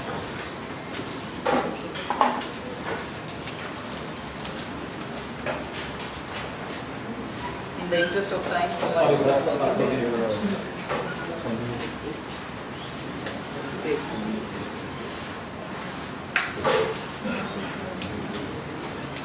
Do you need 5 minutes? Or we can continue. If you're okay. I would prefer the Sure. Okay. So we'll reassemble within 5 minutes.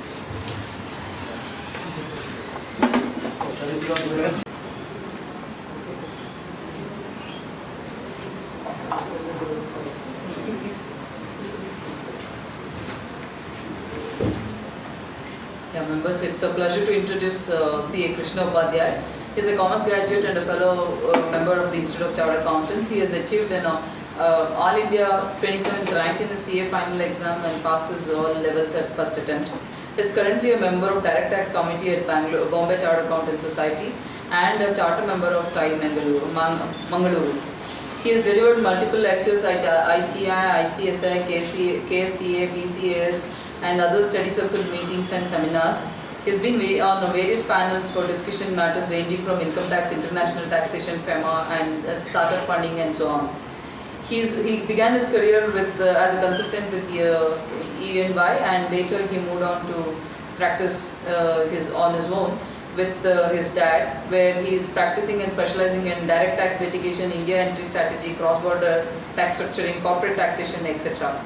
Apart from his interest in tax, he is also keenly interested in tech enabling and enabling various finance practices and is a co-founder in a startup working in this direction. So it's a pleasure to introduce Krishna Upadhyay to all of you and welcome to you for this session.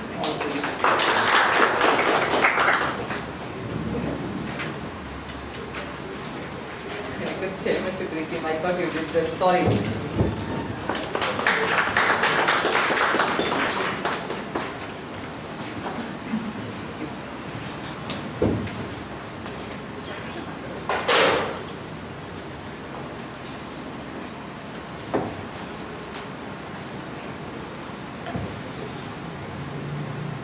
Good evening, everyone.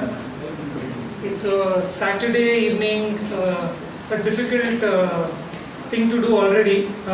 Thank you so much for having the patience to sit here and showing the respect for the Income Tax Act. I'm a strong believer of the fact that income tax needs to be respected very highly. Then as a subject it starts actually respecting you back and then the magic happens of Income Tax Act. I'm a keen researcher of the way tax is evolved. That is the reason why I try to do this session, because this gives me an opportunity to actually research a little bit more than all of you, because I'll have that thing in me to think that okay, if I'm posed with difficult question, I should be the one who will have an answer to it. So with that sole reason I'm here. I'm a learner of tax as all of you all. Maybe I would have done a little bit extra effort of putting it together so that we can have a deliberation.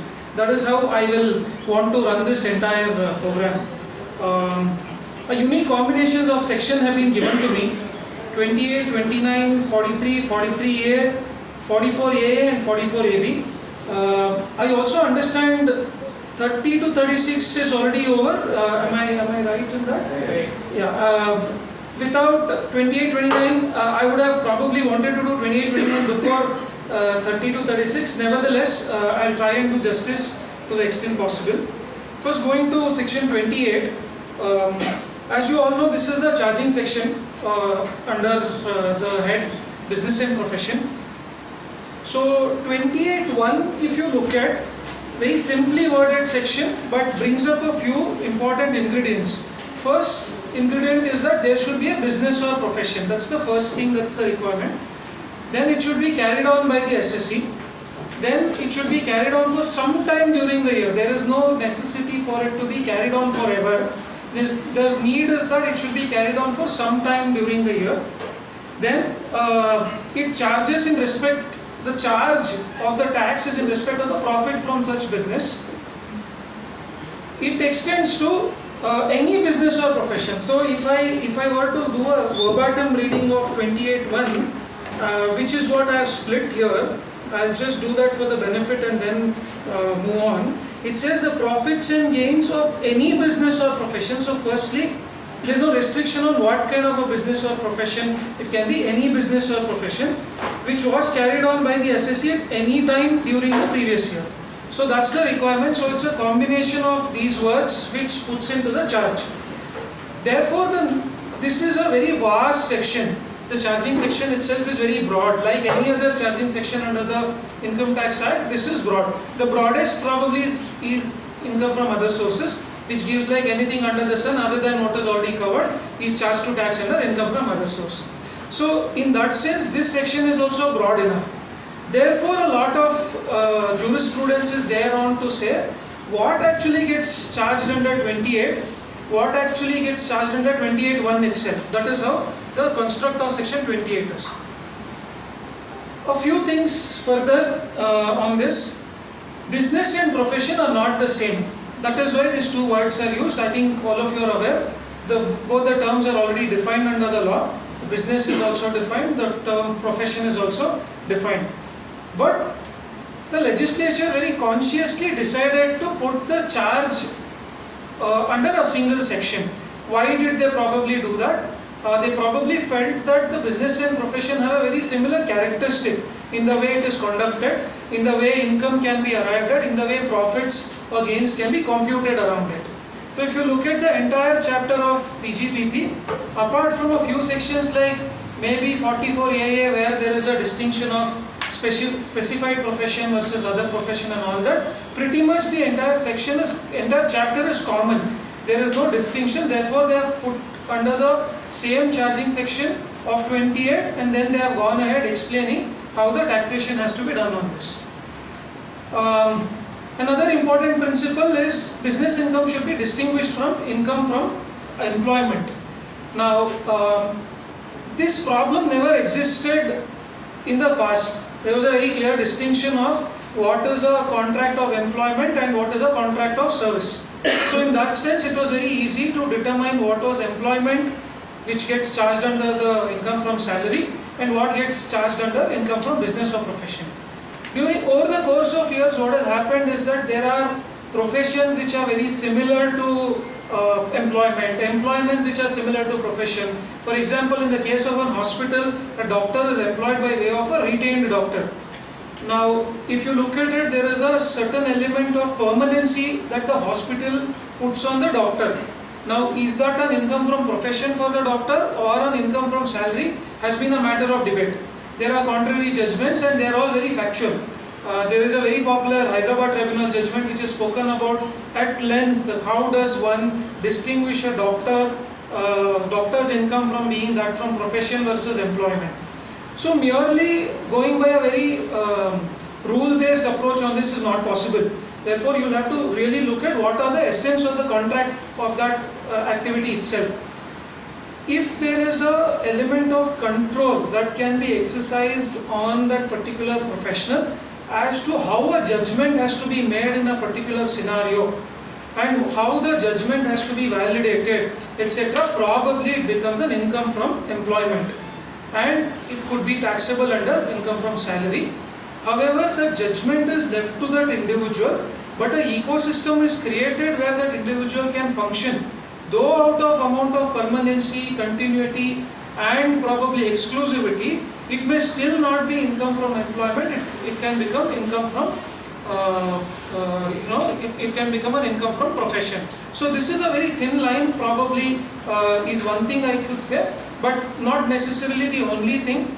There are various software developers today who are hired as independent professionals and not as employees. Then how do you treat it? But pretty much everything, if you look at the contract itself, it will be almost like income from employment, and it is almost like employment. There is an employer-employee relationship that almost the contract would be presuming without actually telling it is employer-employee relationship. These are grey areas that come by, and one has to be very careful in categorizing it. What happens, why the categorization is required? I think you are all aware. In the income from salary, the deductions are very few. There is a standard deduction and there is a deduction on professional taxes paid. But under this chapter, the deductions are very wide. There is 30 to 36 which gives you specific deductions, and there is 37 which says, any deduction that is in the course of earning that income, you can actually allow that as a deduction. So in order to get the benefit of it, there is a constant attempt that one makes to try and push their income from profession. So you'll have to be really careful in making that determination. Some other things which will cause a little bit of a trouble determining whether something is capital gain or income from business. The popular one is trading in shares. The circular of 2007. Till then, there were multiple judgments which were there, which were talking about the conduct of the SEC. What did they do? Did they sell the shares by holding it for a few days? Was it a day trade that they did, because of which it could be considered as business, etc. The circular, this 2007 circular, has put a lot of questions to rest. The CBDT came out and said that one can have both a portfolio of shares which can be considered as capital gains. You can be holding it for capital appreciation. One can also have parallelly another portfolio of shares which can be held for trading and to book profits. Therefore, there can be two buckets, and the choice is there with the SSC. Now, further jurisprudence on this in the circular itself talks about the fact that there should be some amount of permanency that one displays. You can't yesterday decide that it is capital gain, today business, and tomorrow again capital gain out of the same bucket, unless you have two different buckets of shares.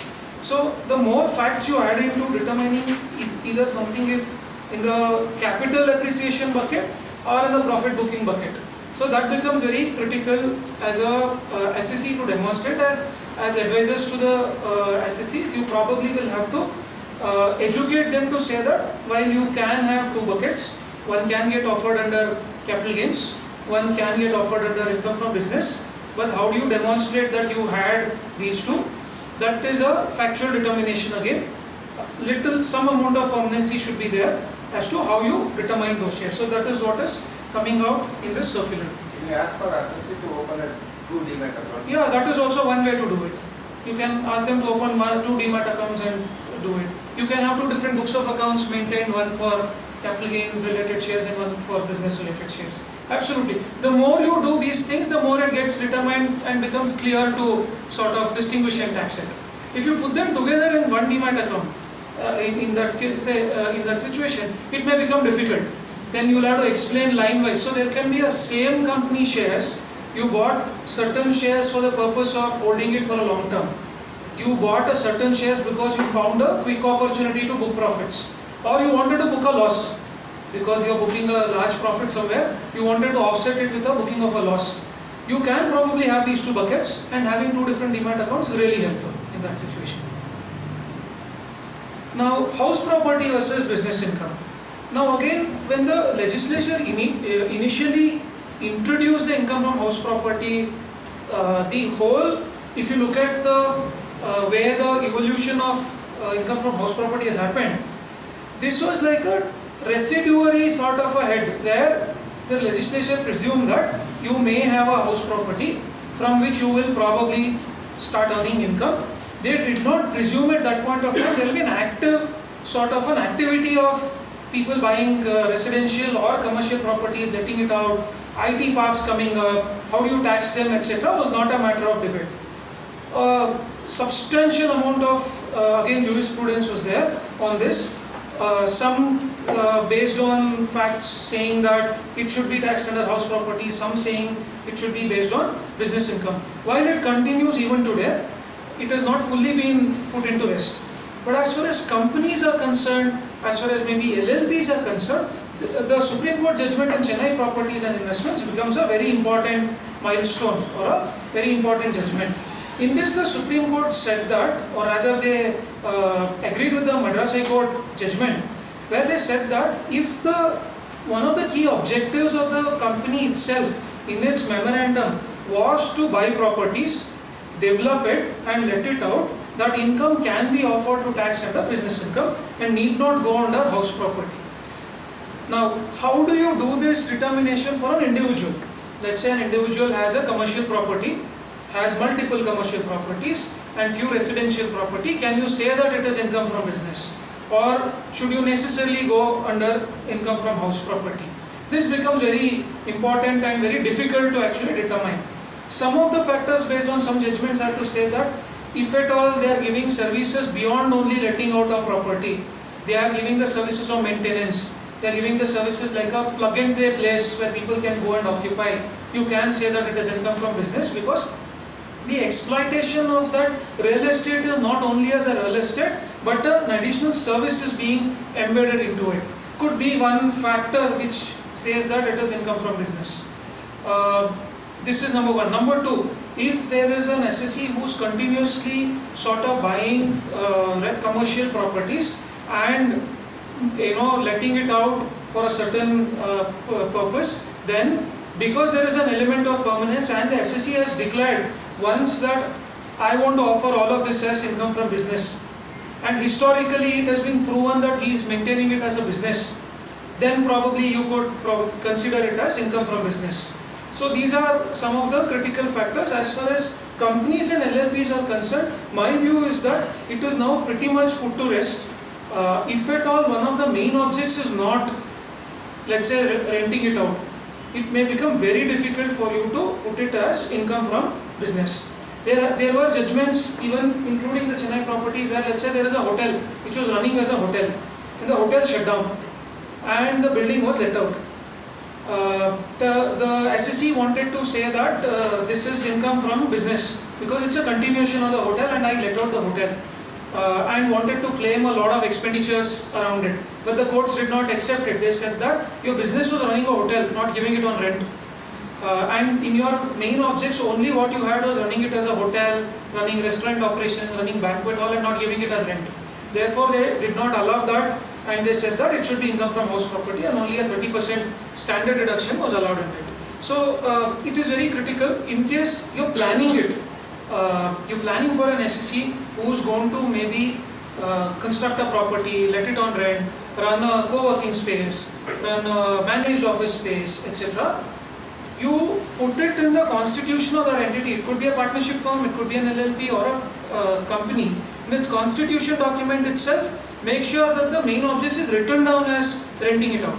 So then you can charge it under income from business. What is the advantage? There could be more costs than 30%, right? So if it's a business entity, there could be many more costs which are there, and there could be more business than one which is there in the same entity. Then you may have a loss in one of the businesses in the same entity, profit from this. It allows you to offset the two and offer it under one head, because intra-head set off in a particular year is always allowed, even if it is from two different sources. So therefore, it becomes critical to plan it well and not arbitrarily keep changing as and when required. Another one that also has resulted in some amount of litigation, some amount of debate is interest income. When could interest income be taxed as income from business? One straightforward answer is that wherever it is a bank, financial institution, etc., for them the income from interest is the main objective, and therefore it is always to be offered to tax. Let's say there is a surplus money in a business, you kept it as a fixed deposit and earned interest. What happens in that? Let's imagine the fixed deposit was not out of only surplus money, but you gave it as a earnest money deposit, as an EMD for securing a certain contract. Now, can you say that that interest is income from business and not income from other source? So these are again matters of litigation that have happened. My view is that if you can establish, first thing is very clear, if the SSE's business itself is money lending and he is financial operations, then it's a no-brainer. It is income from business. It is not income from other sources. If it is a surplus money that you have invested and the objective is to probably earn a profit out of that investment or pull the money for a future usage of that, it has to be income from other sources. A compelling reason for you to probably invest it somewhere, a compelling reason for you to keep it as a fixed deposit, for you to use that deposit as a security for business, could be that interest can be offered to tax as income from business. Then, can it get stretched to say, I keep a fixed deposit and I take a OD on the deposit and then use the OD for my business. Now, you did not have a compelling reason that only that FD has to be given as a security for the OD, then it will be stretching it too far. So, my assumption, or rather my conclusion on this matter, the threshold is, did you have a compelling reason as to that is the only way in which you can probably do a particular activity, which is by keeping a certain money as investment, as a investment in a debenture, in a deposit, etc., which was necessary for you to carry on the business activity. To that extent, probably the interest can be offered to tax as income from business. In all other situations, it should be offered as income from other sources. Moving into other subsections, clauses of section 28, the next one is on compensations, 28.2. This is a very unique section. Now, this section, I think I'll put out all of them. Yeah. So the last sentence what I've written is very critical before I go into all of them. If this section were not to be there, all the sort of receipts which are there under this could be capital receipt. Little stepping back into the overall construct of the Income Tax Act itself. Under the income tax law, one basic rule is that all revenue receipts are taxable under one or the other head. You will have to only do a determination of the head. All capital receipts are exempt unless there is a specific head taxing it. This is a very generic rule, because in case a capital receipt is not out of transfer of an asset, you can never have a charge in the under capital gain. So the always test is, that's the only head under which a capital receipt is taxable. For that to happen, there should be a transfer of a capital asset. There should be transfer capital asset. Peculiarity is this section, section 28.2, where certain capital receipts have been deemed to be taxable under the head income from business or profession. What are the different limbs? First one is a person by whatever name called managing whole or substantially whole of the affairs of an Indian company. In order to terminate that or modify the contract of managing such a business, if a compensation is given, then that compensation is taxable. Let's say I am a person who is managing an Indian company's affairs, and I am doing that by way of a contract that has been given to me, and I am managing the affairs of that. The board which has given me that contract to manage wants to terminate the contract or make a modification. And I say that I have created a substantial value for this entire thing. Of course, you have paid me my remuneration, but to modify the contract, I need to be paid a compensation. In such a situation, the compensation would have typically been a capital receipt. But because of a deeming fiction which is there in section 28.2, it is taxable under the head income from business. Similarly, if any other company, first we spoke about Indian company. Indian company is again defined under section 2, which says that a company incorporated in India is an Indian company. Any other company, let's say foreign company's affairs are being managed in India by a person by way of a contract. Modification, termination of that, there is a compensation paid. You will have to make one distinction. He running the affairs on a day-to-day basis and getting the compensation for him, for his service on a routine basis. It could be profession or employment depending on what kind of a contract. We are not talking about that. We are talking about a situation where such a contract is either to be modified or terminated, and for that modification or termination there is a compensation being given. Those get taxed under 28.2. Then the same also applies for agency business. Compensation received by an agent for termination of an agency business is also covered here. Compensation received in vesting in the government of any property or business management. Let's say when the nationalization of banks happened, now there was the older structure of the bank before the nationalization happened was there was a promoter who promoted the bank, and they would have been running the bank. When the nationalization happened, an act was passed to nationalize all the banks. Right? So in that situation, when a compensation was paid to the promoter as a part of the scheme of nationalization, that compensation is chargeable to tax under 28.2. This is one such situation. Then the last one, which I mentioned here as compensation received in connection with termination, modification of the terms and condition of any contract relating to his business. This was inserted with effect from 1/4/2019, 1920.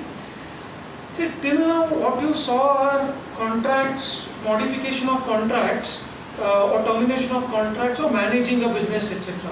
Now here is a situation where it is not of that category, it is any other contract of a certain business. Let's say a contract of construction, let's say a joint development agreement was entered into.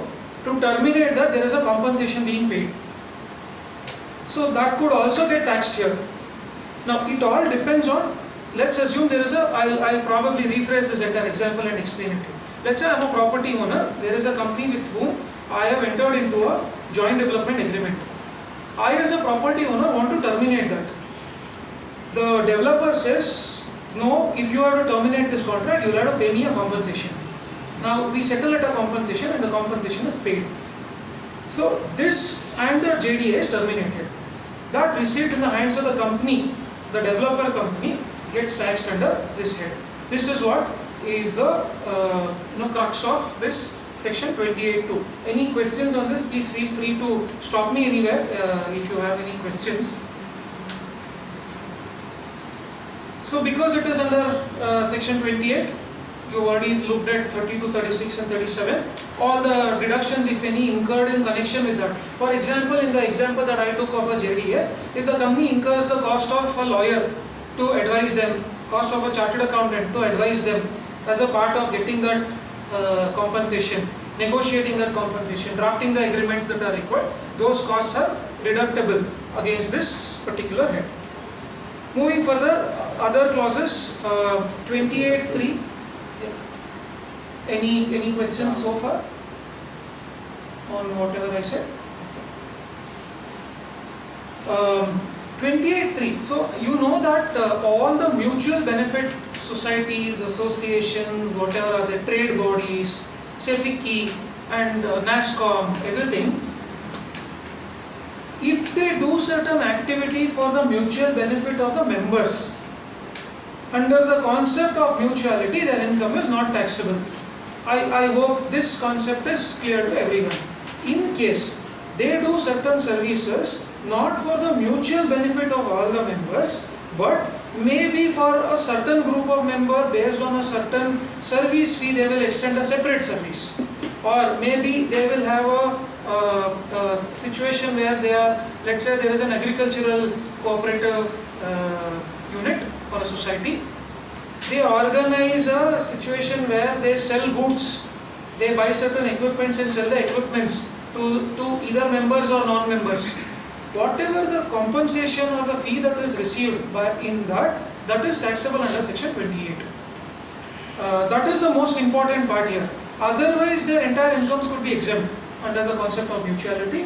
If there are specified services, are there any specified services notified? There are no specified services notified. What have been said is that if those services are extended, not in generic terms for all its members, but for specific members on a certain fee that is chargeable for it, then it could become taxable under section 28. That is the clause 3 that we are talking about here. 3A to 3E are all relating to compensations received on export, benefits received on export, the DEPB, the export duty drawbacks, all of these what are there. Section 28 says that they are all taxable under this section. If this were not to be there, you could imagine the kind of difficulty that would have come as to where to tax it, because it's not arising from your core business activity, but as an incidental activity, a particular law is allowing you a certain duty drawback or sale of DEPB credits, etc. Now there are questions like what happens if a carbon credit is sold.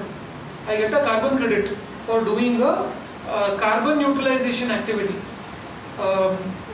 Slightly digressing from the core issue, let's assume there is a company which is into manufacturing of electricity by solar. There is a certain unit of carbon credit that they generate because of using solar energy to generate. Now if you trade in that, if you sell carbon credits, because there could be another unit, let's say there is ITC who manufactures tobacco products, they would want to buy certain carbon credits to neutralize their carbon output. Now what happens? The seller entity, where does that get taxed? Is it covered here? It is not covered under this particular section, it is not covered. But is the carbon credit sale itself is taxable as income from business? In my view, yes, it is taxable as income from business, because the credit that they earn is core to the business activity that they carry out. Therefore, it should be taxable as a part of the business income itself. But what is covered here are if there is a certain indirect tax law, if there is a certain excise law, a foreign trade policy which is giving you a duty drawback or a compensation, those are taxable under section 28. This is a very interesting and a very new section that got amended with effect from 1424. It used to be there in the law books, but was a little different. I will also put the other things. I will talk about prior to amendment first. Now what happened is that in the Mahindra and Mahindra case, there were loans which were written off. Now when the loan was written off, let's say Mahindra and Mahindra had taken some loans and those loans were written off. Income tax wanted to charge it to tax, saying you got a benefit. And where did they want to charge it? They wanted to charge it under 28(4), which prior to amendment read something like this. Value of any benefit or perquisite, whether convertible into money or not, arising from business or the exercise of a profession. This is what the earlier provision read. Now, the difficulty which the Supreme Court pointed out in the Mahindra and Mahindra judgment, which was later also followed in the IG Petrochemicals judgment, that was a writ actually, that's a very interesting judgment. Now, in the Mahindra and Mahindra, what happened is that the Supreme Court, while reading the provisions of 28(4) as it existed prior to the amendment, said, what gets taxable under this provision is not something that can be, or rather, if it is not in the form of money, if it is in the form of money, it cannot be taxed here, is what they said. Now, the judgment itself caused a lot of trouble, because you can imagine, let's take a IBC situation.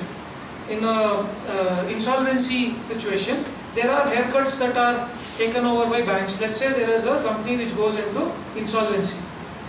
The bank gives a certain waiver on the loan as a part of NCLT order. Now the trouble is whether what is taxable, because the Supreme Court in the judgment said that because you got that waiver by way of waiving of the loan, that is not covered under 28(4). This is one situation. The second, and which got the largest media attention when this amendment happened, was social media influencers. Now, how does a social media influencers world work? Let's say I'm a social media influencer of a particular product. The companies, what they do is that they give a certain product to that social media influencer and say that you use this free of charge. Along with this, we'll also pay you certain money. What money comes is taxable under 28(1). Very clear, services are rendered. Now, what is given for them to use? For instance, let's say there is a fitness influencer. One very large fitness chain might say, we will give you 1 year's fitness club membership free of cost.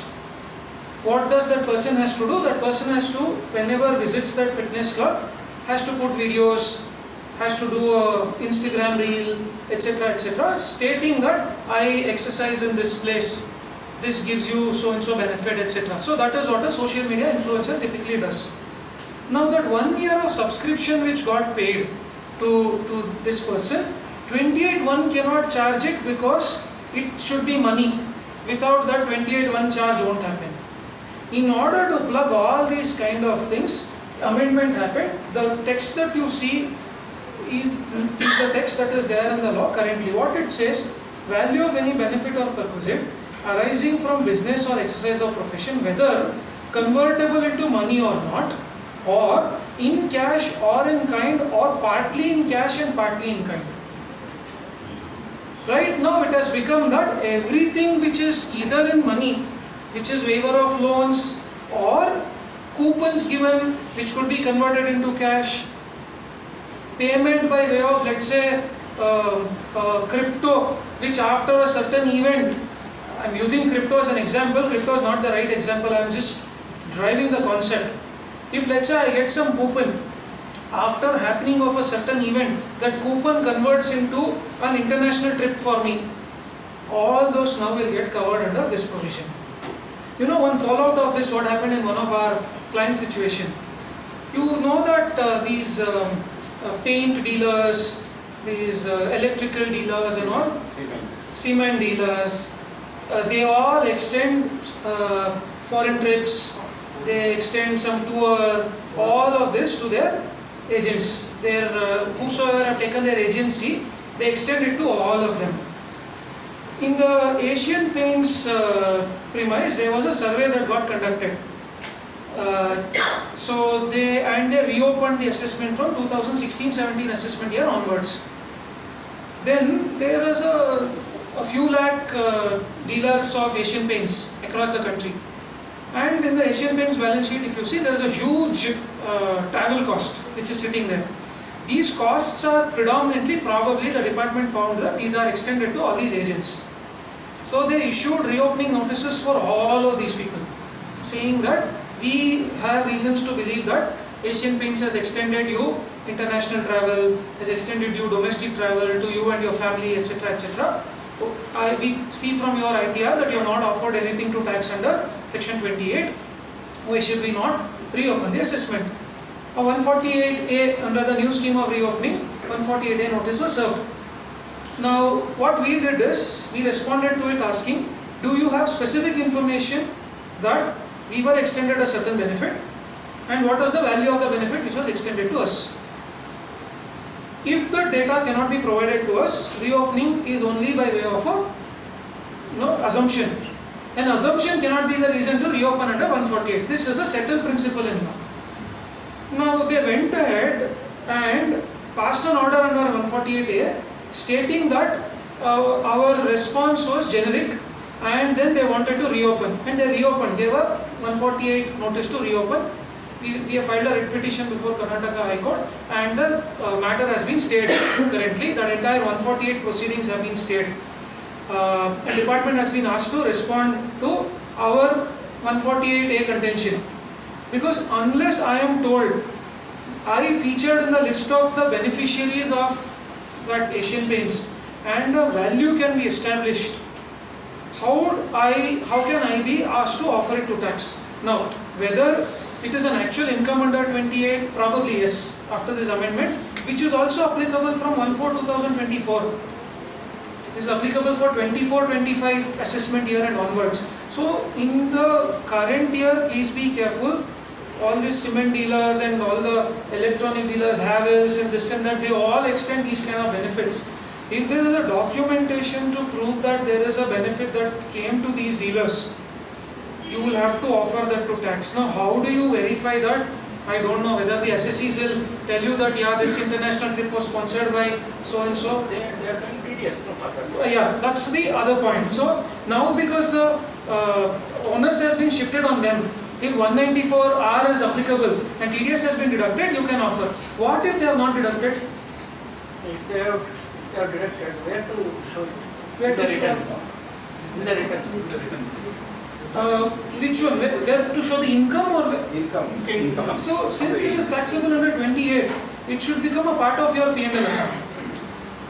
It is an income that you will have to, it's like a non-cash income that has come to you. You will have to credit it to your P&L account and make it as a part of your regular income from business or profession. But what if they have not deducted on certain portions of monies that or benefits that came to you? Can you be held responsible for not offering it under 28? That's the trouble, because the primary onus is on them, on the payer, to say that this is the income 194R. Similarly, a parallel onus is also there on the SSE who got the benefit, because income tax works on self-assessment scheme. You have to assess. But when we show it as an income, it is only for income tax. For accounting, if it is a company, then accounting standards will not allow us to show it as income. Correct. Income tax will force us to show it as income. Correct. How to? So then, in that case, let's say we are talking about SSE forum, accounting standards are applicable.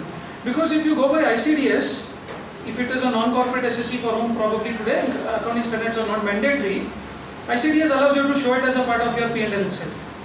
But for, let's say, corporate SSC for whom accounting standards or Ind AS is applicable, in that you will have to make an adjustment in the computation of income, and any other incomes which are not credited to P&L account, you will have to disclose it there.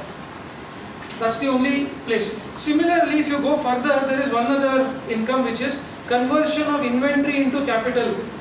Now that also does not have a specific line item of where to show it.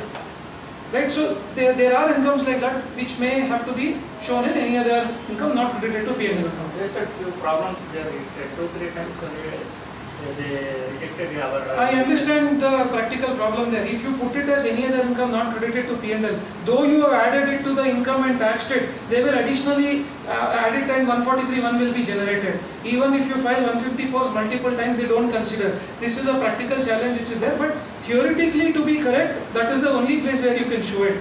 But there is no other place to show unless anybody else has any other suggestion to it, but that is the place where you can show it.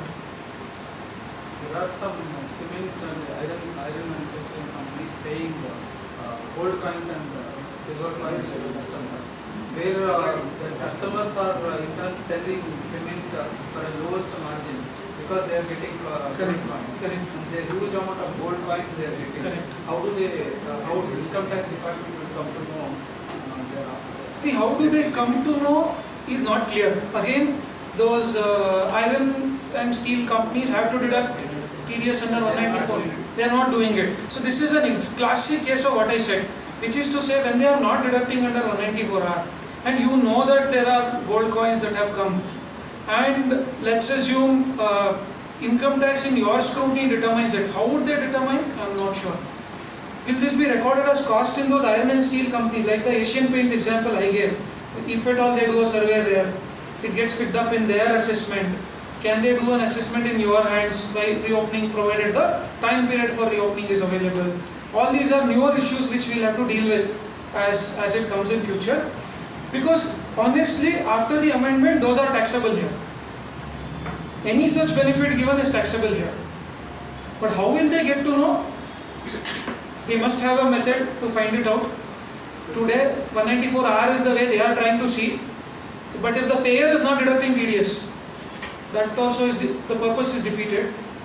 Now they'll have to wait. Should tax it under business income only. Tax it under business income. Fair value of that. Correct. Fair value of the value of that, whatever is the benefit that came in, you have to offer it to tax under 28. So what is the entry to be pass general entry benefits of amount of assessment? So only income side of correct. Side So the debit side could be what? Because there is no money that is coming in. You can, if it is gold, it can be gold. Okay, travel asset. Travel.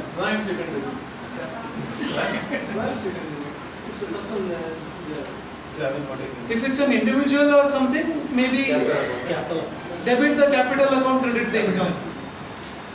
If it's an individual, but if it's not an individual, then how to do it? Then probably do that adjustment only in the computation of income instead of routing it through P&L. There is a recent survey of he has around 7 kgs of gold. How do they get to know? No, what can happen is that if you don't offer it under 28, they might make an addition under 69. That's what they did, but how do they come to know? That is what the Was that the reason why the survey happened? Or was it any other information they had?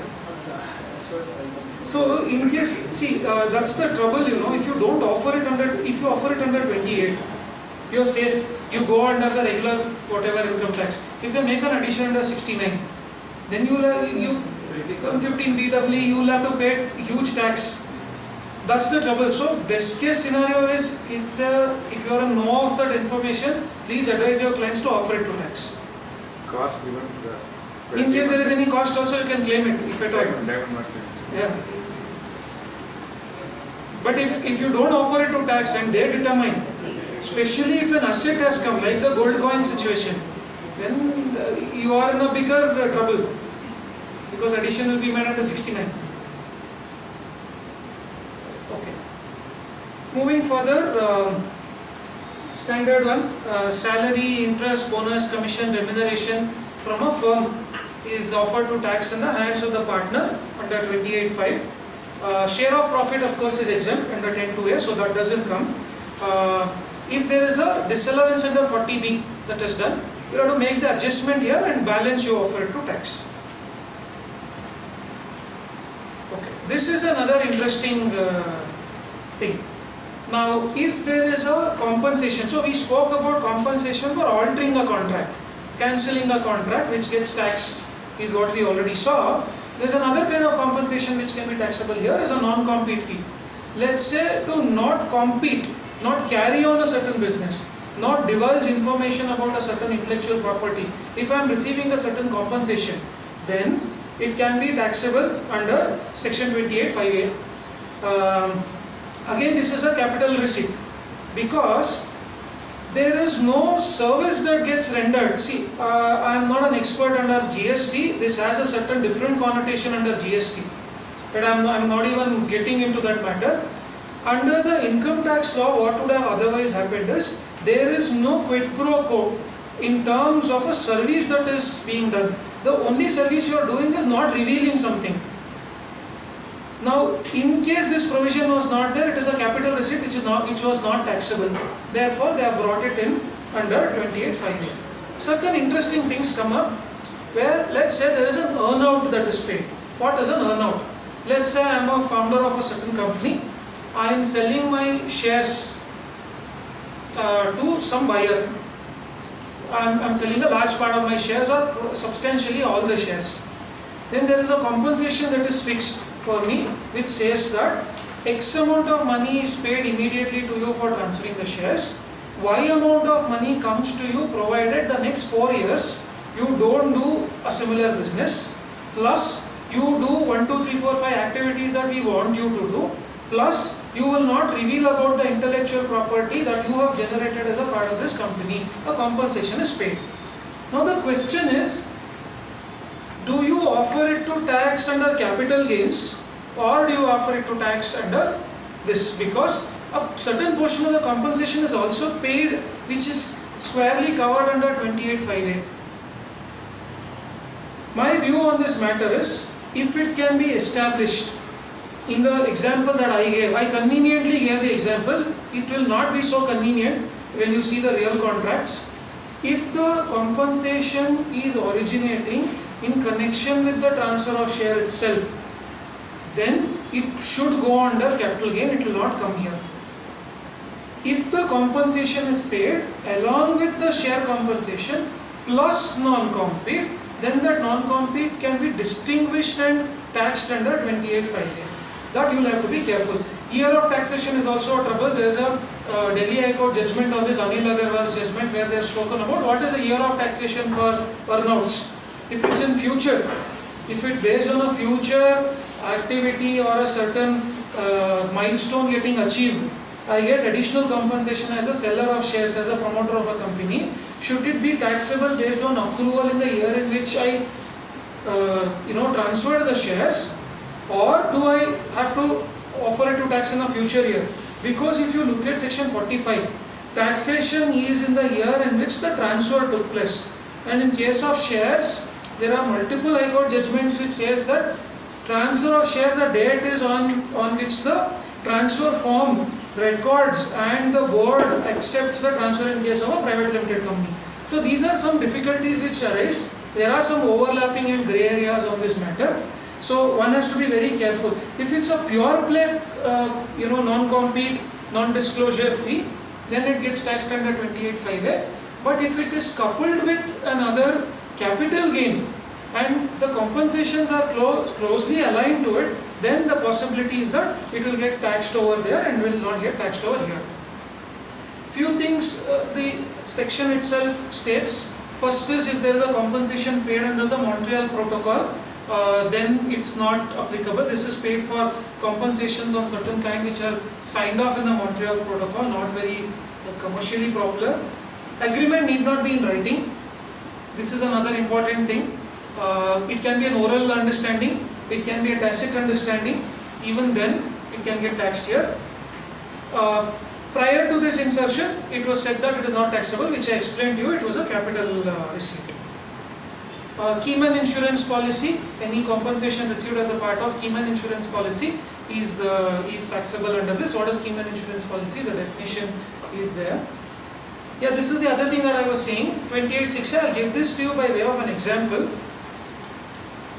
In case there is a certain business which has inventory of, let's say, jewelry, they convert that inventory into capital asset. So far, you knew that any conversion of capital asset into stock in trade, there is a separate taxation under capital gain. Here as chargeability is when the inventory is sold, is disposed. This is the reverse situation for it. Something was a part of inventory, you moved it to capital asset. The legislation by way of this deeming provision states that that is a business income, you will have to offer it to tax. What examples that you can think of are all immovable property, jewelry, paintings, etc. etc. Now, simpler ones. I'll give you a very complicated situation which we are dealing with, and we've been dealing with from the last 2 years since when this became a reality, this provision. There's a business which buys certain equipment, and that equipment, they have two different contracts how these equipments are sold by them. One is a contract where it's a pure play sale. Somebody buys that equipment, they hand over that equipment.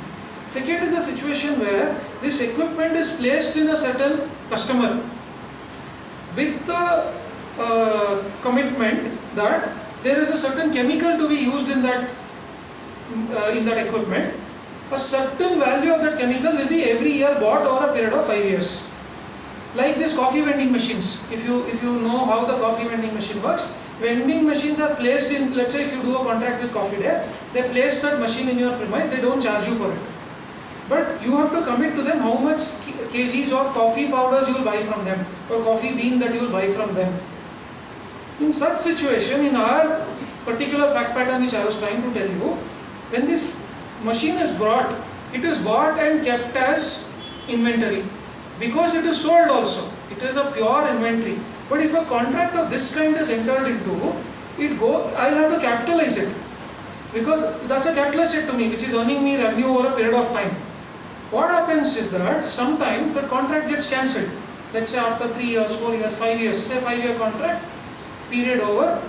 Then I'll have to move that asset back from capital asset again back to inventory. Then a little bit of overhaul into that machine is done, it again is placed in one more customer place. Again it moves from inventory to capital asset. In a year, hundreds of machines continues to move in this particular client's situation. It's a pharmaceutical industry. It's a real nightmare.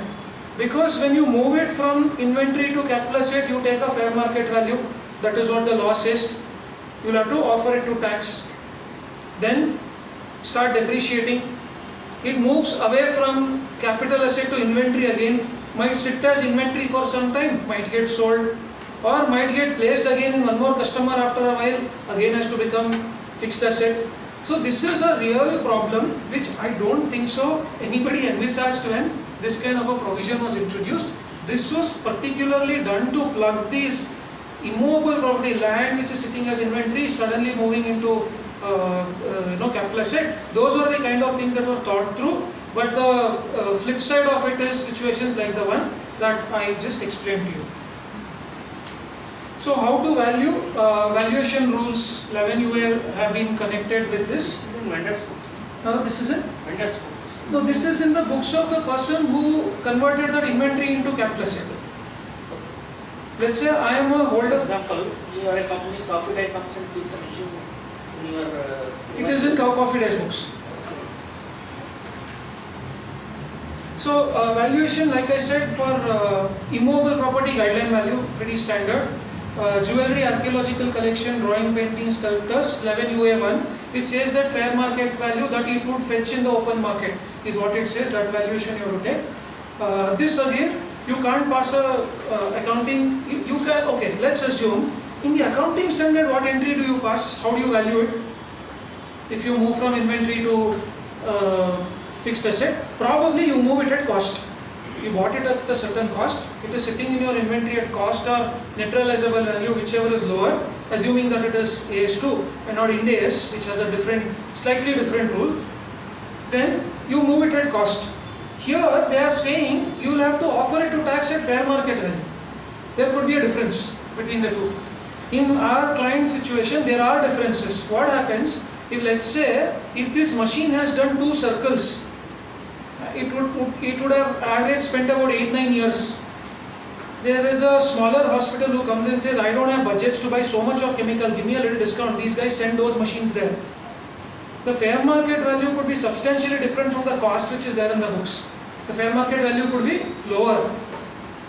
It is the client is booking a loss. We are actually deducting that loss from business income.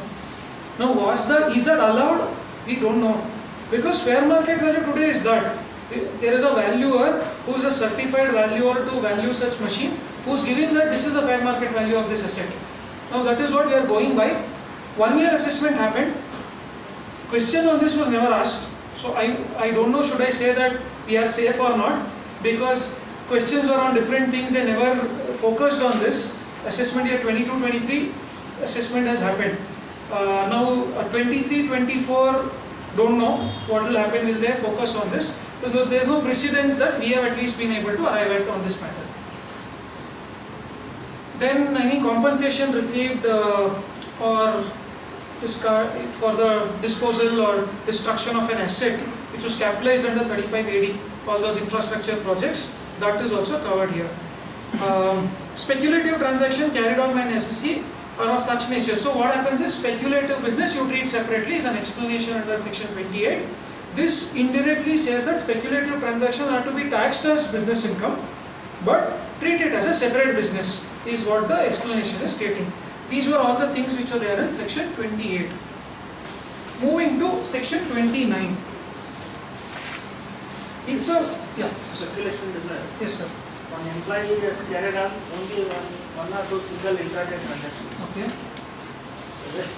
What is the, how to treat it, whether to treat it as, whether tax audit is applicable, how it is. Okay, so first, should you treat it as business income even if there is one transaction? The answer is yes. There is no exemption for it. You will have to treat. Whether tax audit is applicable, I have covered a little bit when I speak about 44 AD. Maybe we will go there because the guidance note gives you, right, how to compute the turnover. In that I have spoken. Maybe we can debate over there. So for your first question, you will have to treat it as business income. So that is the answer. Section 29. One liner section. What does it say? Income referred to in section 28 shall be computed in accordance with provisions contained in 30 to 43D. That's all.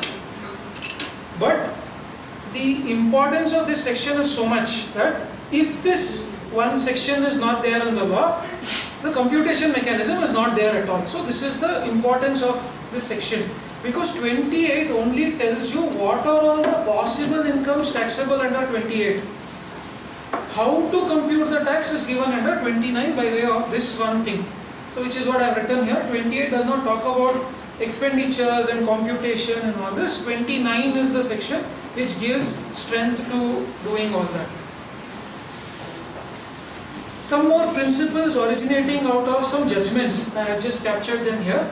There may be multiple businesses that an SSE carries out as long as there are expenditure incurred wholly exclusively for any business. Such expenditure are fully deductible. This is very important as well because let's assume, I have probably captured that further as well. I will put everything on the screen. Yeah, if you look at the third one from the bottom, every deduction need not be specified in 30 to 36. 37 can also be followed. This is one thing which is very clear. We all know 37 is a generic section. Read the one below after that. Every expenditure incurred need not have a direct correlation with profit. Commercial expediency is what is required.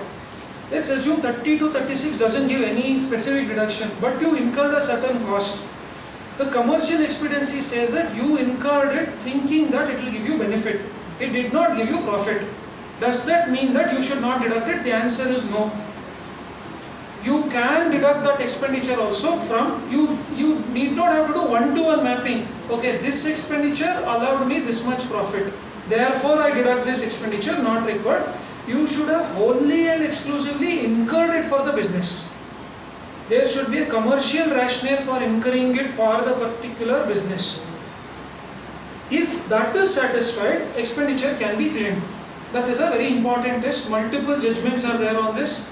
You all also might have read. AO cannot step into the shoes of the SSE. Commercial expediency can never be questioned. While the primary onus is on the SSE to prove that it was wholly exclusively for the business. Once that primary onus is proven, one can't say this did not give you a benefit, so I will not allow this as an expenditure. Is not possible under the scheme of section 29. This is what comes out from a lot of judgments. You look at that one old 1967 judgment that I have quoted here, Supreme Court, expenditure incurred on closed businesses cannot be allowed. Very interesting and a very long judgment. They have debated a lot of things in this. So let's say there is a business that got closed down. In the subsequent year, there was an expenditure relating to that business which had to be incurred. The question was, can that be allowed or not? Supreme Court, after a very long debate, has said that it cannot be allowed. However, this was in the context of employee compensations. There was a retrenchment pay that had to be paid out. A court ruling came said that what retrenchment compensation you paid was insufficient, etc. Now there could be more costs like that, right? Once a business gets closed down, there could be more cost. A very straightforward application of this judgment says that you cannot allow any of those costs in the future years. Whether a different business or no other business, you're just claiming it as a loss in the P&L account, probably not possible. So you'll have to be very careful in sort of situations like that when businesses have closed down and in the subsequent years expenditures are there in connection with that. The last one is important. Let's assume there is a certain deduction which you are due to get under the provisions of the law, and as an SSE you have not claimed it. Officers are duty bound to guide the SSE to say, please claim it. You have a right to claim, and they cannot take benefit of your ignorance. That is what the circular says. Practically never gets applied. Nobody is interested in educating you and getting an expenditure claim. I use this principle in one other case. So there was a foreign tax credit. One of the SSEs were filing his return, not a foreign tax credit actually. This SSE was a non-resident SSE for whom a certain DTAA was applicable, and there was a reduced rate under the DTAA. SSE filed the return on his own without knowing that there is a reduced rate, and then offered that to tax under the normal rates to the individual SSE. The trouble was, it was for a year where the returns were filed belated. Belated return cannot be revised. Now it can be. Within the 3 months which is available, it can be. That time it cannot be. Now the claim has happened and 143(1) came, accepted the return. Now the SSE came to us after hearing from somewhere that rate of tax should be lower. Then we filed a 154 against that 143(1) stating that you will have to allow this. Then they said, no, we have not done any mistake at all. There is no mistake apparent on record. Then we went further, we filed a 119 stating that allow us to file a belated revised return.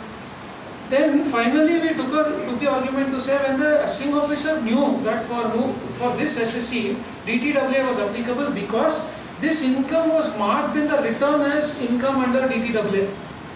But still they did not give the reduced rate. So we took benefit of the circular and told them to allow it. Finally it was accepted, luckily, as a principle it was accepted, and they passed an order allowing us to file a revised return, and then we got the refund also, luckily. Yes sir. Whether this applies to CPC also? So CPC is also an income tax authority. It should apply to CPC. But there is no way where you can interact with them is the trouble today. That is the trouble. It is almost like the income tax portal is today implementing law which is not there in the law books. That is the trouble.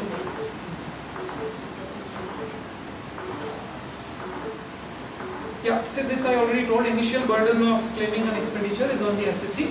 After that burden is discharged, they need to allow. Section 43, I'll slightly speed up maybe in the interest of all of you who have been sitting here for a while now. This is a little out of place for me to talk about it because this is a definition section and a lot of these are used in different sections. I'll try to do whatever best I can.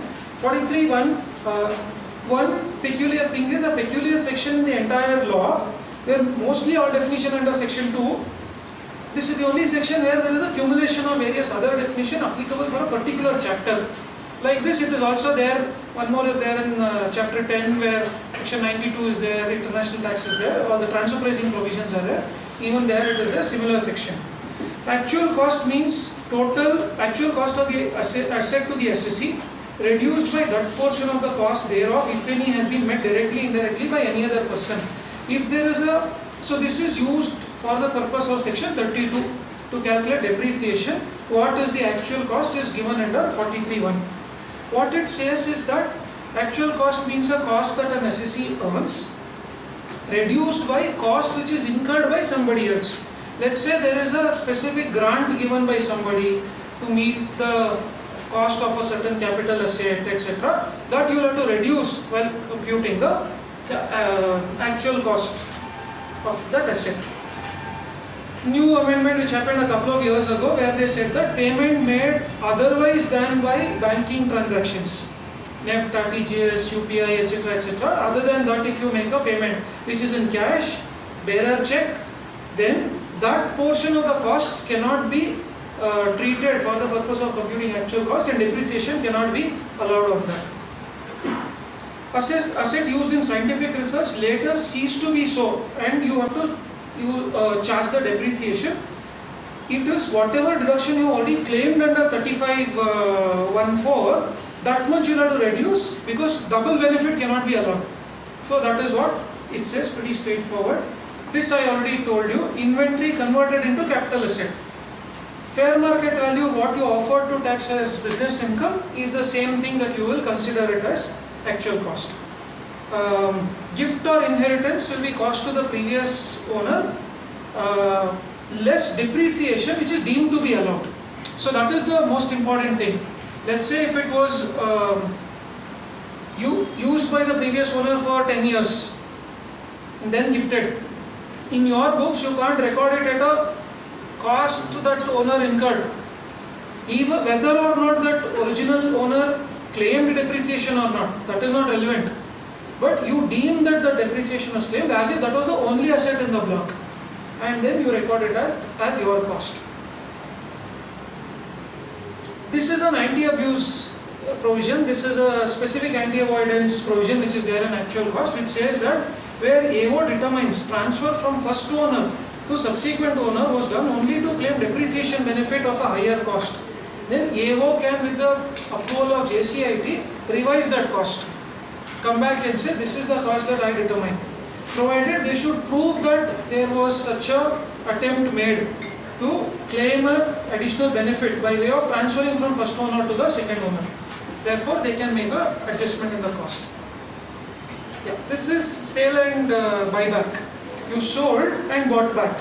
In that case, what will happen is when an asset is sold and reacquired, actual cost is the least of the following. Actual price at which you reacquired it. It is either that or cost when acquired minus depreciation that would have been allowed had that sale never happened. Had you continued to claim depreciation, what would have been the value, that will become your actual cost. Building owned by the assessee in his individual capacity brought into business. In that situation also, deemed depreciation till the year of bringing that into the business has to be done. Similarly, like I told, let's say I own a building. After 5 years, I introduce it into my business and want to start claiming depreciation on it. I will have to take the cost of either construction or purchase of that building, reduce depreciation for all those 5 years as if it was the only asset in the block, and then consider it for the purpose of depreciation, whether or not I had claimed depreciation in the earlier years or not. This is very, very critical. Section 47 gives certain exempt transfers. Any transfer of a capital asset where the subsidiary is an Indian company by a holding company or holding company to subsidiary, subsidiary to holding company, exempt transfers are there. In that situation, actual cost shall be the value as it stood in the transfer books. Merely by way of the transfer, you can't get additional benefit. That is the objective. So whatever asset got transferred, it will be valued at the same value which was there in the transferor's books. Similar to building, that's also can include. There is nothing about that in 43.1. It is only talking about building. Earlier, I remember some case laws were there. Case laws are there which are drawing this reference and saying similar thing has to be applied for other assets also, but law doesn't say that.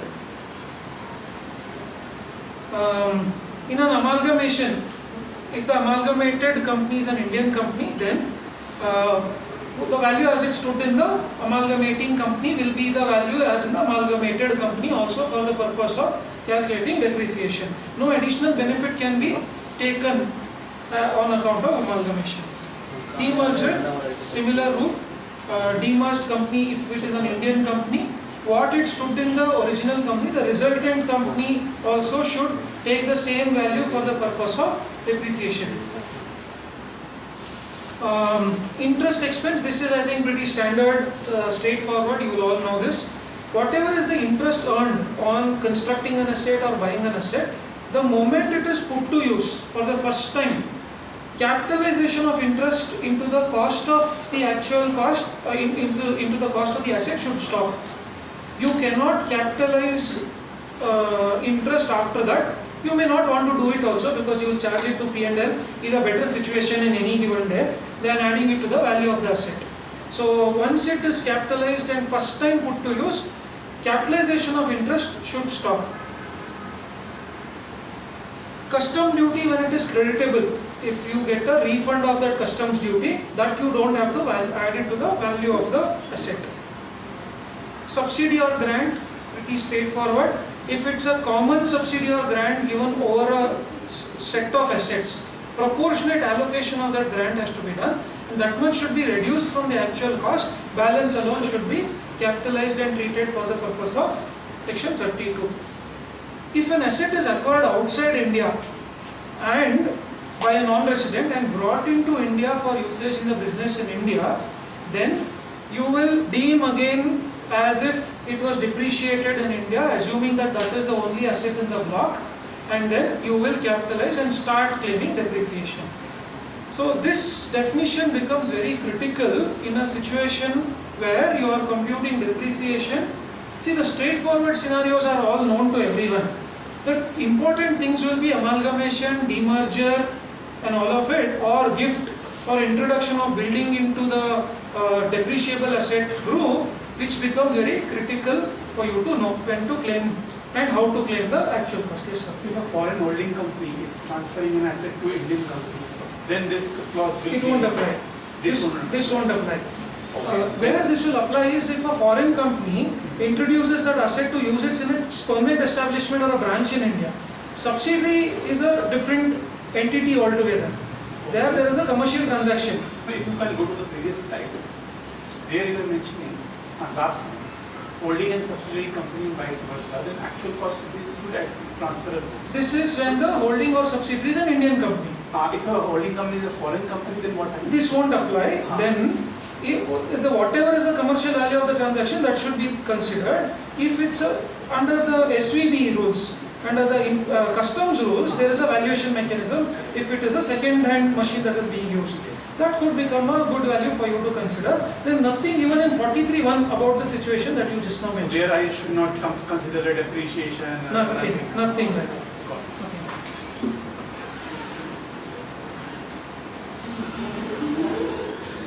43.2 again, it is used in the context of section 30, 31 and 36.1 where the word paid, what does paid mean? Paid means actually paid or incurred according to the method of accounting upon the basis of which PGBP profits are computed. This means to say, if you are following mercantile basis, paid includes payable. If you are following cash basis, paid means actually paid.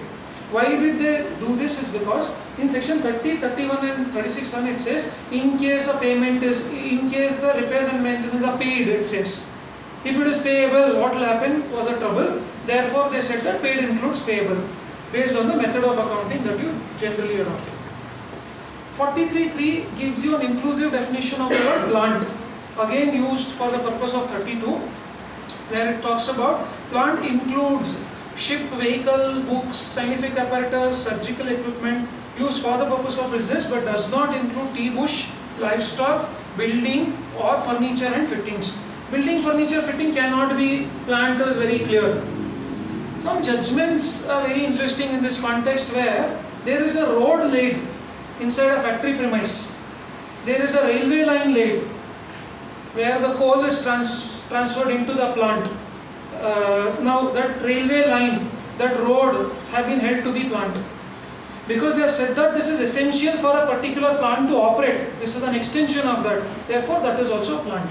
So that way it becomes important to give a context to what we are determining. And the word plant is an inclusive definition, so it can be expanded to include other situations also which may suit that fact pattern. 43.5 gives the definition of the word speculative transaction, means a transaction in which a contract for purchase or sale of a commodity, including stocks and shares, is periodically or ultimately settled otherwise than by actual delivery or transfer of commodity, where only the price difference is settled. No actual delivery of the goods happen, scripts happen, all of them are covered under speculative transaction.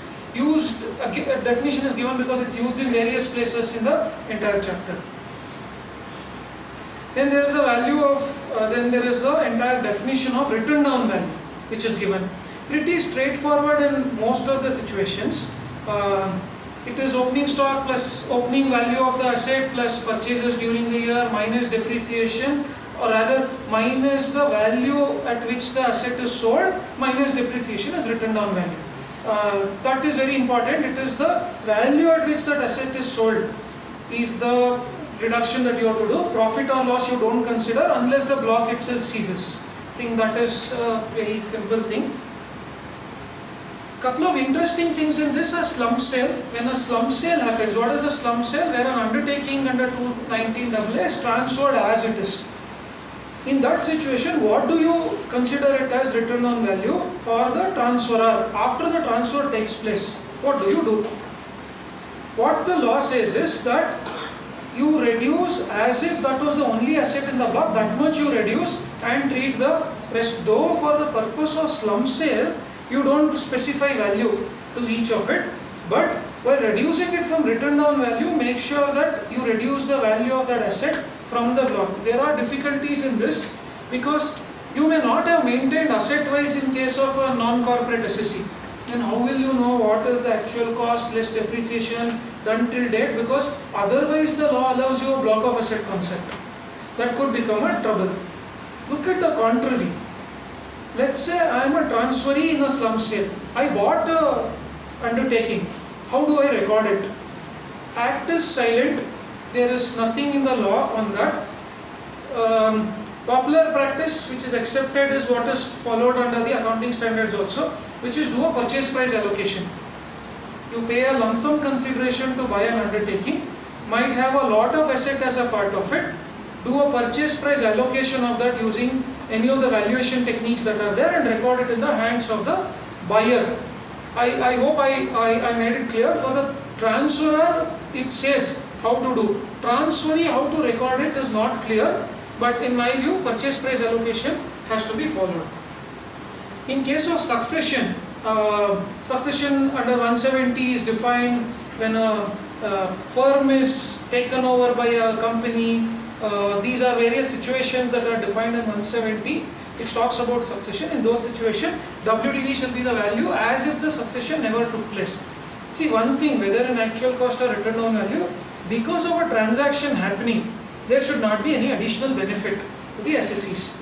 That's the overall objective of the definition that are given here. Nothing significant, they are all very similar.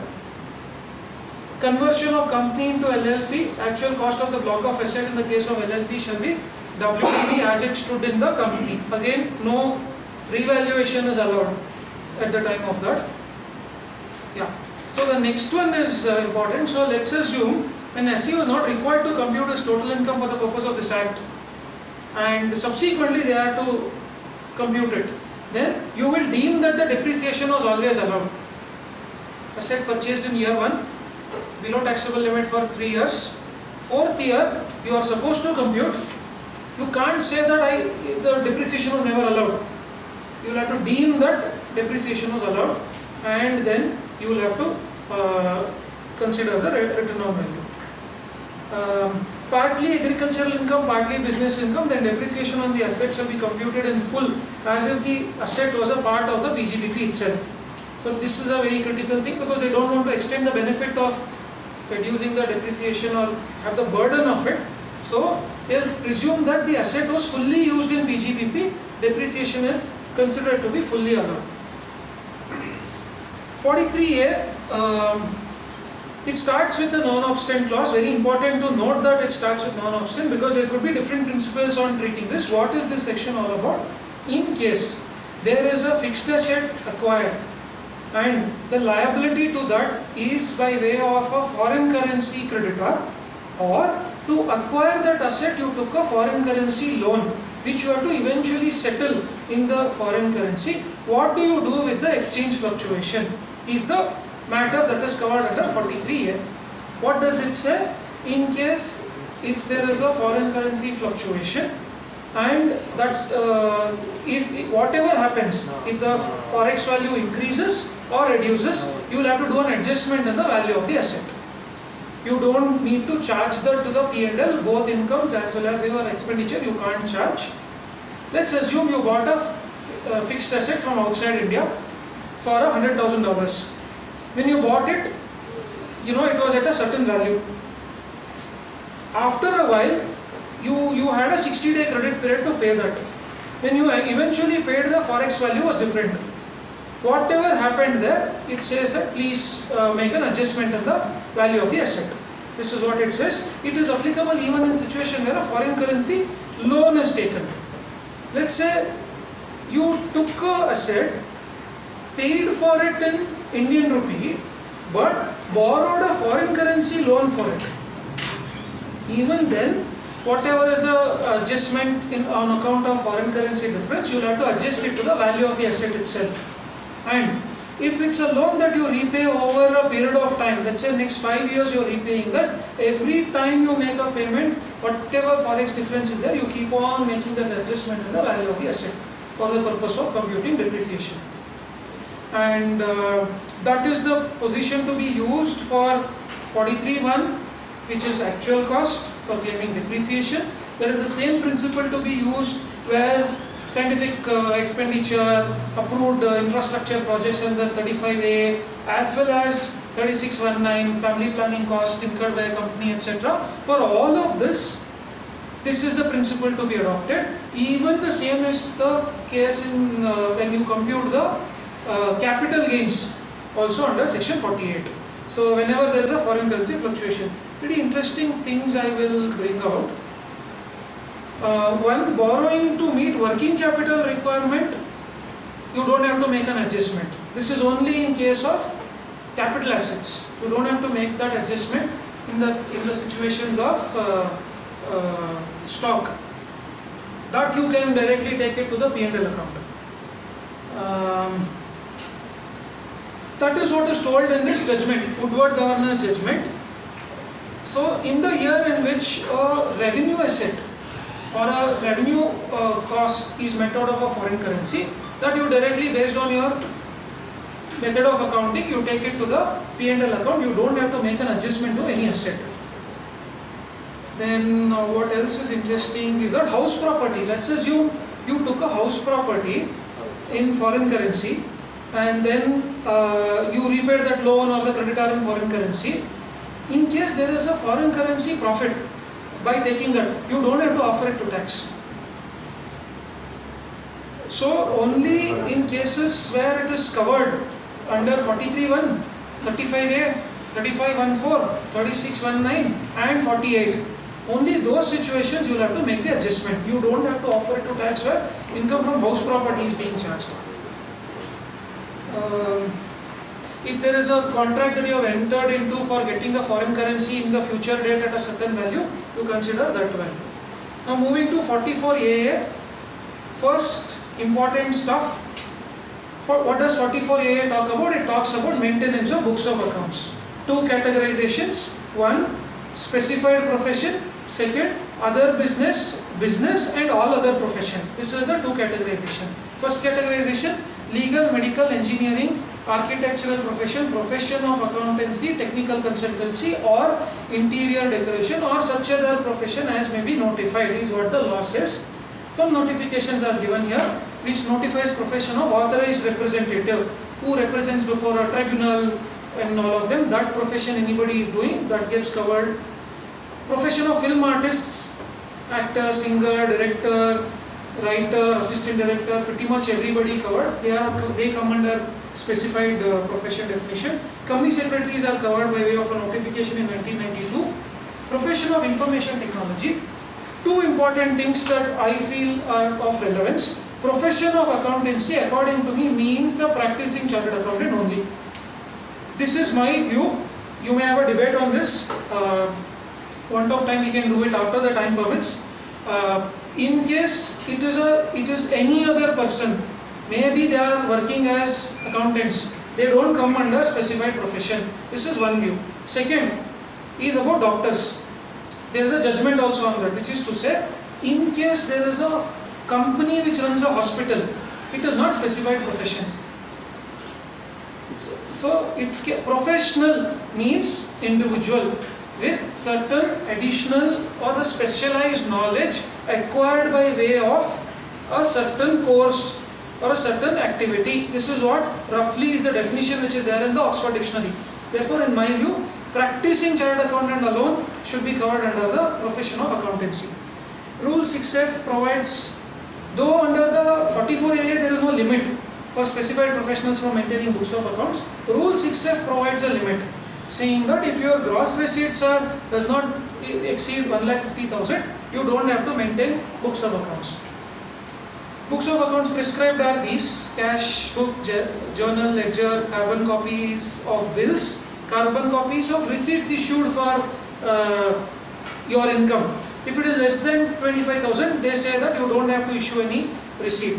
If it is more than that, they expect you to maintain a receipt. I don't know whether it is practically possible. Then original bills of expenditures and receipts in respect of expenditure incurred. Whatever receipt you got. Sorry, sir?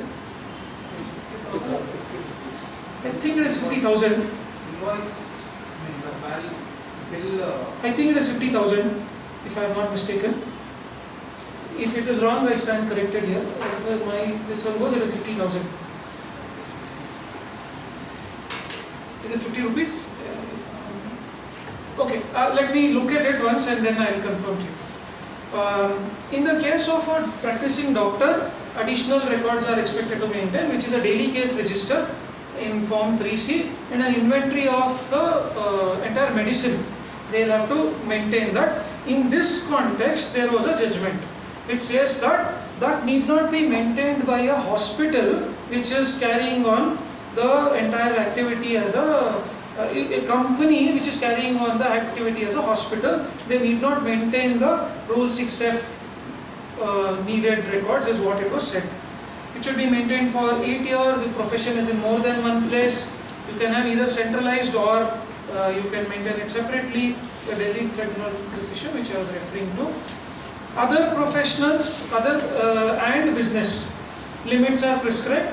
If the total income is more than 1.2 lakh or rather less than it, you don't have to maintain. Or the total gross receipts is 10 lakh. In the case of individual and HUR, this increases to basic exemption limit or 25 lakh. In this situation, you don't have to maintain books of accounts. If it is more than this, you are required to maintain books of accounts, is what 44AA says. This applies to non-residents also. Foreign companies doing the activity in India through a permanent establishment, if it's a branch, then maintenance of books of accounts, the same rule applies. Also the rule of 44AB applies. They have to get their accounts for the PE audited as well. So there is no mention of electronic record keeping. I think the law doesn't require only electronic record keeping. Does it require? Is there any circular? I don't know. There is no option. If you keep records in tally. This talks about manual accounts. But this talks about maintenance of accounts, whether it can be tally, manual, I don't think so there is any restriction on it. As far as individuals and other, company law now prescribes you, there has to be an audit trail and all of that is there today. But as far as income tax is concerned, it is not talking about how the records have to be maintained. It can be electronic, it can be not. Other criteria for maintenance of books, I think Mr. Suresh was talking about some of these sections in the previous session.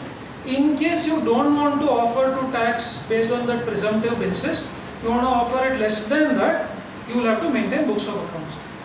44AD4, earlier it used to be that if you don't offer it to tax, presumptive of 8%, you will have to maintain books and get it audited. It is not the case today. Today the case is that in case you opt in for 44AD, opt out. Once you opt out, 5 years you can't opt in. In those years when you can't opt in, you have to maintain books of accounts and get it audited. That is the rule. There is no mandate that 8% has to be there. I have tried to capture, was 44AD covered in the previous session? Oh, okay. I think in that this should have been deliberated in detail. So I don't want to get into it. In this context, it's only about when does the books of accounts have to be maintained. As far as audits, I have tried to put one table. Some of this is slightly confusing. Maybe Mr. Suresh should have dealt with the 44AD piece. I'll try and summarize it or explain it as simple as possible. I have taken 3 thresholds.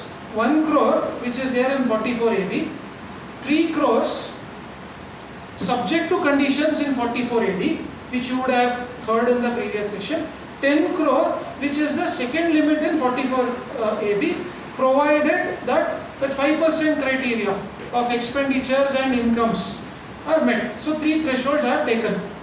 How I have done this? If somebody is, let's say, eligible SSC, here everybody is covered who are firms other than LLP, individuals and HUF. Why have I excluded LLP? 44AD, LLP cannot offer to tax under 44AD. That's why I have excluded that in this table. If somebody's turnover is less than, let's say, 1 crore rupee, they want to offer less than 8 or 6% to tax. Whether they have more than 5% in cash or not should not matter. You don't have to opt 44AD.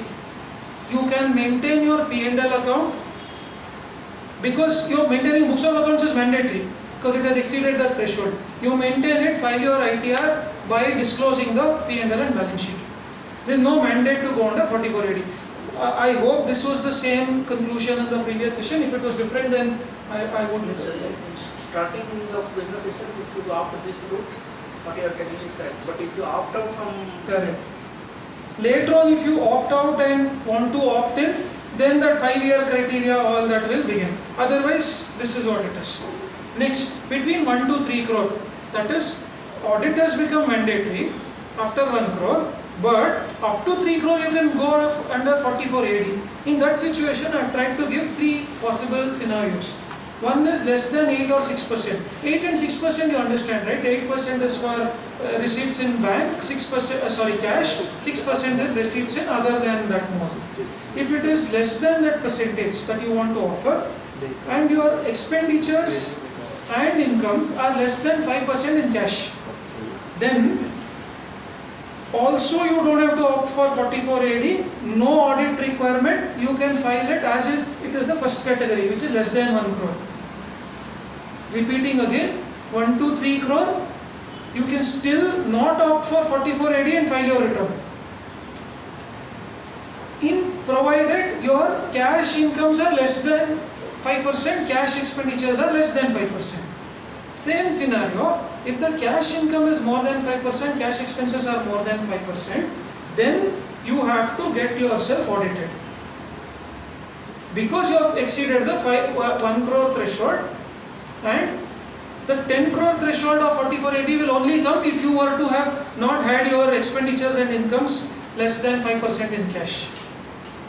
I hope I have been able to convey this clearly. Last situation is where you are offering to tax more than 8%. Straight away you can go under 44AD, no audit required up to 3 crore rupee. Next is between 3 to 10 crores. there are only two possibilities. One is your declared profit doesn't matter. If it is less than, more than. If it is less than 5%, you can go under 44, you can file your returns again without audit. Okay?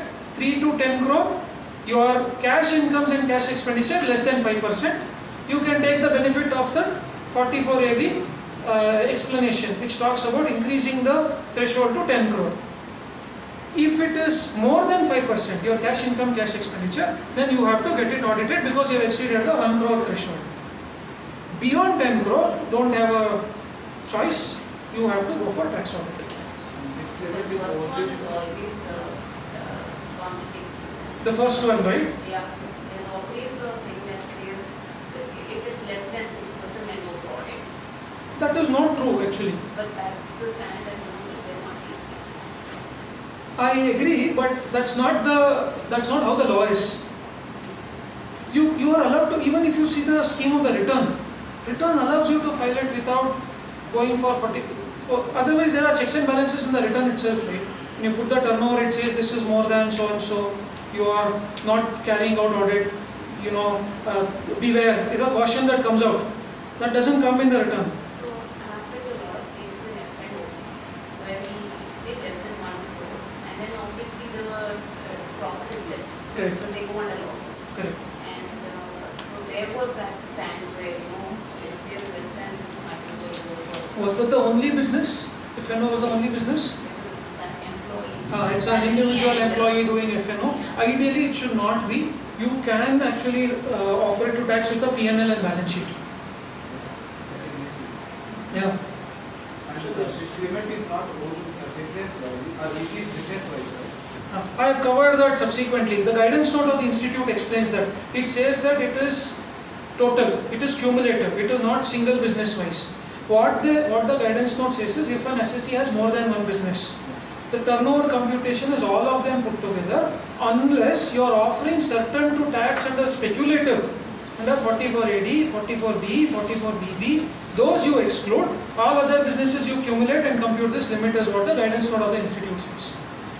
It is guidance also not from any clarification. There is nothing in the law, there is no clarification, no notification, no circular. Guidance note of the institute says that that is the way to compute it. This less than 5%, whatever is there, if they have issued checks and all, uncrossed checks. So we have to take declaration and we can move on with that.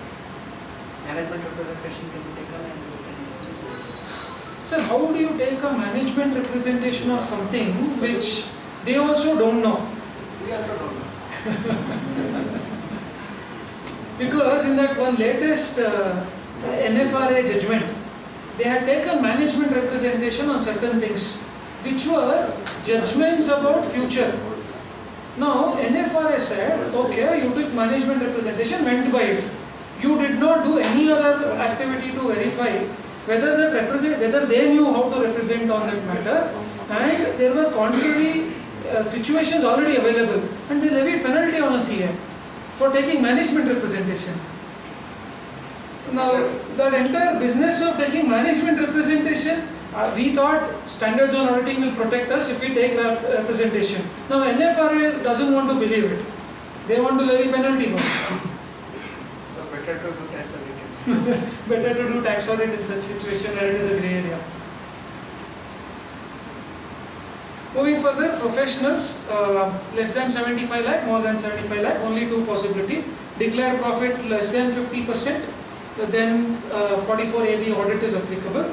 More than 50%, you can go under 44ADA and offer it to tax under presumptive basis. Beyond 75 lakh, no choice, audit has to be conducted. So this is a pretty straightforward, because I had presented the earlier one in tabular form, I have done that here. Few principles again coming out. You issue 3CA, 3CB when 3CA when an audit under any other law is applicable and you are carrying out audit under the income tax law also, 3CA report. If it is no audit under any other law, 3CB. 3CD is common. It's a set of questions which you have to specifically answer. Yeah, so this is a new amendment which happened last year in the rule 6G, which says when can you amend 3CD? If there are payments under section 40 or 43B, which are allowed based on whether reduction of TDS or actual payment. And that has happened subsequent to you filing 3CD, but the due date for filing the tax audit report and ITR is still available. You are allowed to revise the form 3CD is what it says. Now, in my mind, one question came up to say, does that mean in no other situations you can, what if the accounts itself got revised? Let's say the company adopted the balance sheet. After that, some certain circumstances happened. You've seen this in some situations. There was a CBI case that happened, an ED matter happened, they had to revise their balance annual reports, again it had to be adopted in the annual accounts. Then, were you not allowed to revise 3CD? I at least believe that you can revise 3CD, but by inserting this saying that in this situation you can revise, are they trying to say in no other situation you can revise? I don't know. This is what is there in Rule 6G. Guidance note, one is on speculative transaction, aggregate of both positives and negatives you compute and then compute the turnover. If that exceeds 1 crore, 3 crore, etc. limits, respective rules are to be applicable. In case certain income is exempt, say by way of ATP or section 10, you have a certain exemption, but they are carrying on business. You are not absolved from carrying on 44AB audit. You still have to carry on 44AB audit. Non-residents are not exempted. I told you this. If a permanent establishment branch has a business activity, 44AB applicable. Fixed asset sale proceeds you don't have to count. Common knowledge, but still guidance note very clearly says, so I thought I will put it out here.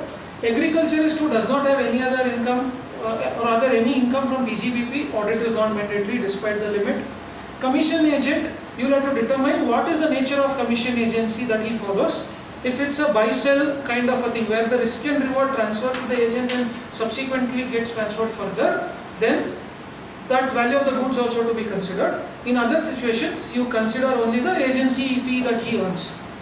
Derivatives, favorable, unfavorable situations, remove, compute it together and then compute the value for the purpose of tax audit. Share of profit in a firm is not to be considered for the purpose of the limit.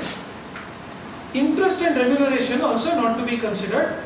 There was a Kolkata tribunal decision which was contrary. Luckily, we have this Bombay High Court in the case of Perizad Zorabian, who is a film actor. In her case, it is said that if the interest and remuneration from a firm exceeds whatever limit, you don't have to carry on tax audit, though it is income from business. That is what the Bombay High Court has said. More than one business. Sir, this is what I just told. This is what the guidance note says. If there are more than one business carried out, aggregate turnover is to be considered from all the businesses, excluding businesses which you are offering to tax under presumptive basis. All others you have to accumulate, is what the guidance note says. Can be conducted by only CA or a firm of chartered accountants, 288. There is certain exclusions. Sometimes you might have to be careful if you are doing the audit of any of your family members. There is a restriction, you can't carry out. NOC, some good practices I have put out here. Please seek an NOC even in case of a movement of a tax audit from one professional to another. A lot of times this is not being done. My sincere suggestion is please do this. 210, get an engagement letter signed off. Standard formats are available.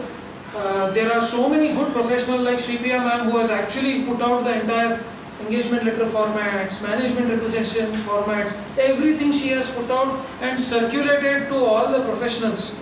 Please use them judiciously and then sign off on an engagement letter. It is going to protect you in a dispute in future. Tax auditor can, in case you are signing off on 3CB, are required to express opinion on balance sheet.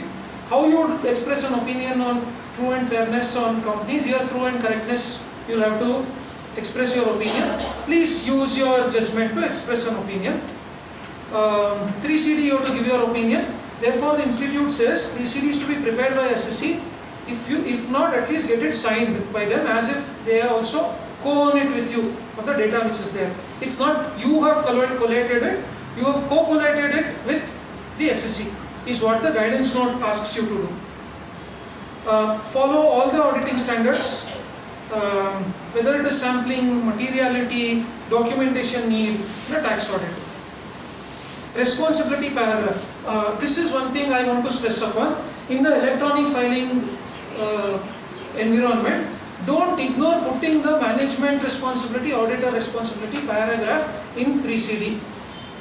In the 3CB. 3CA you don't have to, but at least in 3CB, the form allows you to put this. Kindly put them in that. Standard paragraphs which is there in SA 700, kindly put them here. Then these are the due dates for AY 24-25 which is applicable. 1 month prior to the due date of filing of ITR is what it says. Again, practical knowledge, I'll just put it for the sake of comprehensiveness. The tax audit report is to be filed under the CA login. It's considered to be completed only if under the SSC login it is accepted. Otherwise, if it is beyond the due date, penalty can be levied. UDIN, draw UDIN, you can either mention it at the time of uploading itself or you can mention it later. You can tag it to that later. My suggestion is a practice that we follow. We don't upload any financial statements which are SD, this and that. We get it signed off and uploaded. We want it to be owned by the SSC, especially in case of non-corporates. Right? We do a few non-corporates, but we make sure that they are signed by them before it is uploaded. Form of financial statements. Certain cases, law prescribes the format. In all other cases, technical guide on financial statements for non-corporate entity has been issued by the institute. Kindly follow that. It is very similar to corporate financials with no so much disclosures. It's a vertical format and neatly formatted. So my suggestion is please follow that. Consider issuing hard copies of tax audit reports. There may be some limitations in the way, what we as a practice we do, I will tell you. We do the entire 3CD otherwise than the utility. We upload that along with the online utility as well to state that in the 3CD, in the observation we would have written, the online 3CD has to be read along with the manual 3CD which is attached here with. Because there may be so many disclaimers that you may want to write, so many limitations on a particular paragraph you want to write. You may not it may not be possible for you to write all of that in the form itself. Therefore, this is a practice we follow. It's a little cumbersome. It takes a little extra effort to fill it up, but our recommendation is at least to do it in cases where there are peculiarities where you may have to give disclosures or disclaimers.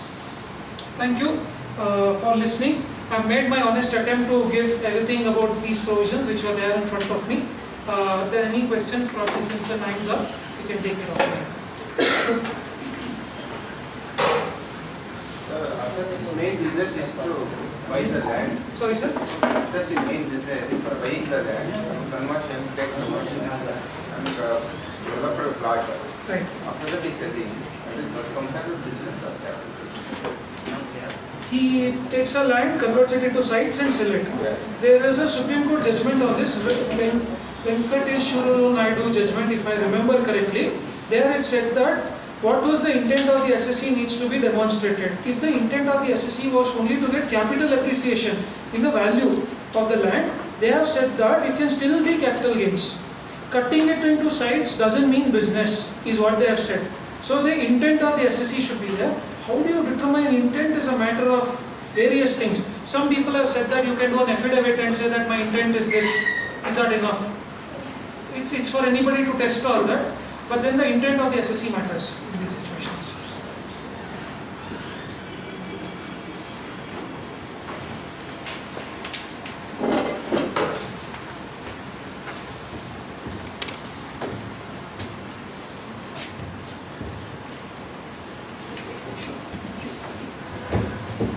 Krishna Upadhyay, thank you so much for coming all the way and then giving this lecture on these important aspects of income tax. On behalf of Bengaluru branch, we thank you wholeheartedly for this. Can I request our chairman to hand over a moment or two?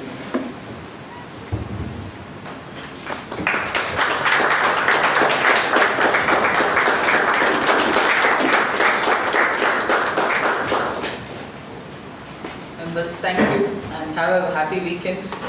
We'll meet again next Thursday at 4 o'clock.